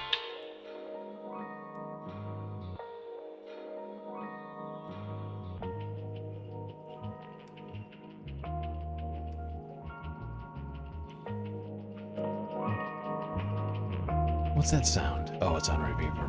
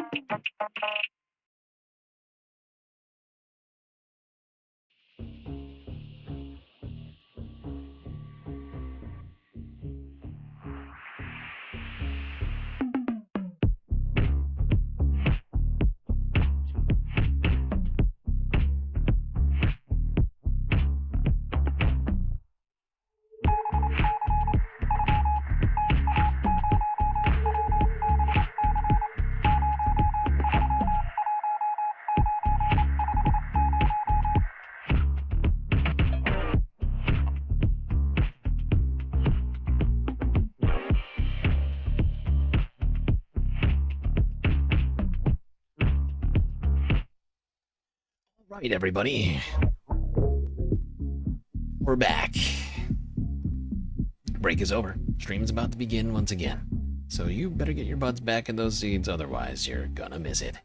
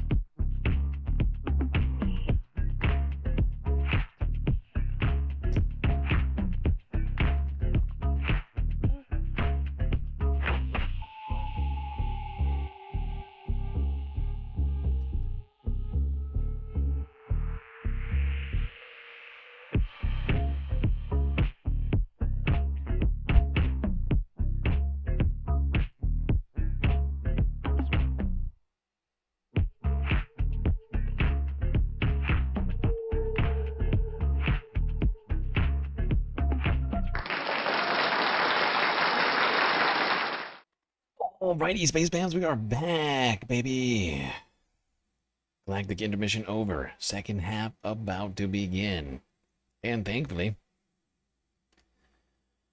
as a result of the generosity of Space Fams like you, we are going to get all of the sweet, sweet content, which I had planned for us this evening. And there's still much left for us to take in. And since we really didn't stop, since the Clacton election is sort of an Earth news / galactic news, you know, Earth / space news type of deal, I feel comfortable going back in time, quickly talk about the space news that I had prepared for us tonight. Which I guess also of an Earth variety in a way, because Earth, a bizarre beachside by-election. Excuse me, ma'am, sir. I need you to shut your mouth. I am talking. There we go. Right, space news, big space news of a wondrous variety, I must say. Quite exciting stuff here. For those of us on planet Earth who have never made it to space, now getting a new, rare glimpse of the sun, the thing that provides us with all the heat and light in this little solar system of ours. We are now getting unprecedented pictures, up close, the finest detail of the solar body in our solar system ever before seen. Here's the AP from 17 hours ago. Look at it.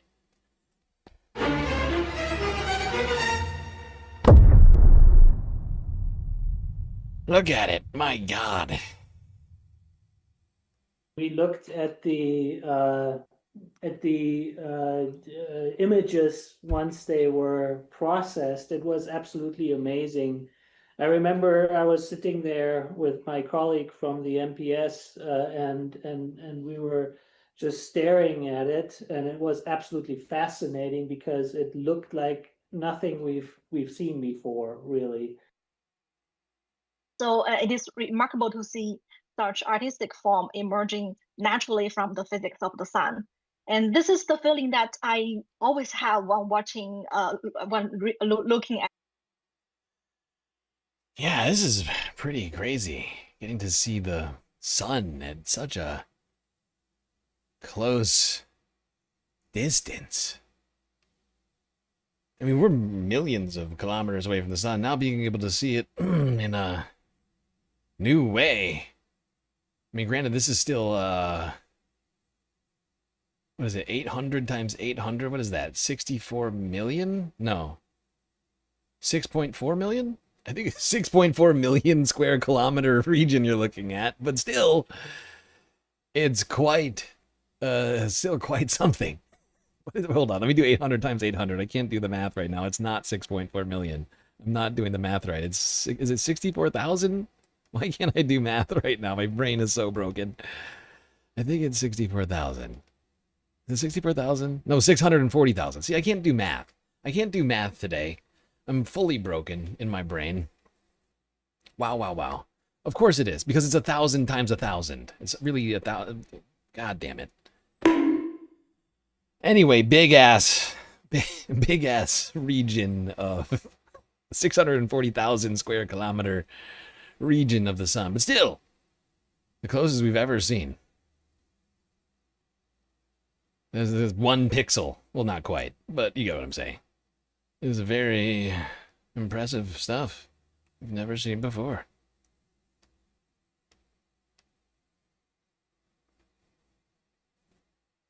A kilometer is like a peso. Yes, exactly like a peso, except nothing like it. It's exactly like a peso if a kilometer was a unit of money and not distance.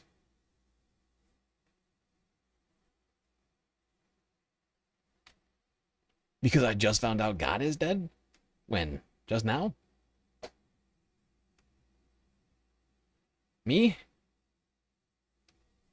Look, Gary is alive and cooking. Okay. The great beneficent Gary, still alive, still fine. I don't know why you're talking about him like he's dead.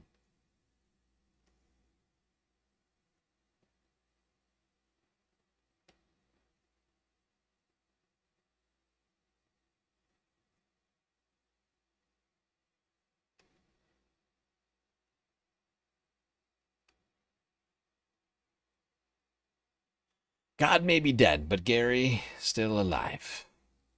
And well.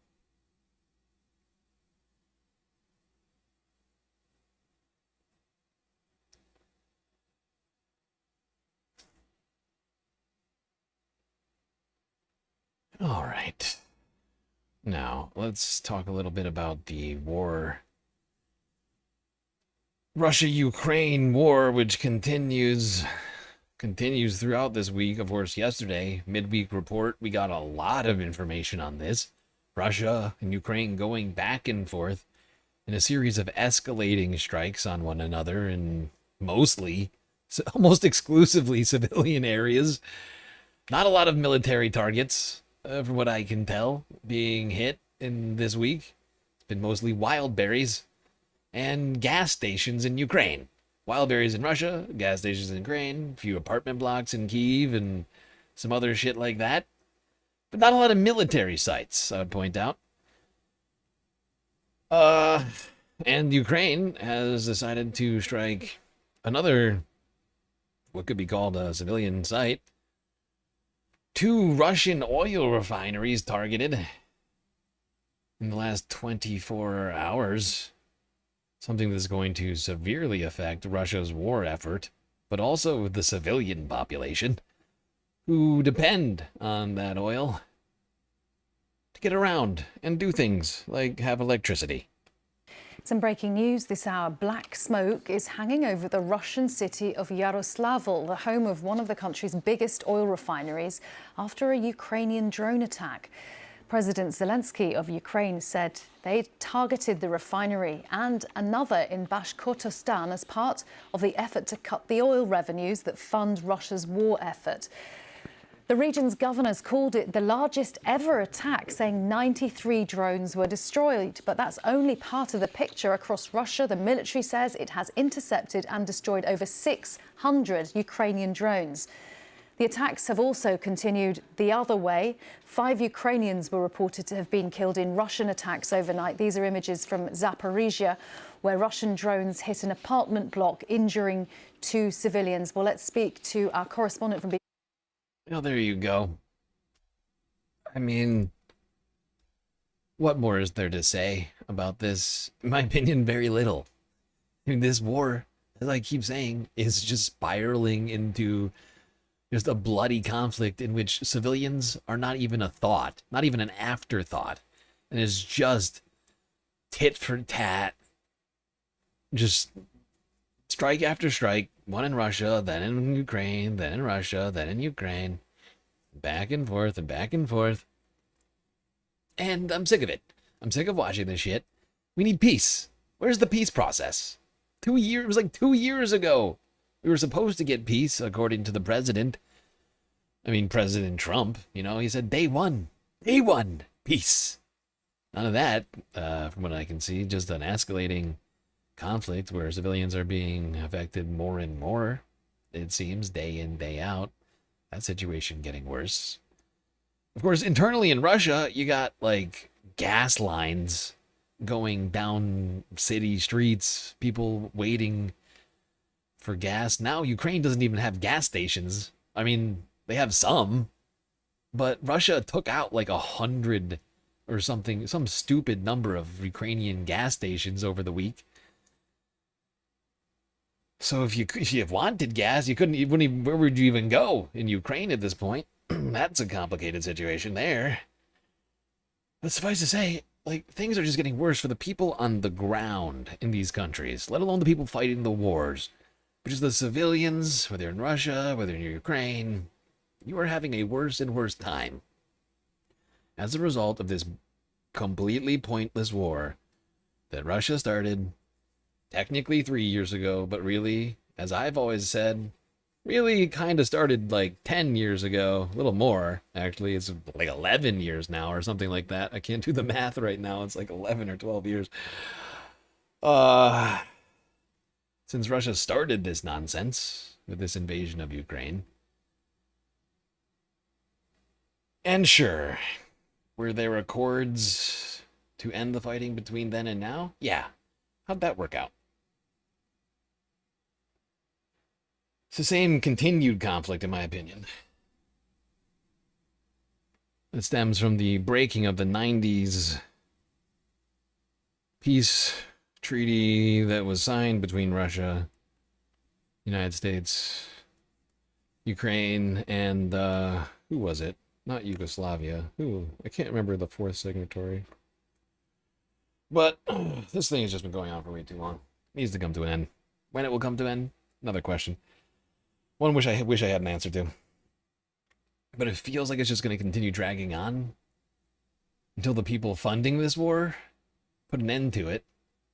Which is really a whole host of different nations, whether it's the United States or Europe on the Ukrainian side, or Russia and all of its backers buying all of its oil. Right? It's the access to capital and to weaponry that allows this thing to keep going on. If people ran out of money, the whole thing would eventually stop.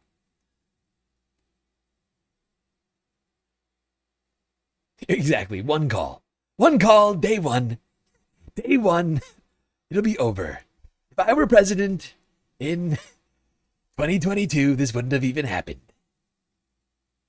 Here we are, 2026, 2 years after President Trump comes to office, and this shit's still going on.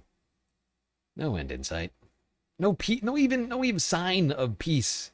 Trump hasn't said the words peace and Ukraine or peace and Russia since last year. Like, just keeping track for everybody as the person whose job it is to keep track of these things. But Trump basically hasn't said anything about peace between Ukraine and Russia since Turkey. Like the month following it, right? After that, he's like, whatever, I don't care, let him fight. Just let him, sometimes it's better to let him fight.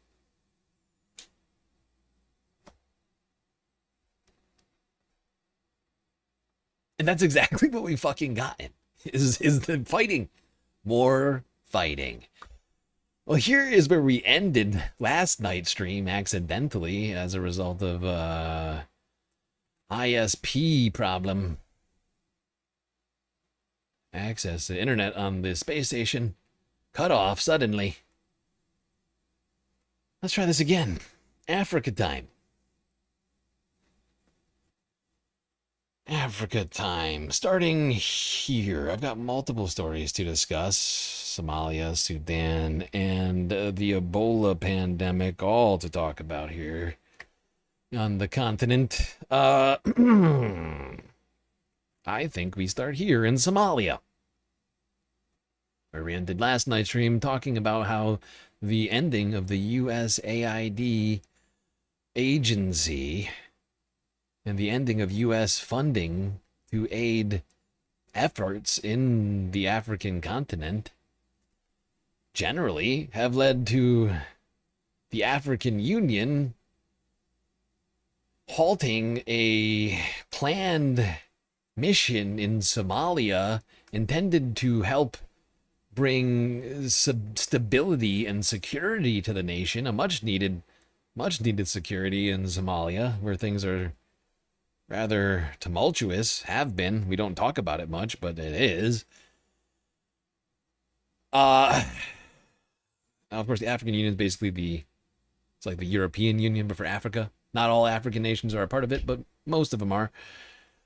And they had to cancel this mission because of a lack of funding from the United States. As a result, Somalia will probably continue to be unstable, perhaps worsen.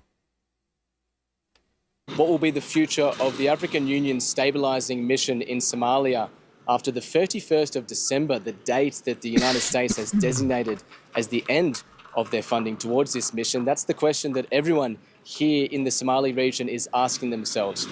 I visited the Shede refugee camp on the border of Somalia and Ethiopia that welcomes 15,000 refugees, Somalian refugees who have fled violence. I spoke to Ahmed, who fled his village after Al-Shabaab came and forcibly recruited his brother. For security reasons, we've decided to keep his interview anonymous. Al-Shabaab has done evil things, forcibly displacing people, killing them, slaughtering them. Al-Shabaab is the cancer of Somali society. The African Union and international community must continue the fight against them until we are safe to go home. We've been living as refugees for too long. We need a durable solution and to return home. A durable solution and to return home. Sounds like the most basic of desires I can imagine. Just a solution to the endless violence that's been seen in Somalia. And to just be able to return to their homes.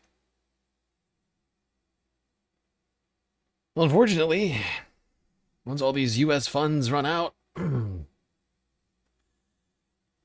mission intended to help Somali refugees and to help bring any semblance of security to the state of Somalia will end. Things will only get worse here. I can guarantee it. And let's not forget, like in Ethiopia, there's been a bunch of other shit going on too, right? Like we haven't talked about it for a while. But there's been a bunch of internal conflict happening within Ethiopia right now. Multiple factions basically vying for power. Like it's not an all-out war. It's not like an all-out civil war, but there is like sectarian violence happening in Ethiopia too, right? So like it's an unstable region. People are fleeing from one unstable country to another unstable country. The only thing providing any semblance of security or stability for those people are these funds.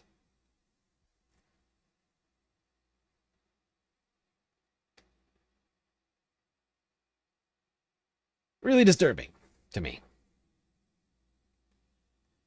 Now I've got an update on the war in Sudan. I'm afraid it's not good.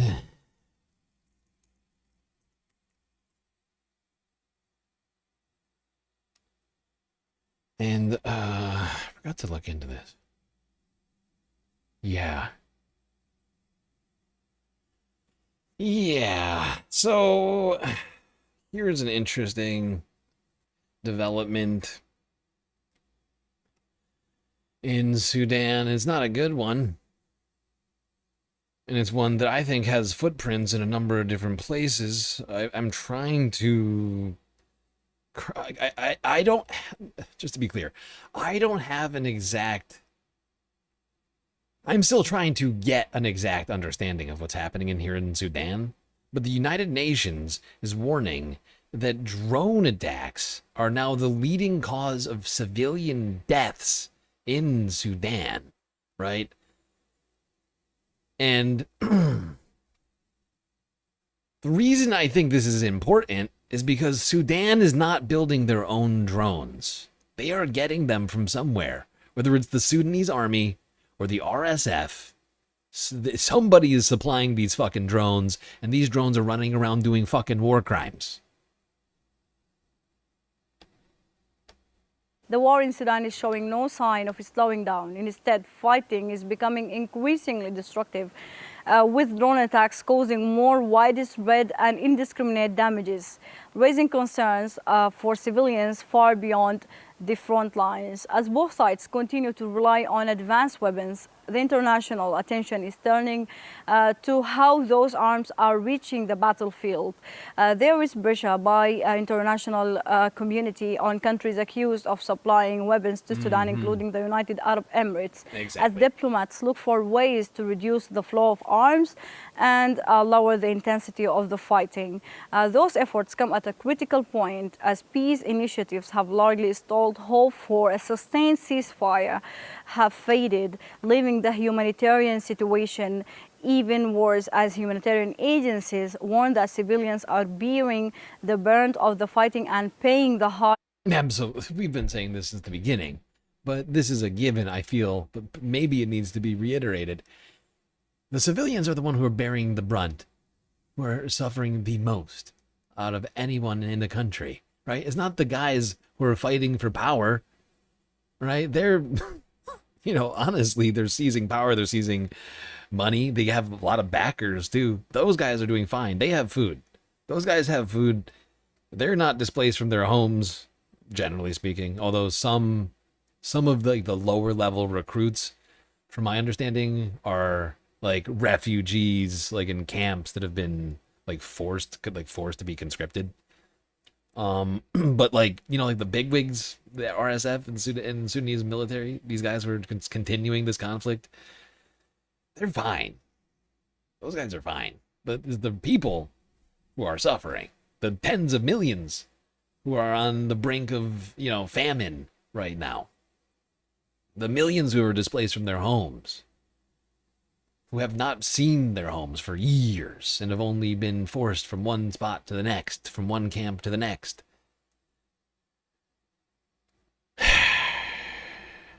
The fact is that the United Arab Emirates is known to be funding the RSF, the side in this, not the only side, but the side in this that is being accused of, fairly credibly, I would point out, of committing the most war crimes and the most civilian atrocities, human, and, you know, but they're not the only ones. The Sudanese army has as well. I would point this out, but the RSF has been dramatically worse, and the UAE has been funding them. The UAE has been funding them. A United States ally, right? The United States has a base, which is obliterated in the UAE, but it's in there. Right? We're giving them all sorts of stuff. Trump was in Dubai the other day, wasn't he? Not the other day, but like last year, early, I can't remember when it was. But not Dubai. Abu Dhabi? Wait, whatever. No, now I'm confusing myself. Fuck, which one is it? What the point? That's not important to the point. The point is that not only is that the case, they're U.S. allies. If you're not aware of this, the UAE and a bunch of Gulf nations have rushed to go buying Ukrainian-made drones.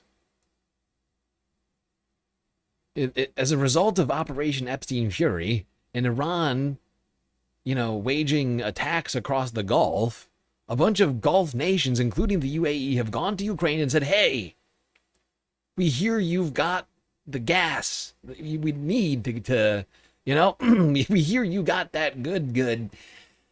hook us up. And Ukraine's been hooking it up over and over again. They've been hooking it up all year.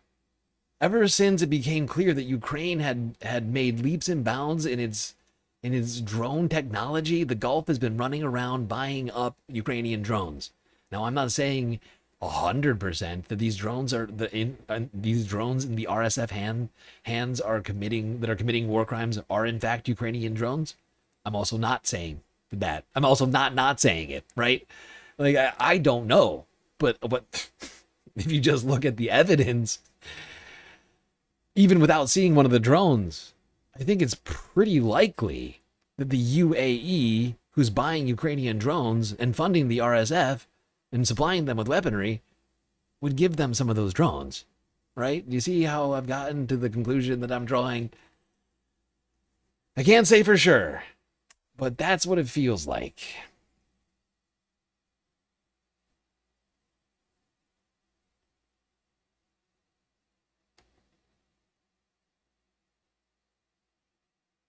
But I'm afraid this isn't the only tragedy happening in Africa.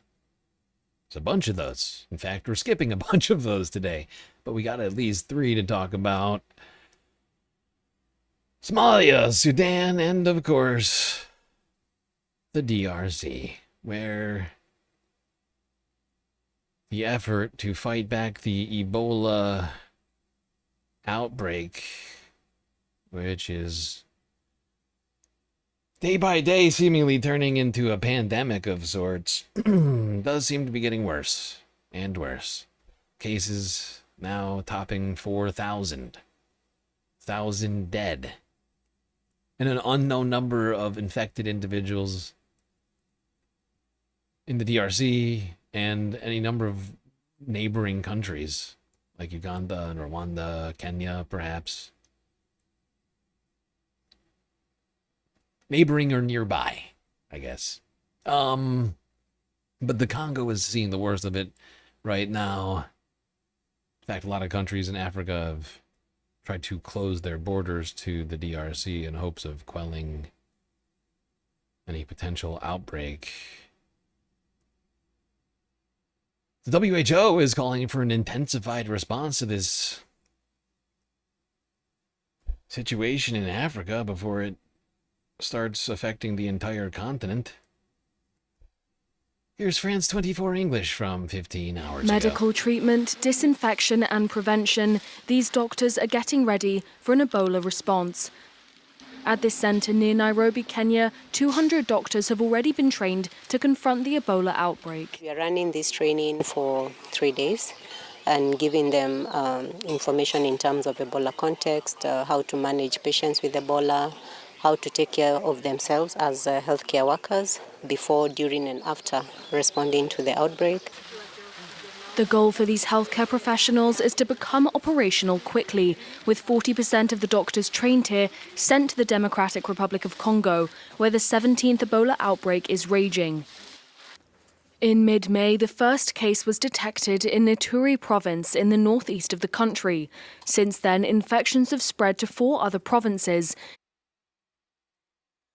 This thing is getting out of hand so fast.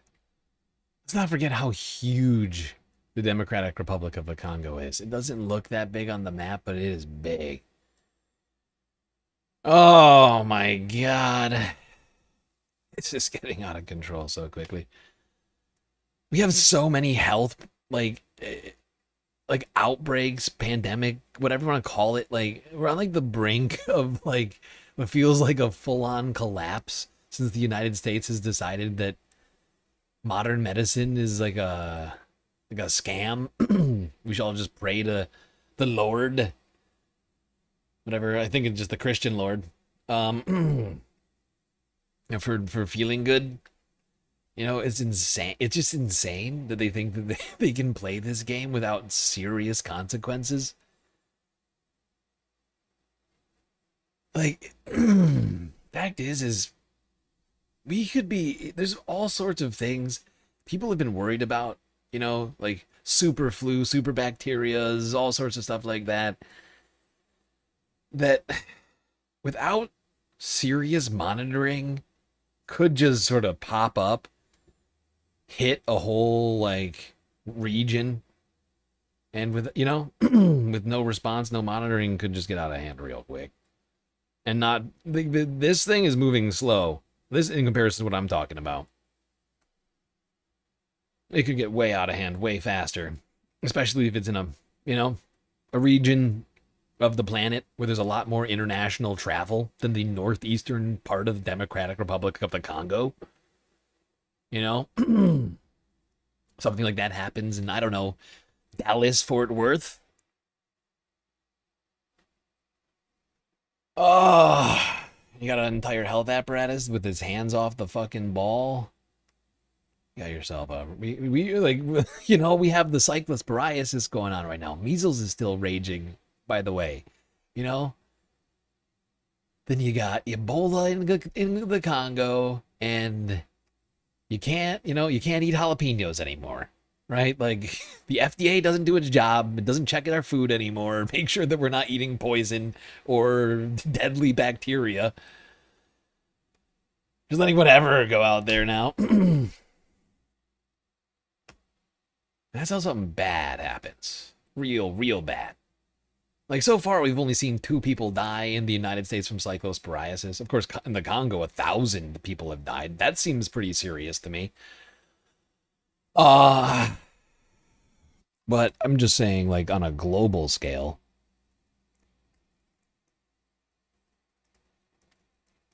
You know, if some big outbreak happens in a place where there's a ton of global travel, you see things spread all over the fucking place with very little, you know, especially if it's in the United States, right?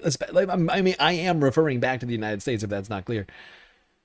But, you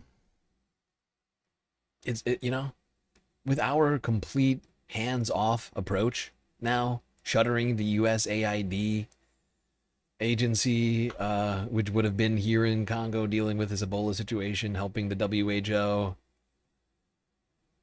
you know,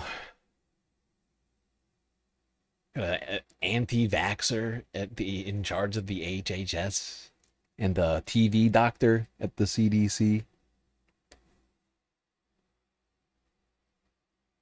A dude who could barely bring himself on national television to recommend people take vaccines the other day. That's what we have right now. Businesses can do no wrong. Businesses cannot poison people enough, right? That's literally where we're at. It's like, we don't need the government to make sure that businesses aren't poisoning people. They're fine. Businesses will do great on their own. Free market capitalism. While we have a health apparatus run by psychopaths. That's a bad combo. We know how corporations are. Always cutting corners for profit. What if those corners include washing food that's been in proximity to poop? Oh, wait, we might already be dealing with that.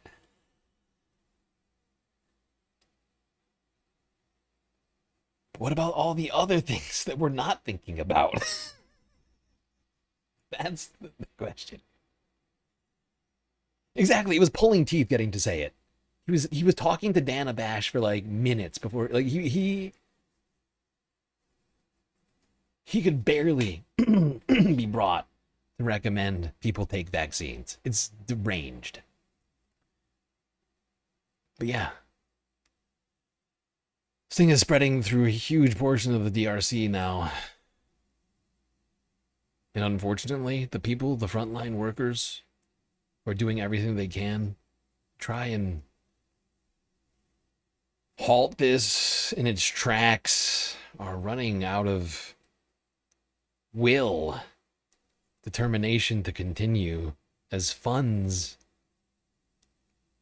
stop completely. People go unpaid while they face a deadly virus on a day-to-day basis. We went on strike because we were working under dangerous conditions, sacrificing our energy. We work in risky situations. You may find yourself in a situation where a patient is vomiting blood and you have to clean it up.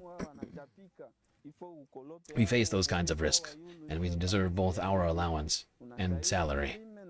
When we realized that the authorities were saying nothing about our pay, we decided to go on strike. I want to keep working, but I'm in a high-risk environment. I could become infected with the virus myself, and then I could infect my family, my neighbors. So I realized that because of me, many people could die.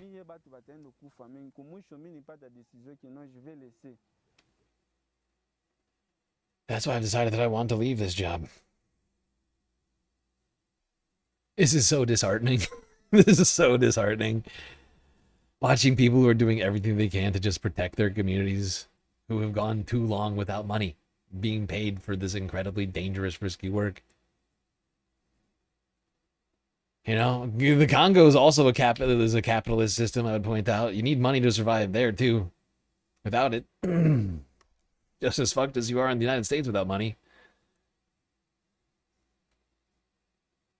However, some people continue to get the good word out on awareness on Ebola. And of course, we've talked about it in the past, but a great deal of misinformation has been filtering through the DRC about Ebola.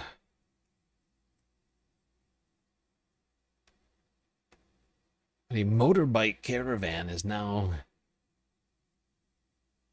traversing the country trying to inform people about the risks.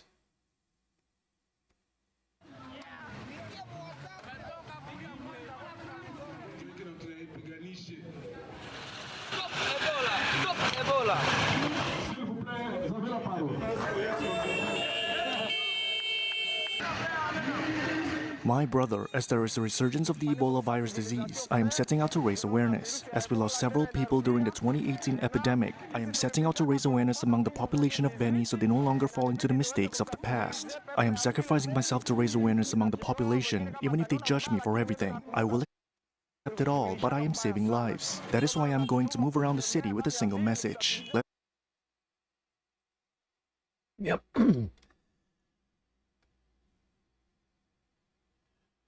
Pretty incredible. This guy felt it necessary to mobilize all these people.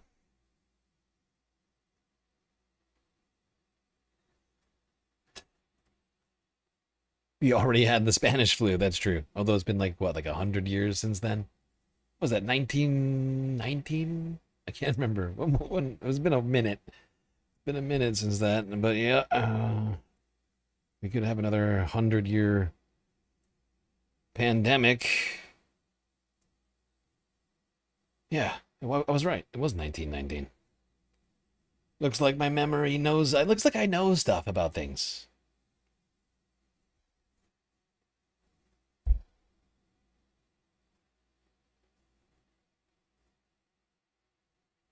All right, now to the Middle East. And we got a bunch of stuff to talk about there.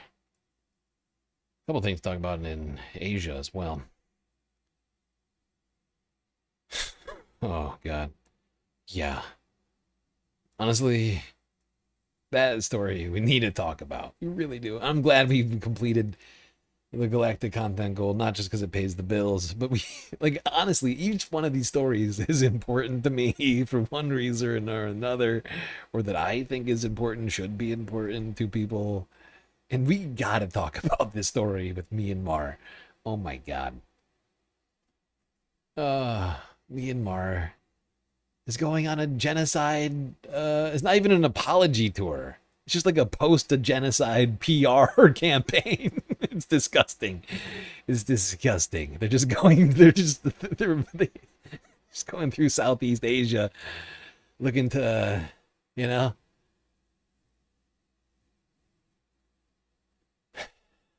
Oh, I'm getting way ahead of myself. I'm sorry. I'm just looking ahead at I'm looking at my list, trying to figure out what we got to cover, and I just hit that story. I was like, God, how can anyone let Myanmar or any of Myanmar's leaders out of their country without just severe consequences?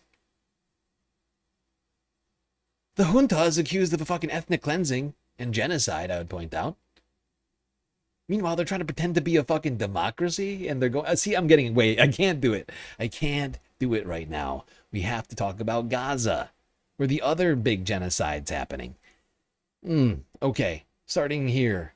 5 days ago in Gaza, where Israeli strikes continued, hitting a medical storage facility. Because why not? Every other civilian target's been struck, right?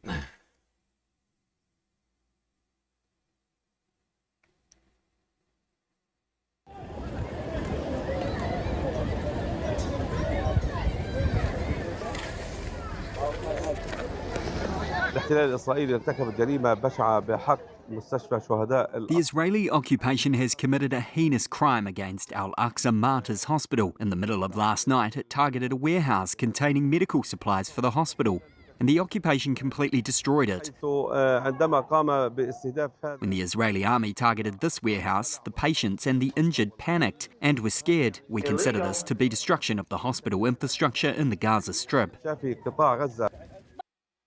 There's another good old-fashioned war crime from Israel, targeting another civilian location, a hospital. The intentional destruction of which is listed under the Geneva Conventions as a crime. Illegal. But they keep doing it like nobody's watching. They just keep acting like nobody can see their crimes.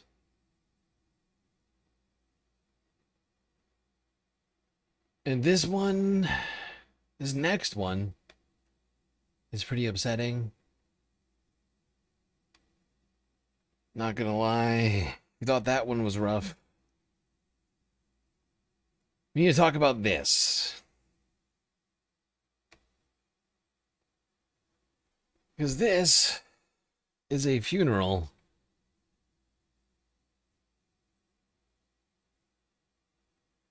as rubble continues to be gone through. More and more Palestinians are being found amongst it and removed from that rubble. 100 more bodies were found recently in a building destroyed 3 years ago, in 2023. A funeral held for those bodies, now finally recovered, happening on Monday. Here's the AP.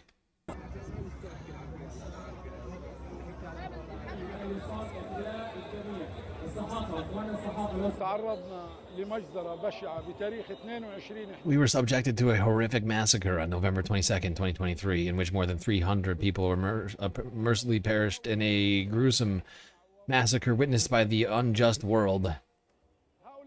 The only crime of these martyrs was they remained steadfast and resilient in their homes, believing that their homes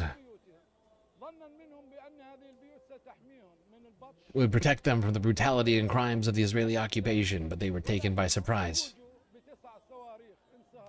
They're taken by surprise when 9 incendiary missiles struck the very place where they were. All perished. None survived.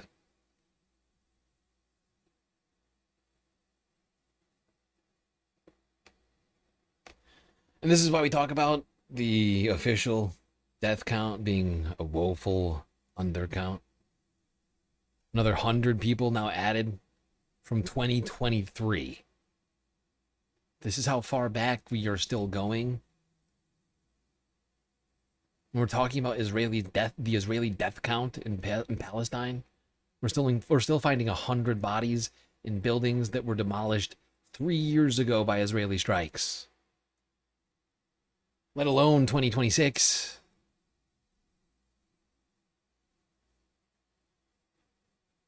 Just disgusting. Which is why numbers like the one the Lancet came out with last year are certainly woeful undercounts at this point.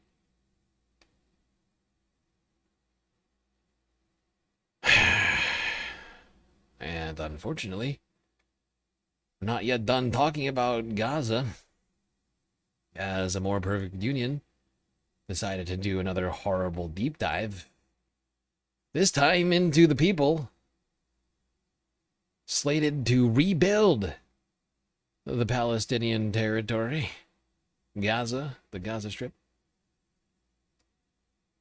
10 hours ago, MPU. For nearly 3 years, with the story. A live stream genocide unfold in Gaza. But on the world stage, a very different vision was being shared. Peace is a different deal than a business deal. New Gaza. It could be a hope, it could be a destination, have a lot of industry, 100% full employment and opportunity for everybody there. And if everyone thinks it's impossible, that's even more reason why you should aim for it. Billion-dollar pledges followed. Powerful leaders signed on. Even FIFA pledged $50 million for a new Gaza football stadium. And in July, President Trump's Board of Peace announced a tentative peace agreement for Gaza. But that's where things start to get murky. There's a World Bank fund that was supposed to hold billions for Gaza's reconstruction. Super murky. And actually, I just want, before we get into the finances, I just want to talk about the plan again, because it's been a while. It's almost been a year since this was released. Actually, wait. When was the... Well, the Board of Peace was... Right. The Board of Peace was over a year ago. Wait, no, it wasn't. No, this was October, right? October of last year, right? Or November? Something like that. But the fact is that this peace deal,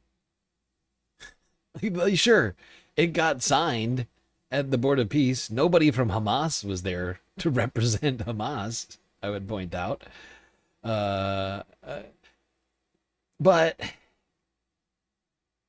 the second that it was signed into agreement, Israel started violating it.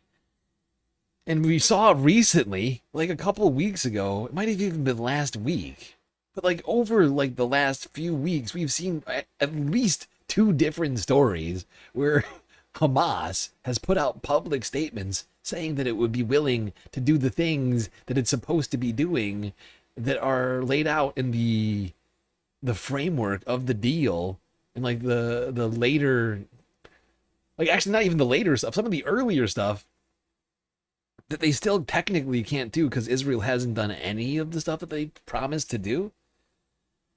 But like on multiple occasions, Hamas has literally said that they would be willing to disarm, completely disarm and disband their military wing.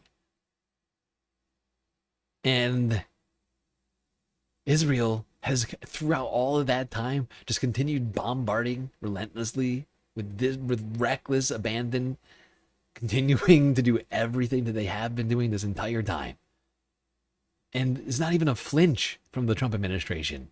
Where's little Marco Rubio, right? Remember when Anthony Blinken used to come out and like make excuses for Israel, or like tell us what the United States' stance was on any number of different things in the news regarding Israel's latest war crimes or whatever else? We don't even get that anymore. We don't even get the lies that we used to get in the Biden administration. I'm staying in the race. You know, they don't even respect us enough to lie to our faces about it. They just ignore it. They just ignore these things that have been going on. Like the fact that Hamas is trying to disarm, but Israel refuses to do any of the things that it's supposed to be doing, right? They just let that go by as if it's not even a news story, as if they aren't literally the guarantors of this supposed peace plan. It's deranged in its negligence and disregard for America, just so many things. I'm not even going to start the list. Get murky. There's a World Bank fund that was supposed to hold billions for Gaza's reconstruction. The balance? 0. And at least some of the money that was supposed to go to the fund diverted into a private JP Morgan account. It's not clear who controls the account, why it exists, or how the funds are being used. So I did what we always do. I followed the networks of money, and I took a closer look at the men inside the board. I spoke with insiders, including an ex-Blackwater mercenary. I joined Blackwater because I wanted to make money and I wanted my adventure. The deeper I went, the more unsettling the picture became. Because Gaza doesn't just look like a place to be rebuilt. It looks like a testing ground for a new kind of control. And it could just be the start. To understand how we got here, we need to start in the one room that was supposed to stop the suffering. Inside the UN Security Council, resolution after resolution is brought to the table, calling for ceasefires, aid corridors, and a Palestinian state. And each time, this happens. Those against? En contra? Those against? Those against? Those against? Those against.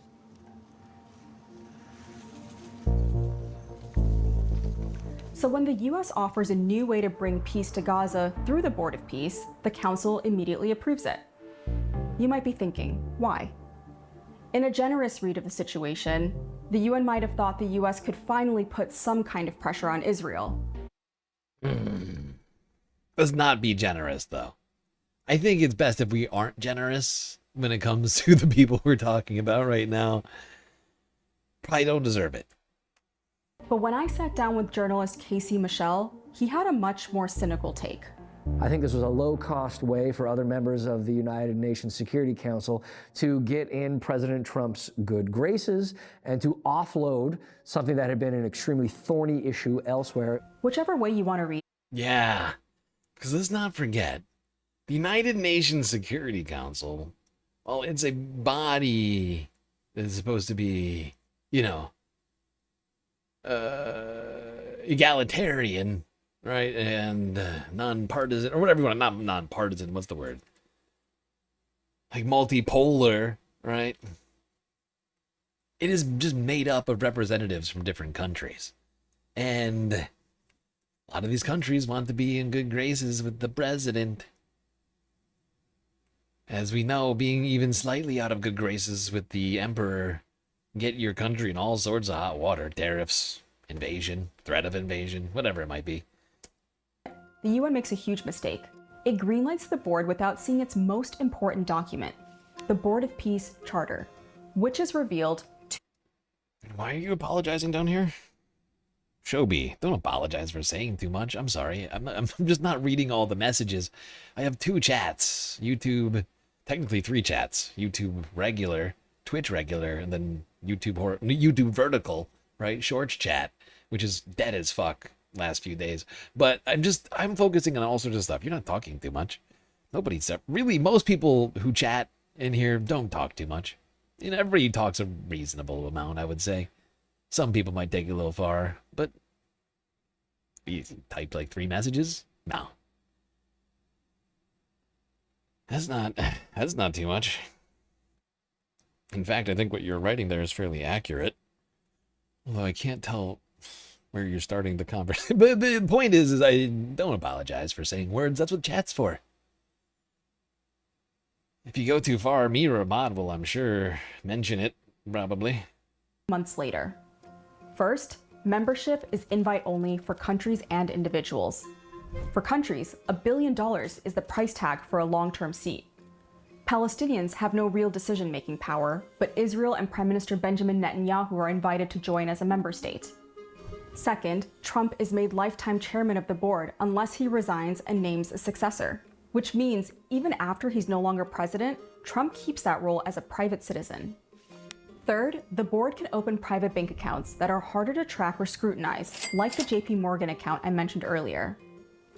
And finally, Gaza, the original purpose of this whole initiative, is never mentioned in the charter. Instead, the board's mandate is expanded to any place threatened by conflict. So, meaning anywhere. Yeah, the vagaries in the Board of Peace documentation are incredibly...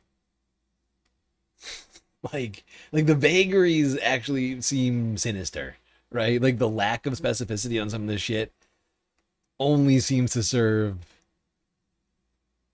people whose purposes are intentionally clandestine, right? Who are intentionally hiding their motives or their actions, right? And the reasons for that, right? They're just like who may have motives in this case, but don't want them known. Just make it super vague. That way it's all inclusive. Really disturbing.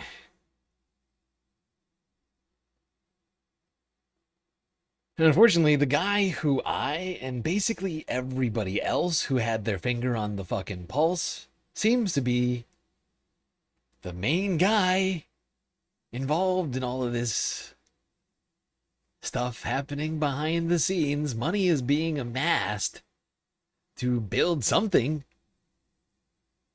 And Jared frickin' Kushner. Jared F. Kushner is, in fact, the guy who seems to have his hand at the till here. Which disturbs me, considering what we were talking about with regards to Jared in the past, before Trump took office. When we knew that Jared would, in fact, have something to do with Trump's Gaza policy. A guy who said that we should take all the Palestinians, stick them in the Negev desert, and then build literally the thing that we're talking about right now.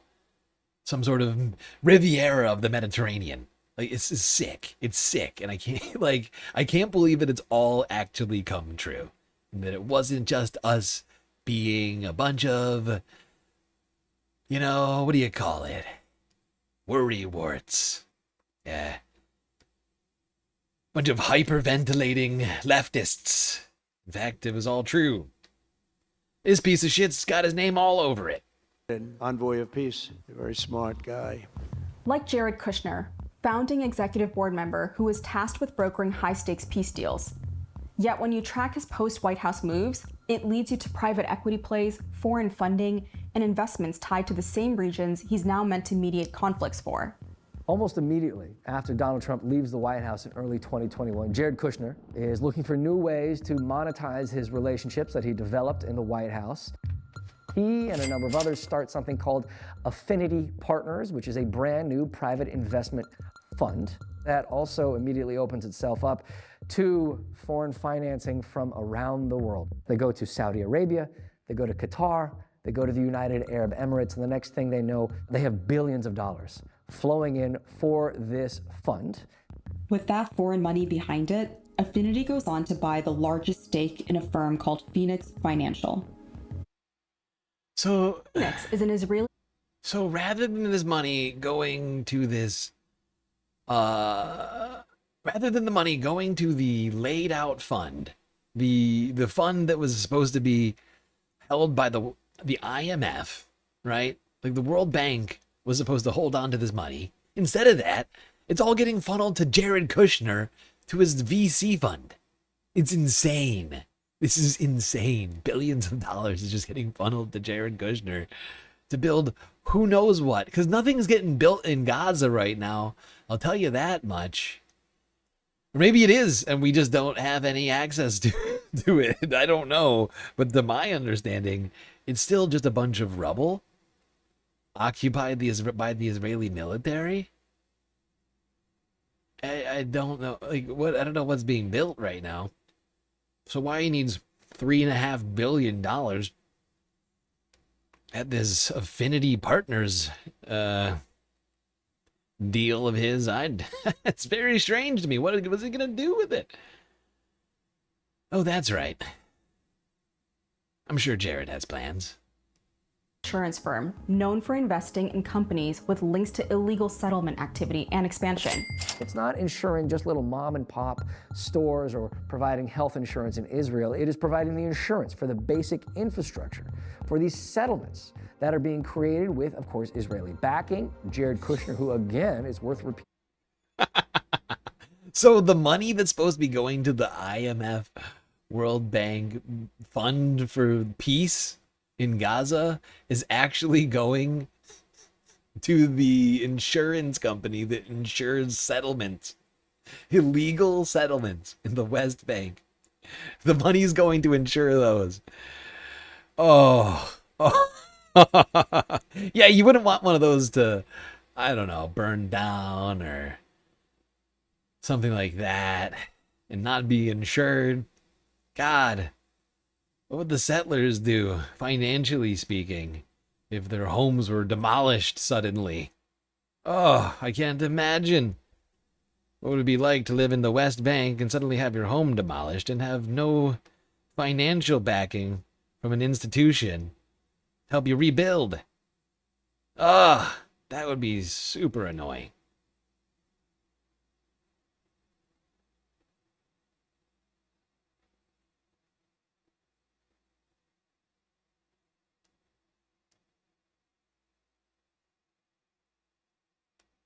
The sitting American president has every financial incentive to push for policies that benefit Israel without any buy-in, without any incentives for the Palestinian voices on the ground to be heard. Affinity's investment in Phoenix raises serious questions about what it means to be both a special envoy for peace and also hold investments in the Middle East, namely Israel.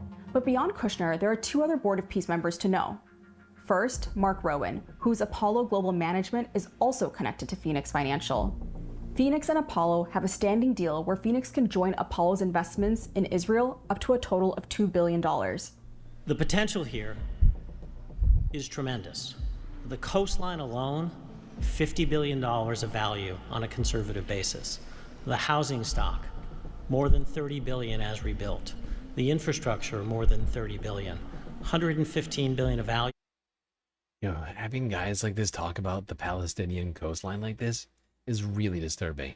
Because if you don't realize it, when they talk like this, they aren't talking about Palestinians.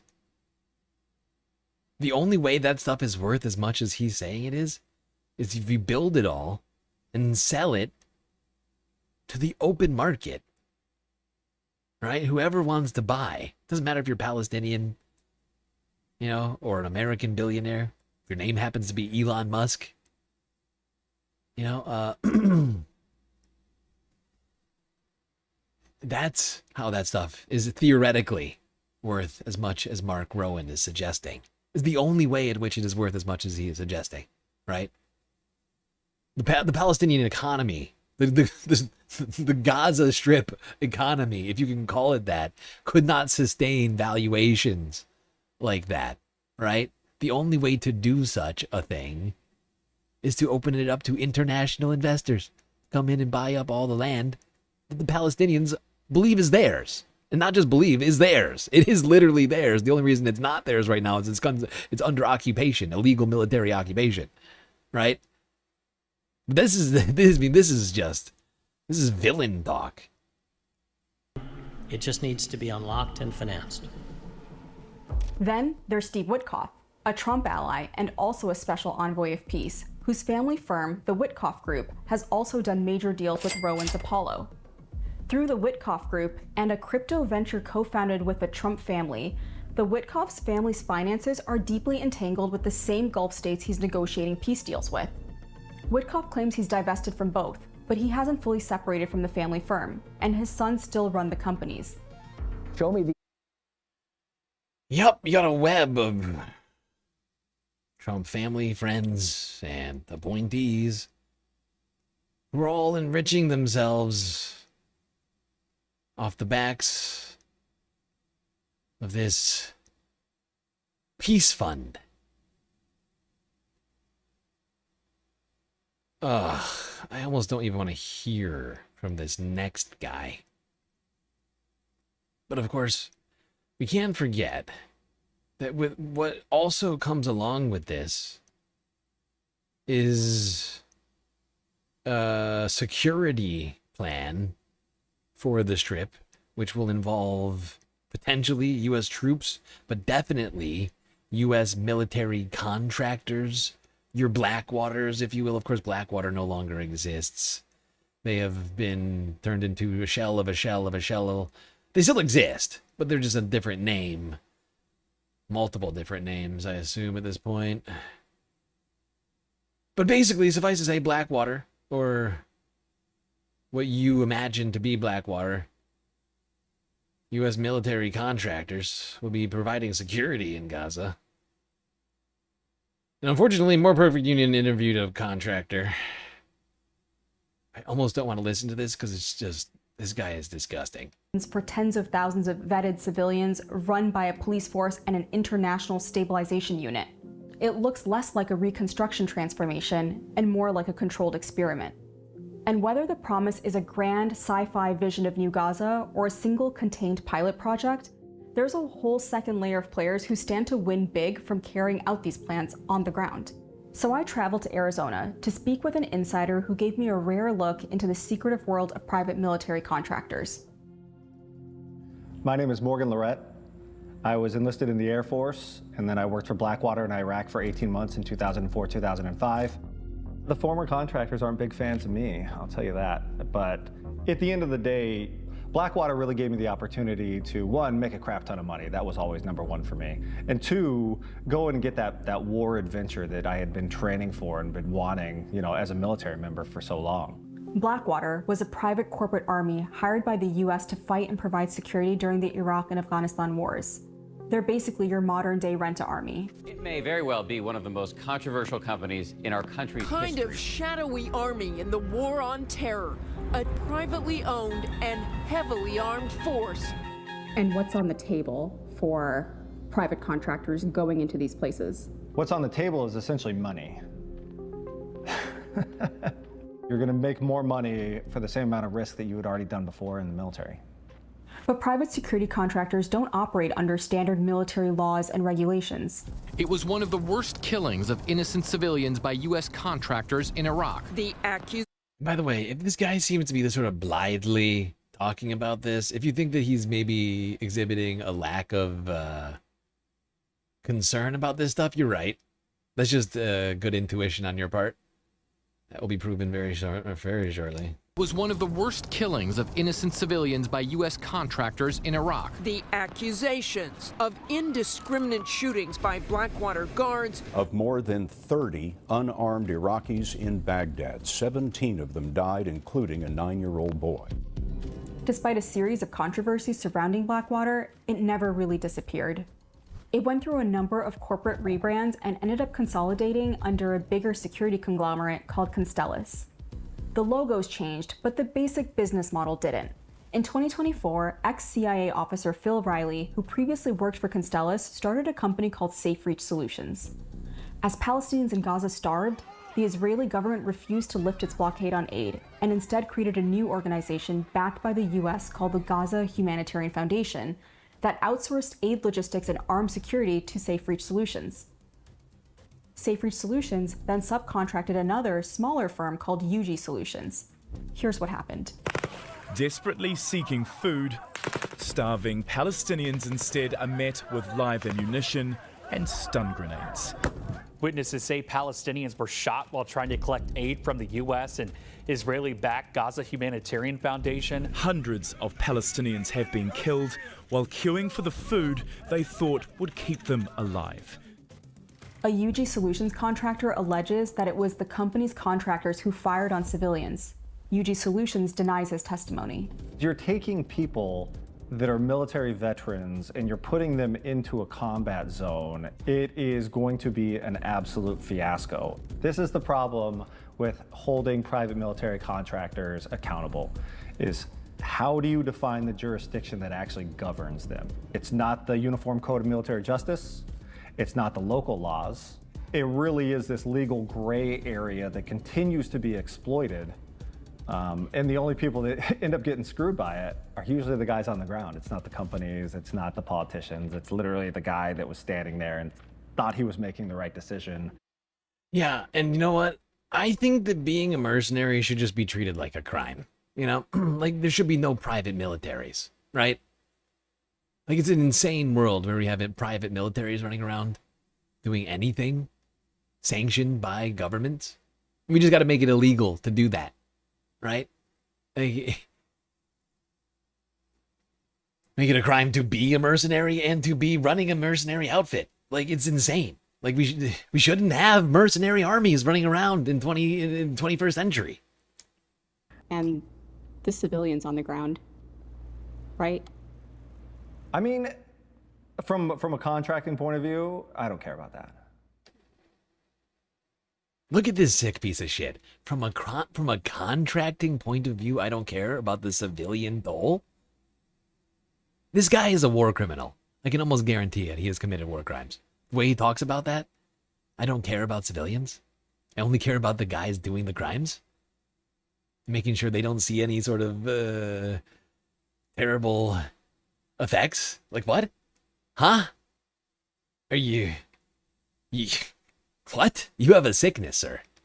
You have a mental health problem. You have a fucking mental health problem. That he can sit here and be like, dude, who gives a shit about the civilians? What about the military contractors?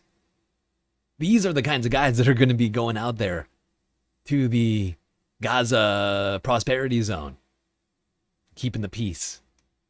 Guys who don't even consider civilians as being a part of the concerns for contractors to even have. Why should you worry about civilians?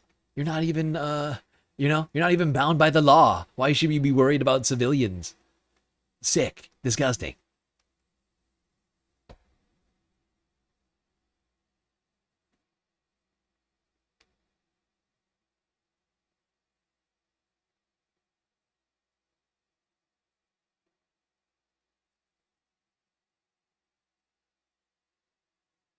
Just depraved.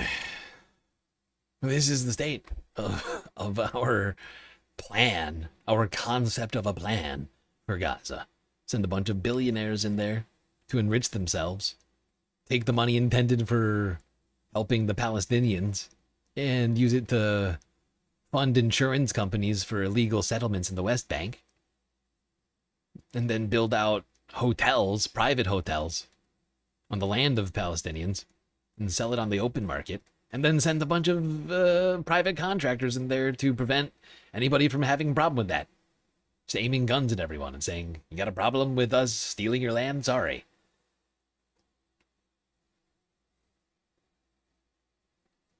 The Board of Peace is really a board of theft, it seems like, to me. Whether it's going to be land theft, just regular old money theft, or whatever else. Doesn't seem like it's going to have any of its claimed intended goals. Although, the difference between the espoused goals and the ones written down are, of course, different, too. But, yeah. Here's the latest on Gaza. But we can't forget there's another conflict happening in the Middle East right now. Operation Epstein Fury. Are you still talking about Jeffrey Epstein? This guy's been talked about for years. Well,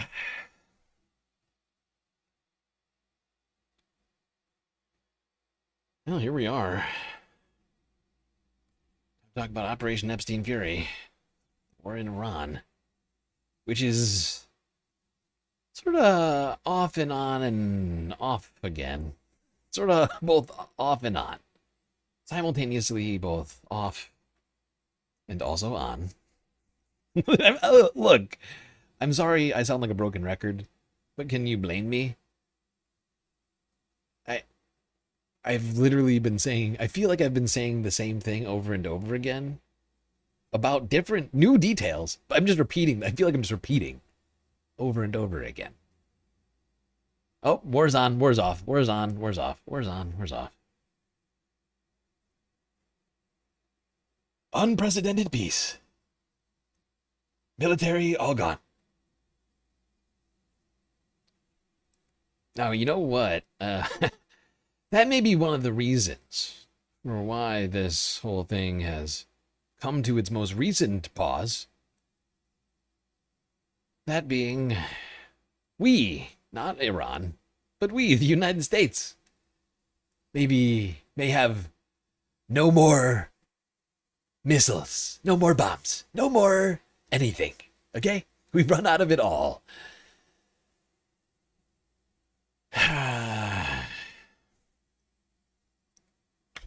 At least that's what it feels like. There's been a lot of talk about the Strait of Hormuz recently. The United States claiming that the Hormuz will be opened by next Wednesday. So, you know. Immediately, if not sooner. Like, honestly, anything that the Trump administration says about after a weekend is meaningless to me, right? If it involves Operation Epstein Fury and it runs into a weekend, it's meaningless. Because once the weekend happens, everything stops existing. Like, everything they've ever said just stops, and like all of a sudden the war's back on, or whatever else. Like, if it goes to Saturday, if it goes past Saturday, like, what's the point? Why tell us about next Wednesday when you know that nothing is going to stick? But no, the United States announcing that the Hormuz may perhaps, possibly, potentially reopen by Wednesday. Here's TRT World from yesterday. Let's see what Scott Bessent had to say. Scott, say words. I think there is a chance we may have a deal today or tomorrow to open the strait and move towards a more normalized position in this conflict. U.S. Treasury Secretary Scott Bessent striking a hopeful tone Tuesday about the state of negotiations. Such a hopeful tone from Scott. I agree. He sounded hopeful. Today, tomorrow, immediately, if not sooner, we're going to have a deal on the strait. Super exciting. Boy, oh boy, can't wait for that. But before we get to that, let's talk about the latest, the other strait, the Bab el-Mandeb Strait, in the Red Sea, where the Houthis and the Saudis continue to have a bit of a kerfuffle. Houthis continuing to target Saudi oil tankers in the strait, threatening global oil supplies, especially in Europe. Here's France 24 from yesterday.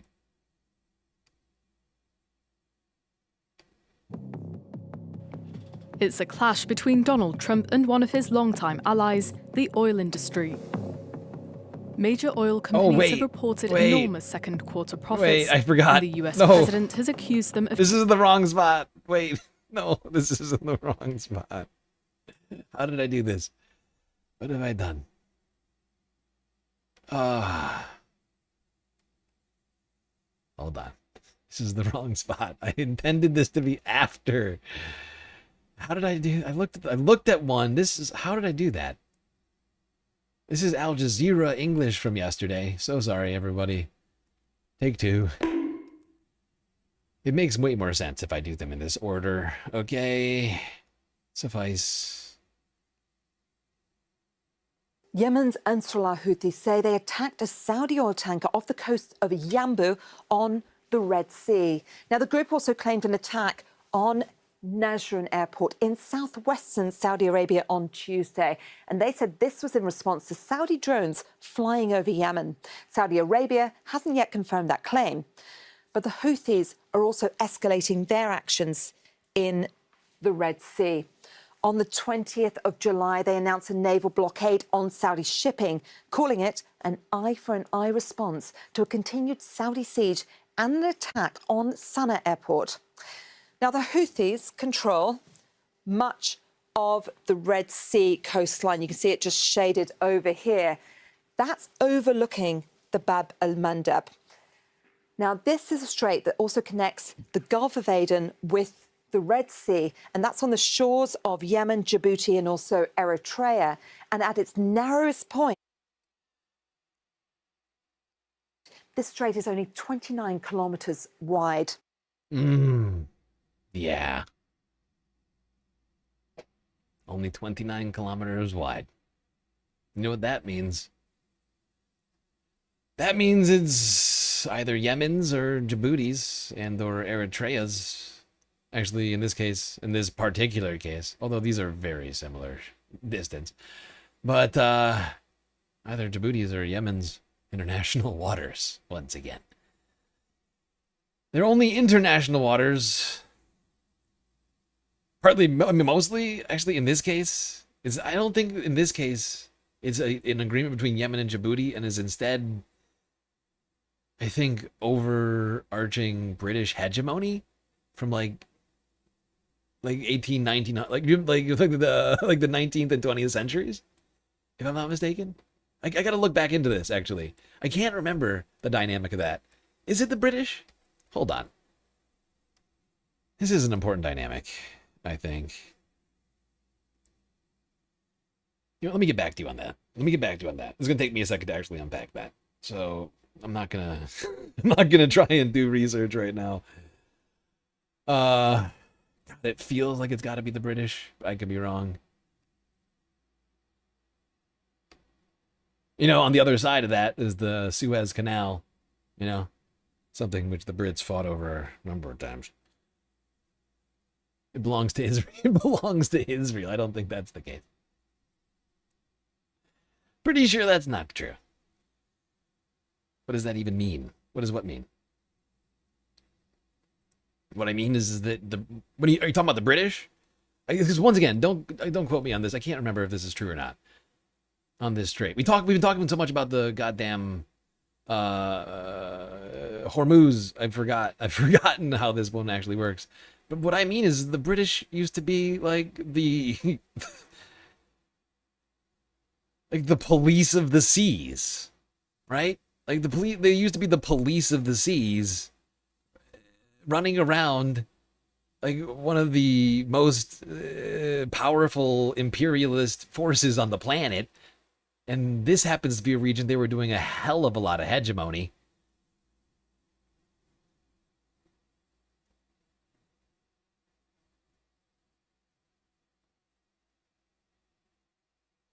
And they did a hell of a lot of stuff to ensure free flow of traffic through the Suez canals over the years, predating all of this by some significance. Because it's important for, you know, getting stuff from one side of the globe back to the, you know, it's a shortcut to the United Kingdom. The Suez Canal is literally a shortcut to the United Kingdom for British ships back in the day, hanging out in the East Indies or wherever else, right? Was it East India? Was it the Dutch? It was the Dutch back in the day. Is it the Dutch? Okay, you're probably right. Now that I'm thinking about it, East Indies, Dutch, that checks out.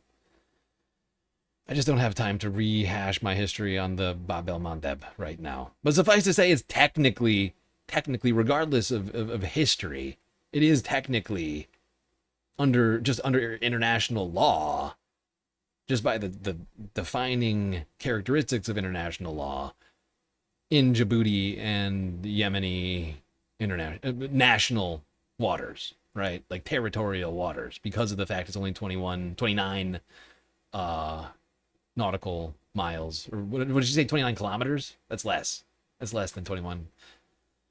So yeah, no, it's just it's complicated, right? Because it is used for international trade, but it is also technically territorial waters of a country, which exerts sovereignty over that region, the same way the United States exerts sovereignty over the beaches of Miami.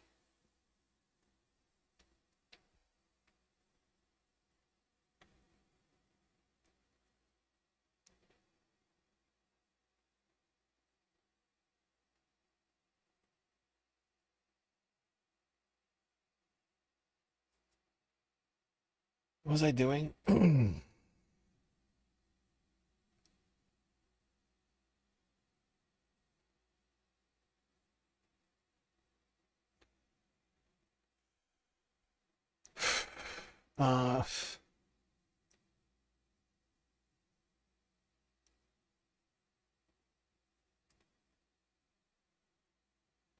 I've lost my place. Oh, right.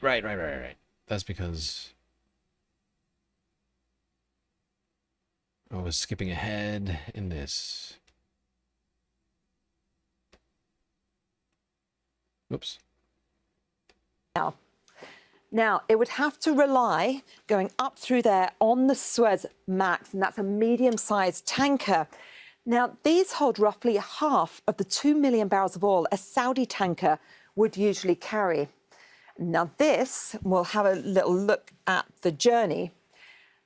In order to get to Asia, it would have to travel up through the Suez Canal, across the Mediterranean Sea, all the way around the African continent. Oh, God. Until it finally goes en route to Asia. Now, Saudi oil makes up around 66% of cargo moving through the Bab. That is a disaster. That is a disaster for Saudi Arabia, but not just Saudi Arabia, right? India too, Pakistan, and all these other countries that Saudi Arabia has been furnishing oil to, that they can now no longer do via either strait.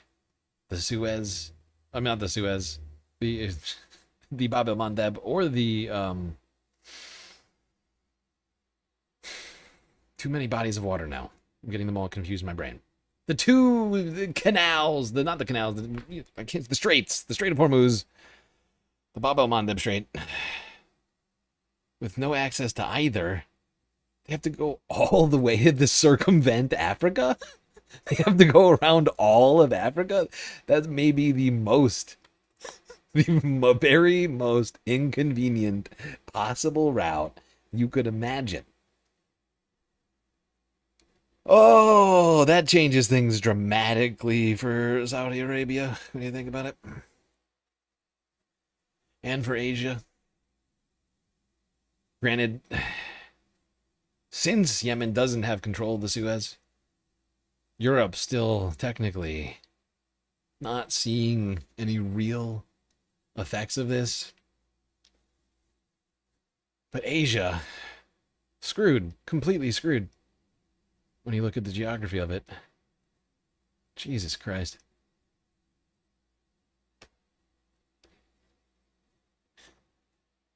Yeah, world's worst detour ever.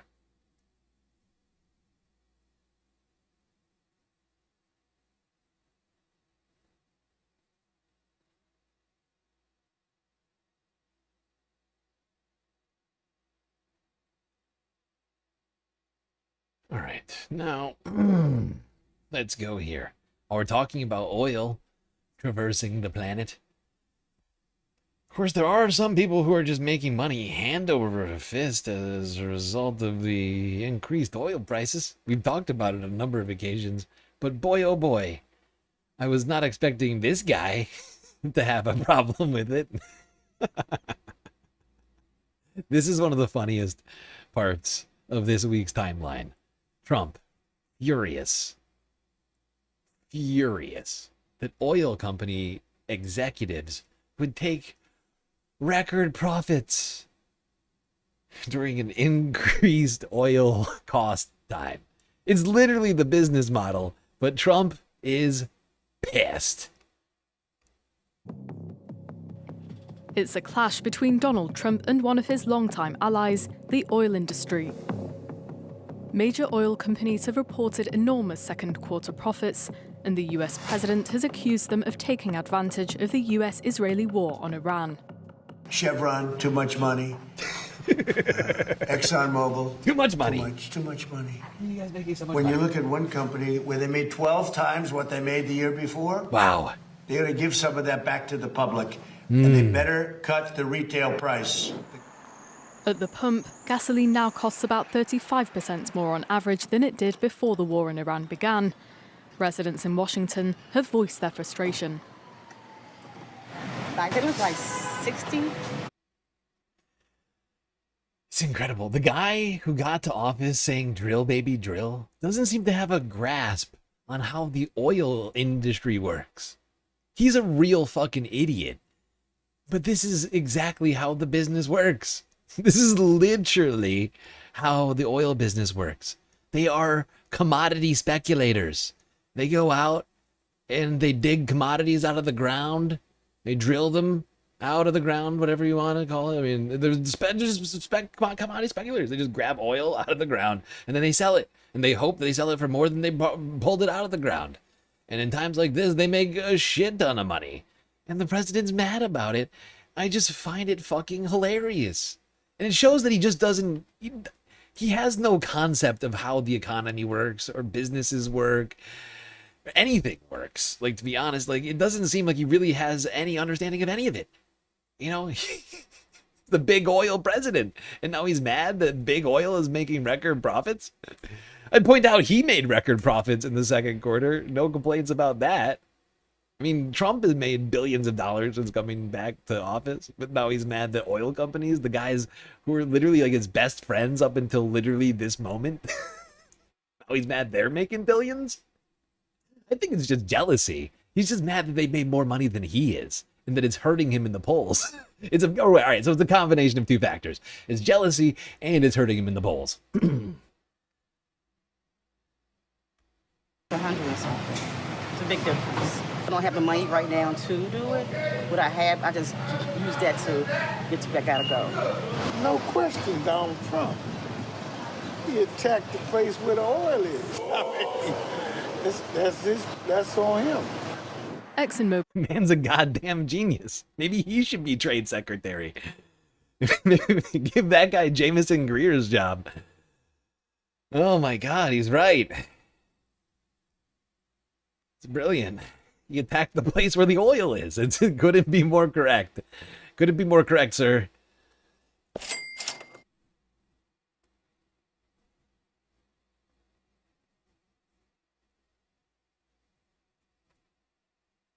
You couldn't find my PayPal in the description? It's not in the video description, it's in the channel description. Channel description. I don't put my links in the video descriptions. That's why. But if you can never find a link, the links are accessible by doing the thing that Omega Star just did. Yeah, Trump furious. Record oil profits are being seen by oil companies. A concept I would have assumed that he understood had I not heard him say all the things that he said just now. It's just literally the business. The price of oil goes up. All the barrels that they have, they didn't cost them more money to get out of the ground. They already exist in reality, and they can now sell them for 20, 30, 40, 50%, 100% more than whatever case, depending on where the price of oil has been at over the last 5 months, Jesus Christ. Half a year of this nonsense. You know, they can sell those barrels for more. And once again, I mean, the pulling of the barrels of oil out of the ground don't become that much more expensive. Maybe like exploratory stuff becomes that much more expensive. But if you already have the oil wells drilled, it's not costing you really much of any more money to drill, to get the oil out of the ground, right? Like the wells there's probably a few added expenses in that cost dynamic, but is nothing close to how much more money that they are making just out of luck. It's just pure luck. They hit the lottery. Trump did a war that had their numbers all coming up, you know, and he's mad about that. You know, maybe we should get, here's an idea. Maybe we should get on renewables, public transportation, electric cars, things like that. And then it wouldn't hurt your numbers so much, sir, when the oil price goes up. Because that's all he's upset about. That really is all he's upset about. Thank you. How about you say so? Now, Pete Hegseth was put on the spot here by the president in a meeting filled with women. I don't know why you would have Pete here. I'm honestly a little bit like, I see this image like, oh no, Pete's in a room filled with women. Watch out, ladies. Although I assume these are all pro-assault women, I guess. I don't know. But here they are with Pete Hegseth and the rapist in chief, laughing, giggling, and Pete's about to tell us how ready America is for war right now. Pete, please tell us. Great job. Thank you. How about you say something first? And then I can't really we'll go top back that. into the general. You're not going to top I can't top that, Mr. President. Give it a shot. You're not going to. You know, it's good job. It's true. Strong families, Oh. strong formations. I mean, when you look at. Oh, they're all moms? They're all mothers? Oh, they're pro-assault moms. Sorry, not women. Should be more specific. Pro-assault uterus havers. From a military perspective, as a secretary, our job is to make sure our troops are prepared and ready on behalf of the nation. And if your family's not taken care of, then it causes hesitations and complications for the warfighters up front. And so we say often, and we mean it, no soldier, no Marine, no member of the Joint Force serves alone. And so if we can address the issues of housing and make sure it's quality housing, make sure employment opportunities are maxed out, make sure child care is taken care of, make sure DOEA schools are the best in the world so that our military kids are being educated, the trade skills they might want to take the next chapter in life, if that warfighter knows that their family is good to go, they will go the extra mile, which is what our nation asks. So we're in for, this is not one of those window dressing efforts. Jen's right, this entire group has mountains of experience and they're raring to go to put it to use on behalf of the great Americans who serve our nation. And this is going to be full speed ahead to address every quality of life issue we can, which Mr. Full speed ahead. Full speed ahead. They're going to make the military stronger than ever by giving the military members more benefits than ever, according to Pete Hegseth. Now, with that said, full speed ahead, according to Pete. Oh, those troops are going to be living the life. Their families are going to be taken care of, unlike the rest of America. At least the troops will have a decent standard of living. However, a couple days after that press conference, it was revealed that the United States military is running out of missiles and ammunition. So while Pete's like full speed ahead on quality of life, which, you know, I'm all about, but all of a sudden we're out of missiles. It's weird. It's weird. Yeah. A couple days later, reports come out about the United States being at 1/5 of its normal capacity. 20%. Said otherwise, 80% depleted. That military that Trump claims to have built up so massively and gloriously, now down to 20% of what it was 6 months ago? That sounds bad. It sounds like we've used an incredible amount of military munitions. I don't think there's any other kind. I guess there's guerrilla munitions. I don't know, but I mean, used a massive amount of munitions on this war that has gotten us absolutely nothing aside from higher gas prices and soon to be higher food prices. Is that what I'm to understand?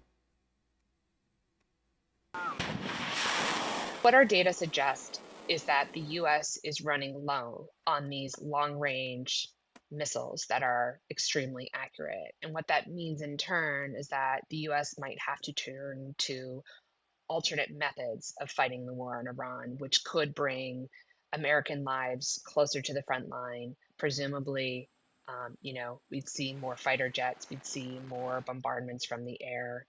And so it leaves the administration with a big... Yeah, I mean, it puts the administration, and more importantly, not the administration, it puts American troops' lives in jeopardy. As was said, if you don't have long-range weaponry, you have to put lives of soldiers in danger. Right? You need to put bombs on bombers and send pilots into harm's way to continue your nonsense war that nobody asked for or wants. Oh, well, not nobody. Benjamin Netanyahu asked for it.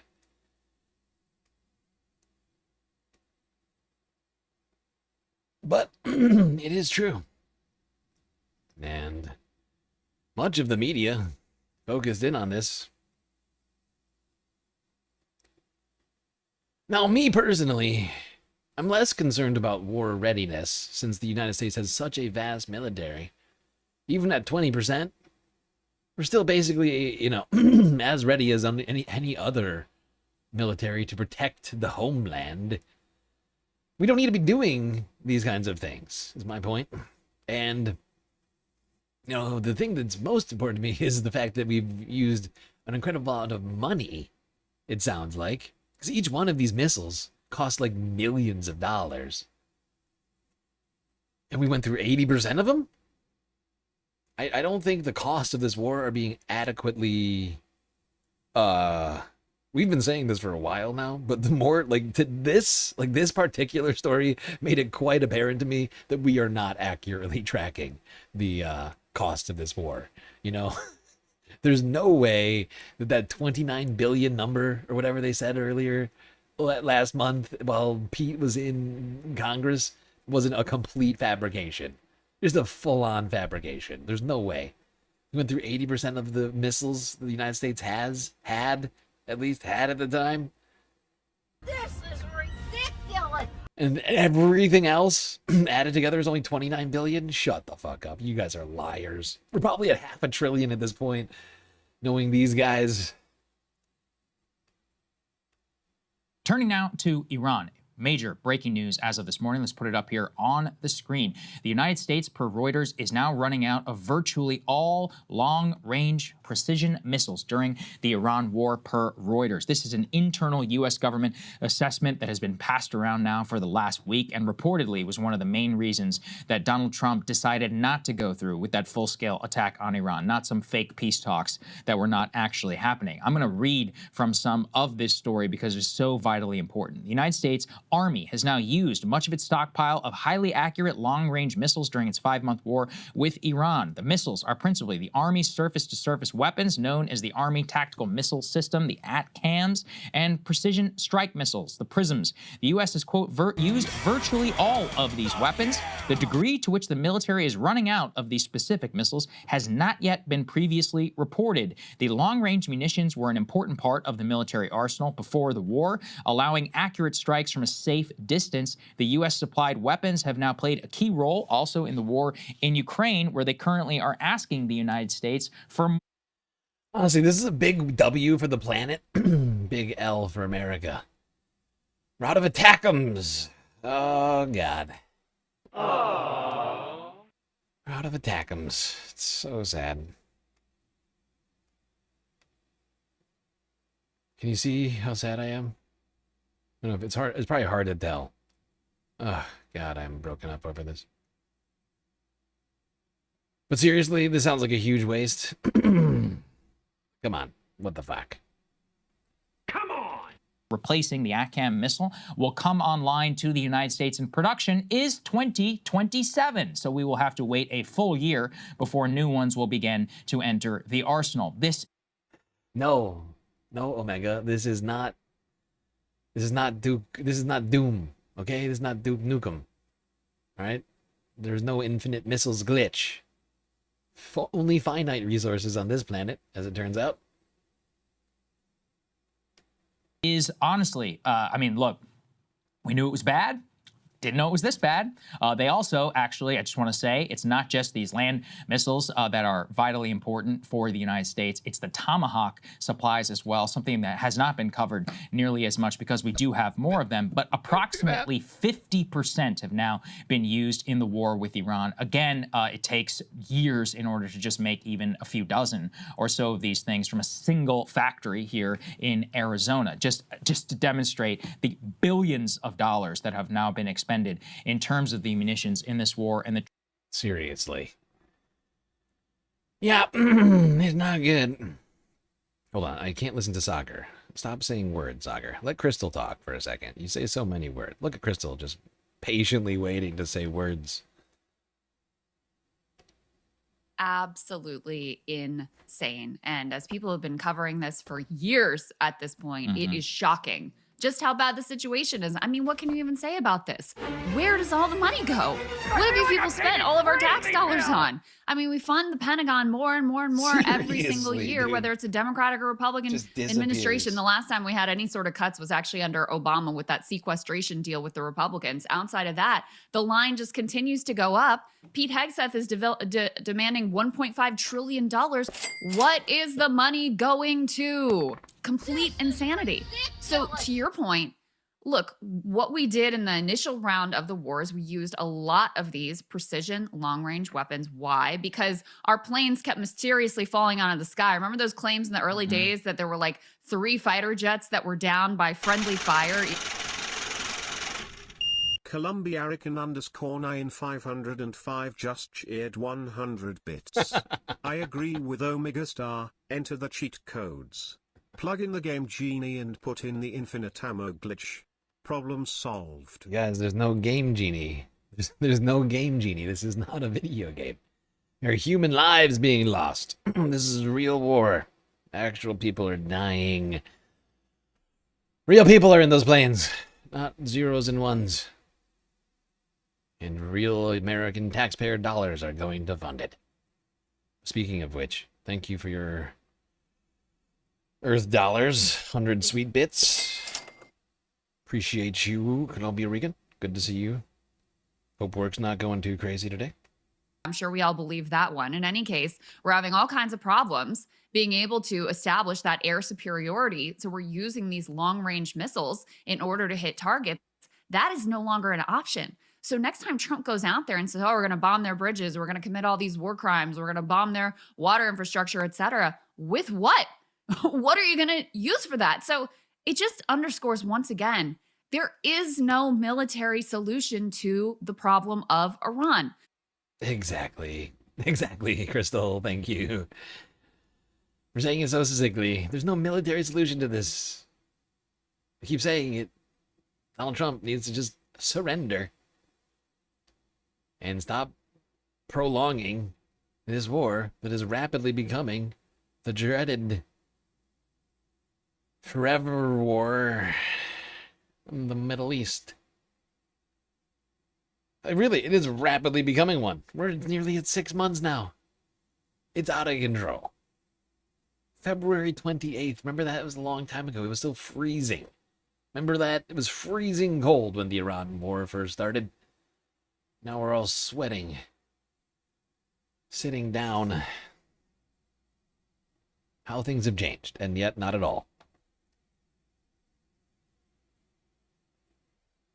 That's the thing about a forever war. Everything will change, and yet this one thing will continue and ad infinitum. We could perhaps just stop it. Something I've been saying now since day one. Just surrender. We lost. This is a terrible idea. This was a terrible idea from day one till now. Day 160 something, I think. How many days are we in? 160. 160 days of this stupid conflict. Let's see how CNN's dealing with this news vis-a-vis the U.S. stockpile. A dire warning coming from some of the nation's top military commanders. Sources now say that the U.S. has gone through a dramatically high amount of a key weapon in just the past 6 months during the war with Iran. CNN senior national security reporter Zach Cohen is a part of the team that is behind this reporting. So Zach, what are you and our colleagues learning?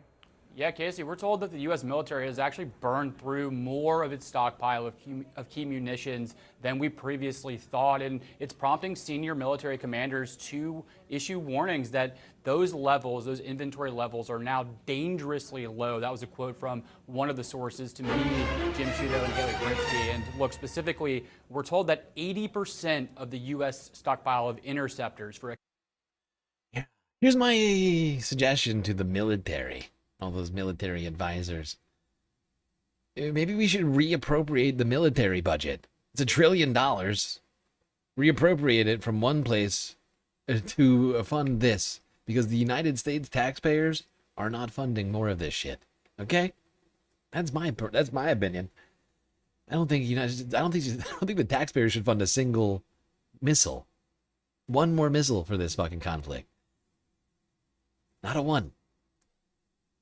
If you want to do it, you got the budget. You got $1 trillion for full year 2026. If you can't find the money, there's a problem. Okay? There's a accounting issue going on there. There's no way there isn't a little extra sitting around there for some Black Ops operations, or I just said Black Ops operations, which is clearly a non sequitur. Point is, there's gotta be money. There's gotta be money. If they can't find it, then we don't deserve the missiles, okay? And the war should end. Because that's the vibes of this, honestly, that I got as CNN trotted out an ex-NATO commander in James Stavridis. They trotted out every single one of their favorites. You know, all their former, you know, the lovers of the military-industrial complex, from admirals to senators. Senator Chris Coons, a guy who's never seen a war that he didn't love to fund.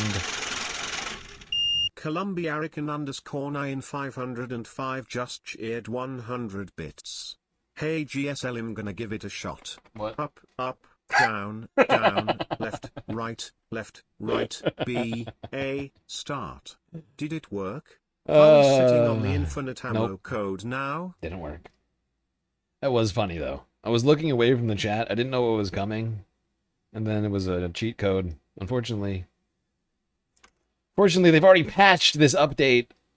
No cheat codes. No cheat codes accepted.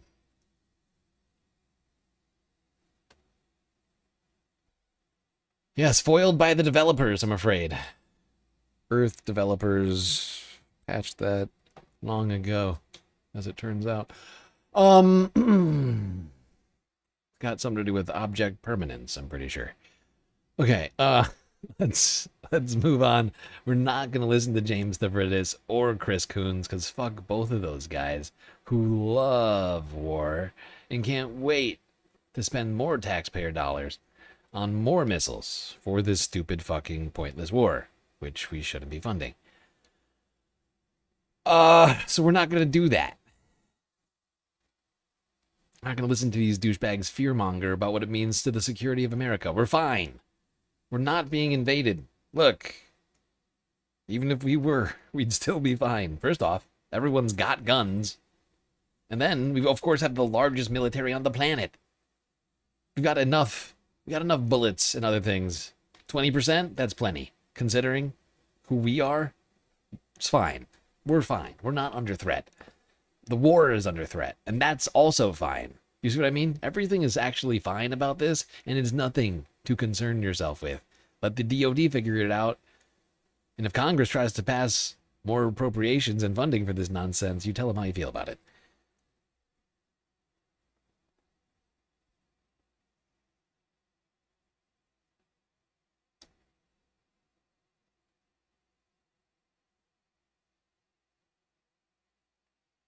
We have every right to defend ourselves? Wait, what? We have every right to defend ourselves. Not in the Strait of Hormuz, we don't. I know it's a joke, but it got me for a second. Okay, let's move on from U.S. war capacity. Talking about that deal.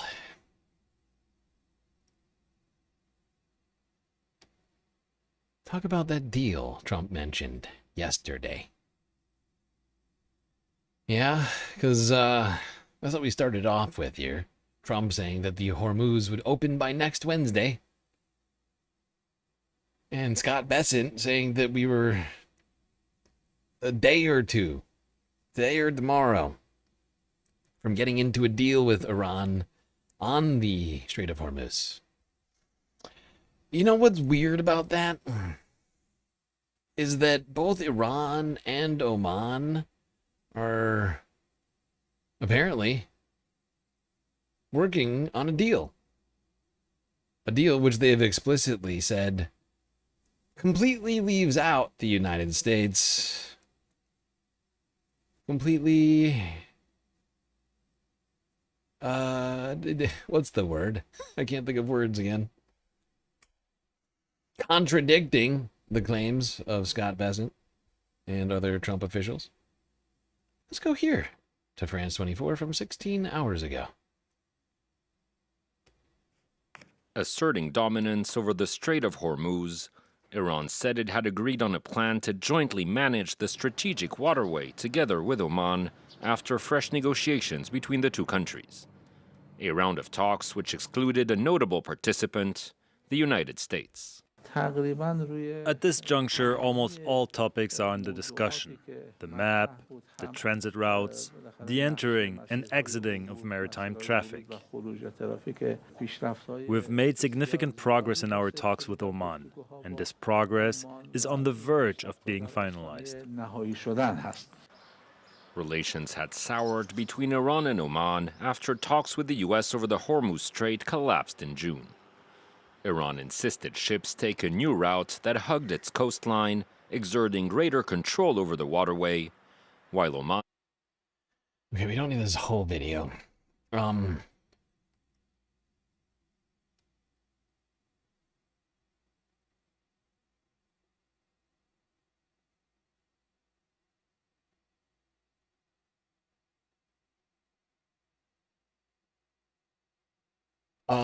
PayPal driving you nuts? No worries, no worries. We already completed the galactic content goal tonight. You know, anything over that is, well, I won't say superfluous. Every dollar helps. And we got a massive galactic deficit to complete. But here I am, thinking about you space fams. And honestly, it's a happy accident that your PayPal's not functioning because, you know, you get it working tomorrow or over the weekend, like you said. You can help in completing tomorrow or next or the week or the next galactic content goal, right? We already have this whole stream promised to us by yours truly. And yeah, this way, you know, you can hold on to that and can contribute funds later. Help keep another stream alive. As other space fams have already saved this stream from doom. From an early demise.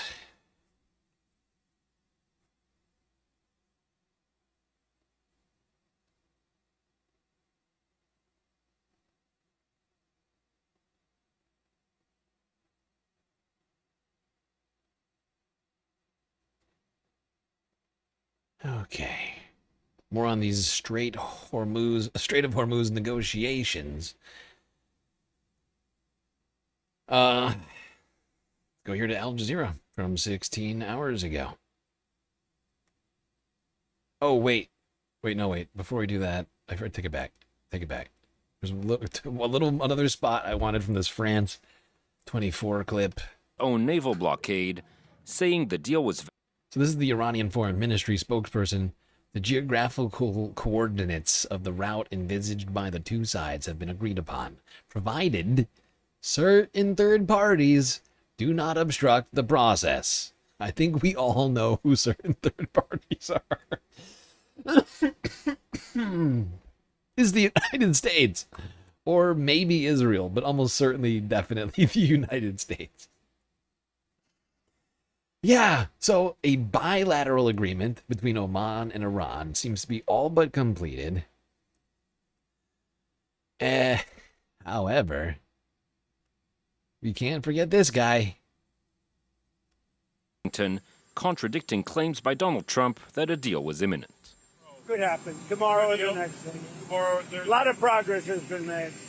And they called me and they said, please, let's talk. They want to talk. The funny thing is they never mention that. They always say, we're not talking. But they called. What they called, deal is coming very soon. Perfect deal. Everybody's saying they want to talk. They pretend they don't want to talk, but they want to talk. 1 or 2 days. Any minute now. 1 or 2 days. At this point, I don't think anybody believes a word that man says. If you do, you're in a cult. Or it's highly likely you're in a cult. Anyway, a couple more clips regarding this Strait of Hormuz peace process. The reopening. The reopening. Let's go live to Tehran. Al Jazeera's Tawhid Asadi is there. Tawhid, what are we hearing from leaders there in Tehran? Well, over the past few days, what we have been hearing from the Iranian side, including the foreign minister, the spokesperson for the Ministry of Foreign Affairs, and other diplomatic sources, is that there is a good progress, and the two sides, Omani and Iranian sides, are on the verge of announcement of a deal, even though we heard yesterday from the high-ranking diplomatic source saying that there are 1 or 2 remaining issues to be resolved, but they are not, according to him, that much complicated. The key issue, perhaps, is the trajectory through which ships and vessels are going to be given a chance to transit through the Strait of Hormuz, and that's something that yesterday we heard from the spokesperson for the Ministry of Foreign Affairs saying that agreed upon, and they are, according to him now, agreed coordinates, geographical coordinates for the new lanes for the ships and vessels to pass. But still, we have to keep in mind that there were some other controversial issues, including the charges that Iran was talking about. Initially, the transit charges, later the maritime service charges. Also, when it comes to demining operations, we know that the Iranian side is saying that it should be carried out by Iran, and we are still waiting with respect of the statements that we have been hearing from the Iranian side, saying that there is a possibility for the deal to be announced by the end of even today. Yeah. No, I haven't seen an announcement from Iran yet that I'm aware of, although for the last 7 hours I've been kind of otherwise engaged. However, right before the stream, the president claimed that the strait was already sort of open.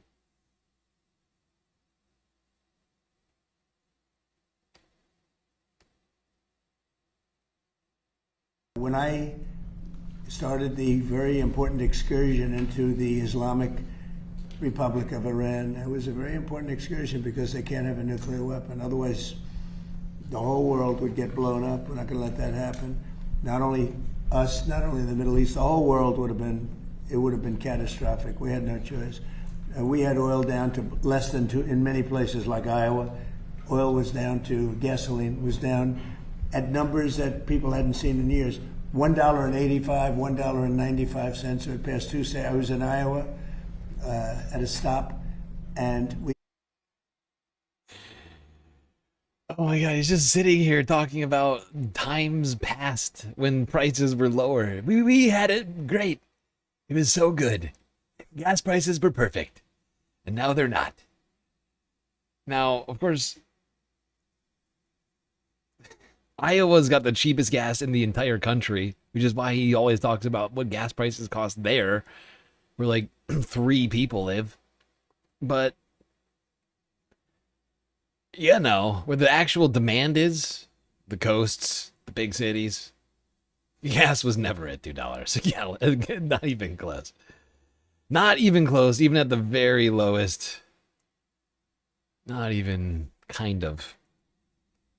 Had $1.95, another one $1.85 a gallon, and we'll see those days pretty soon again, based on everything I see. As soon as the war ends, and I think it's going to end pretty soon. I don't think they can go much longer. Yeah, please. Has a deal been reached to reopen the Strait of Hormuz? Well, I don't want to say it has been. It's sort of open right now. It's sort of open right now. We have a thing called the blockade, headed up by the U.S. Navy. It's sort of open right now, when you think about it. Kind of, when you think about it, it's already open. Now, if you're a mariner, do not listen to the president. It is not open, to my understanding. And traversing it could be incredibly dangerous, seeing as we just got done talking about how Iran still has to demine the new coordinates for traversing the strait. So definitely not open. Even though the president wants to pretend to himself and to his supporters that it is, it's not open, even kind of. It's sort of open right now. You know, we have a thing called the blockade, headed up by the U.S. Navy, and we control it. And now we control it, but they can always shoot something. They always have something, or drop a mine. And if you have one mine sitting out there, you sort of mess things up because people like don't they want to take control their it. billion-dollar boats and accidentally get hit by a mine. It's almost like they control it. We say we control it, but really, when you think about it, if you're honest, Iran kind of controls it. It's fascinating that Trump is actually starting to get a grasp on the situation. He still can't say the truth, but you can tell through the lies that he actually does know the truth now. That, in fact, the United States does not control the strait, and that Iran can just drop a mine and it's closed. It's closed because no one's going to go through there and potentially get blown up. He gets it. He's starting to finally get it. The United States does not control the strait. It's taken him 5 fucking months. But he's starting to finally get that we don't actually, it's Iran. It's their territorial waters, and they are making that perfectly clear. They're making it perfectly clear that this is their home territory.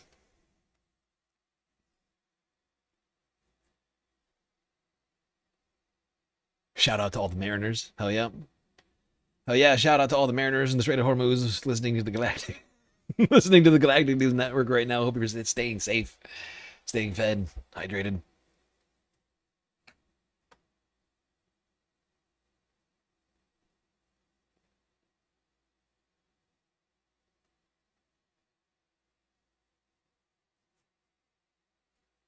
All right. Well, that's it on the strait. 2 last clips here tonight, both in Asia. China! Nope, not China. Decidedly not China. Thailand, Japan. We got stories there.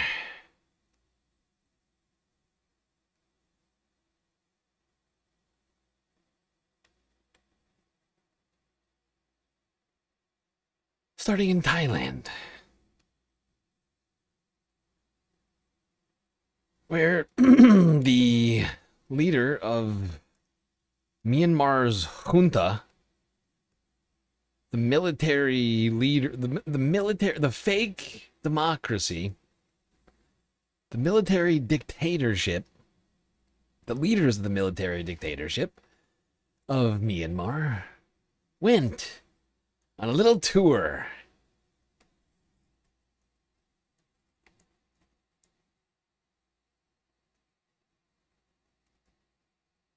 Here is...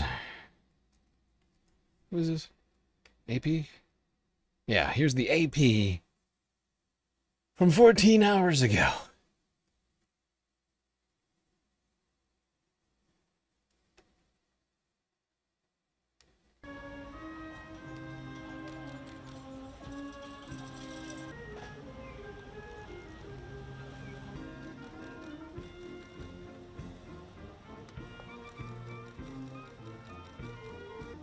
The Genocide PR Tour. Look at it go. What is this fuckbag's name again?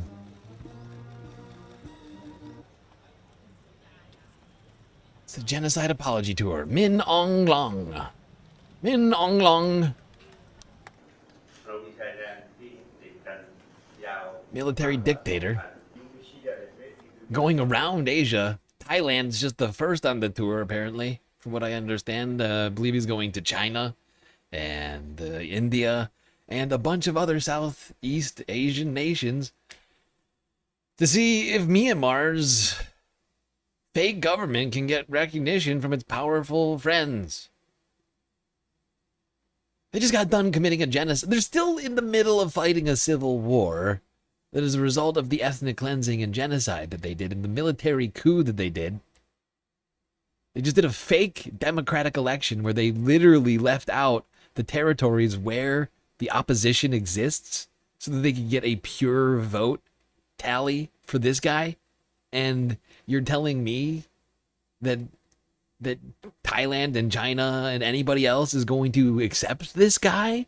Accept Myanmar as being a legitimate state? I can't believe he's even here. I can't believe that they you know, like this guy should be like at the ICJ or something. It's insane. It's like Benjamin Netanyahu apology tour. It's just a different version. Just a different continent. Different cast of characters. Let's not forget, 2 million Rohingya Muslims were ethnically cleansed from Myanmar by force. Still living in refugee camps in Laos, Bangladesh. And you want to legitimize these pieces of shit? Are you kidding me? These guys should be sanctioned and, and arrested. Not welcomed for a little diplomacy time.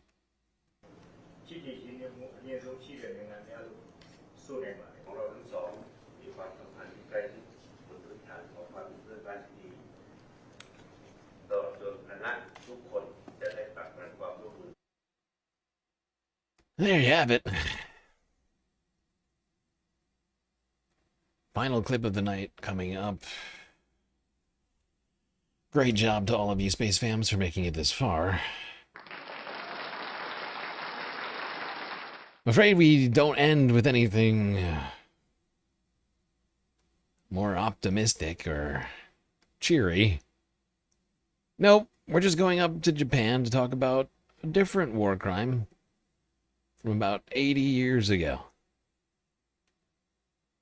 81 to be exact. The 81st anniversary. The U.S. atomic bombing of Hiroshima. Happened earlier on Thursday.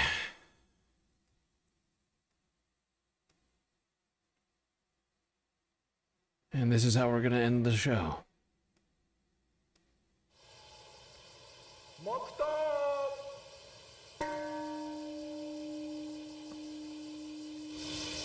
Hiroshima および長崎にもたらされた原子爆弾による惨禍、多くの方々の筆舌に尽くしがたい苦しみは二度と繰り返されてはなりません。我が国は非核三原則を堅持しており、唯一の戦争被爆国として核兵器のない世界の実現に向けた努力をたゆまず続けていく使命を担っています。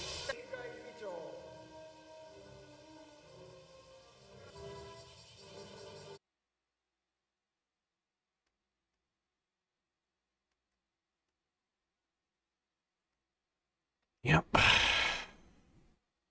Humanity is capable of horrible things, so we cannot forget this.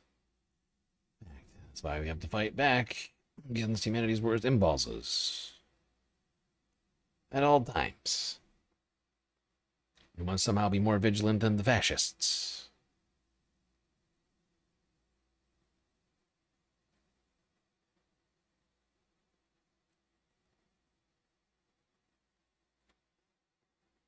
All right.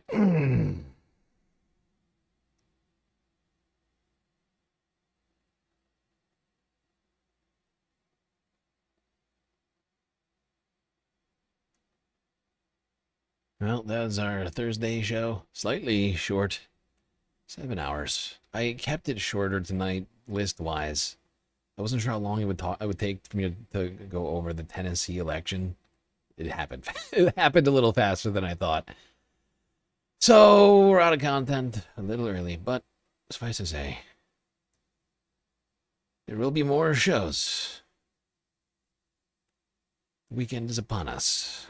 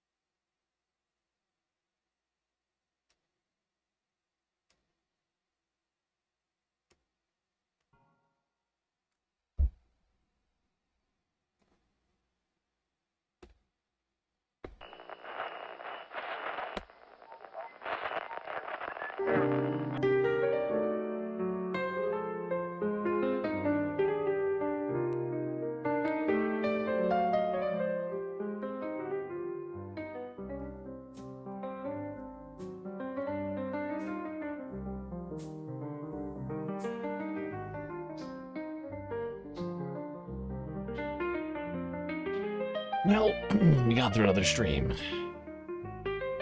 It's quite long and also difficult, but thankfully we had each other to get through it. Till I see you next. You stay classy, Galactic Stream Nation.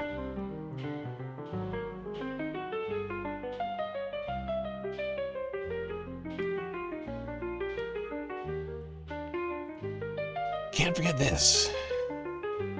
These are your galactic patrons. Gabby, Goth Dogs, Aaron W., Schmegley, PB, Midi, Afrobonics, Narwhal by Nature, Interplanet Janet, Codcat, Robot Cat, Disco Wolf, Callie Braiding, Sammy, Geodragon, The Anti-Corporatist, Obsessive Audio, Moanoa, Nadia, Choki, Skelt, Selena, Omegastar, Sasha G, Pitchforks Dragon, Vincent Morales, Donald James X, Evan from Portland, Lovely Pariah, Mish, Becky, Decipher, Icebreaker, Columbia Rican, New York, Will in Detroit, Sisyphean Task, BC, Free Palestine, Hermit Horologist, HBX, Manda, Lori Lunchmeat, Carl Gaslight Docracy, Paige Larson, Benihana 99, Lichmaster, Winnie and Robin, Dark Sparkle, CJ from the Six, The Reference Frame, Social Butterfly, The Anarchist, Perfect L, Young Chris, Agios, Emily S, Hecate, Trevor, Sweet Tree Forever, Rogue Gerb, Tracy Eva, and Mr. Nice Guy. That's right, all these people here have helped produce the show which your eyes and ears just got done enjoying.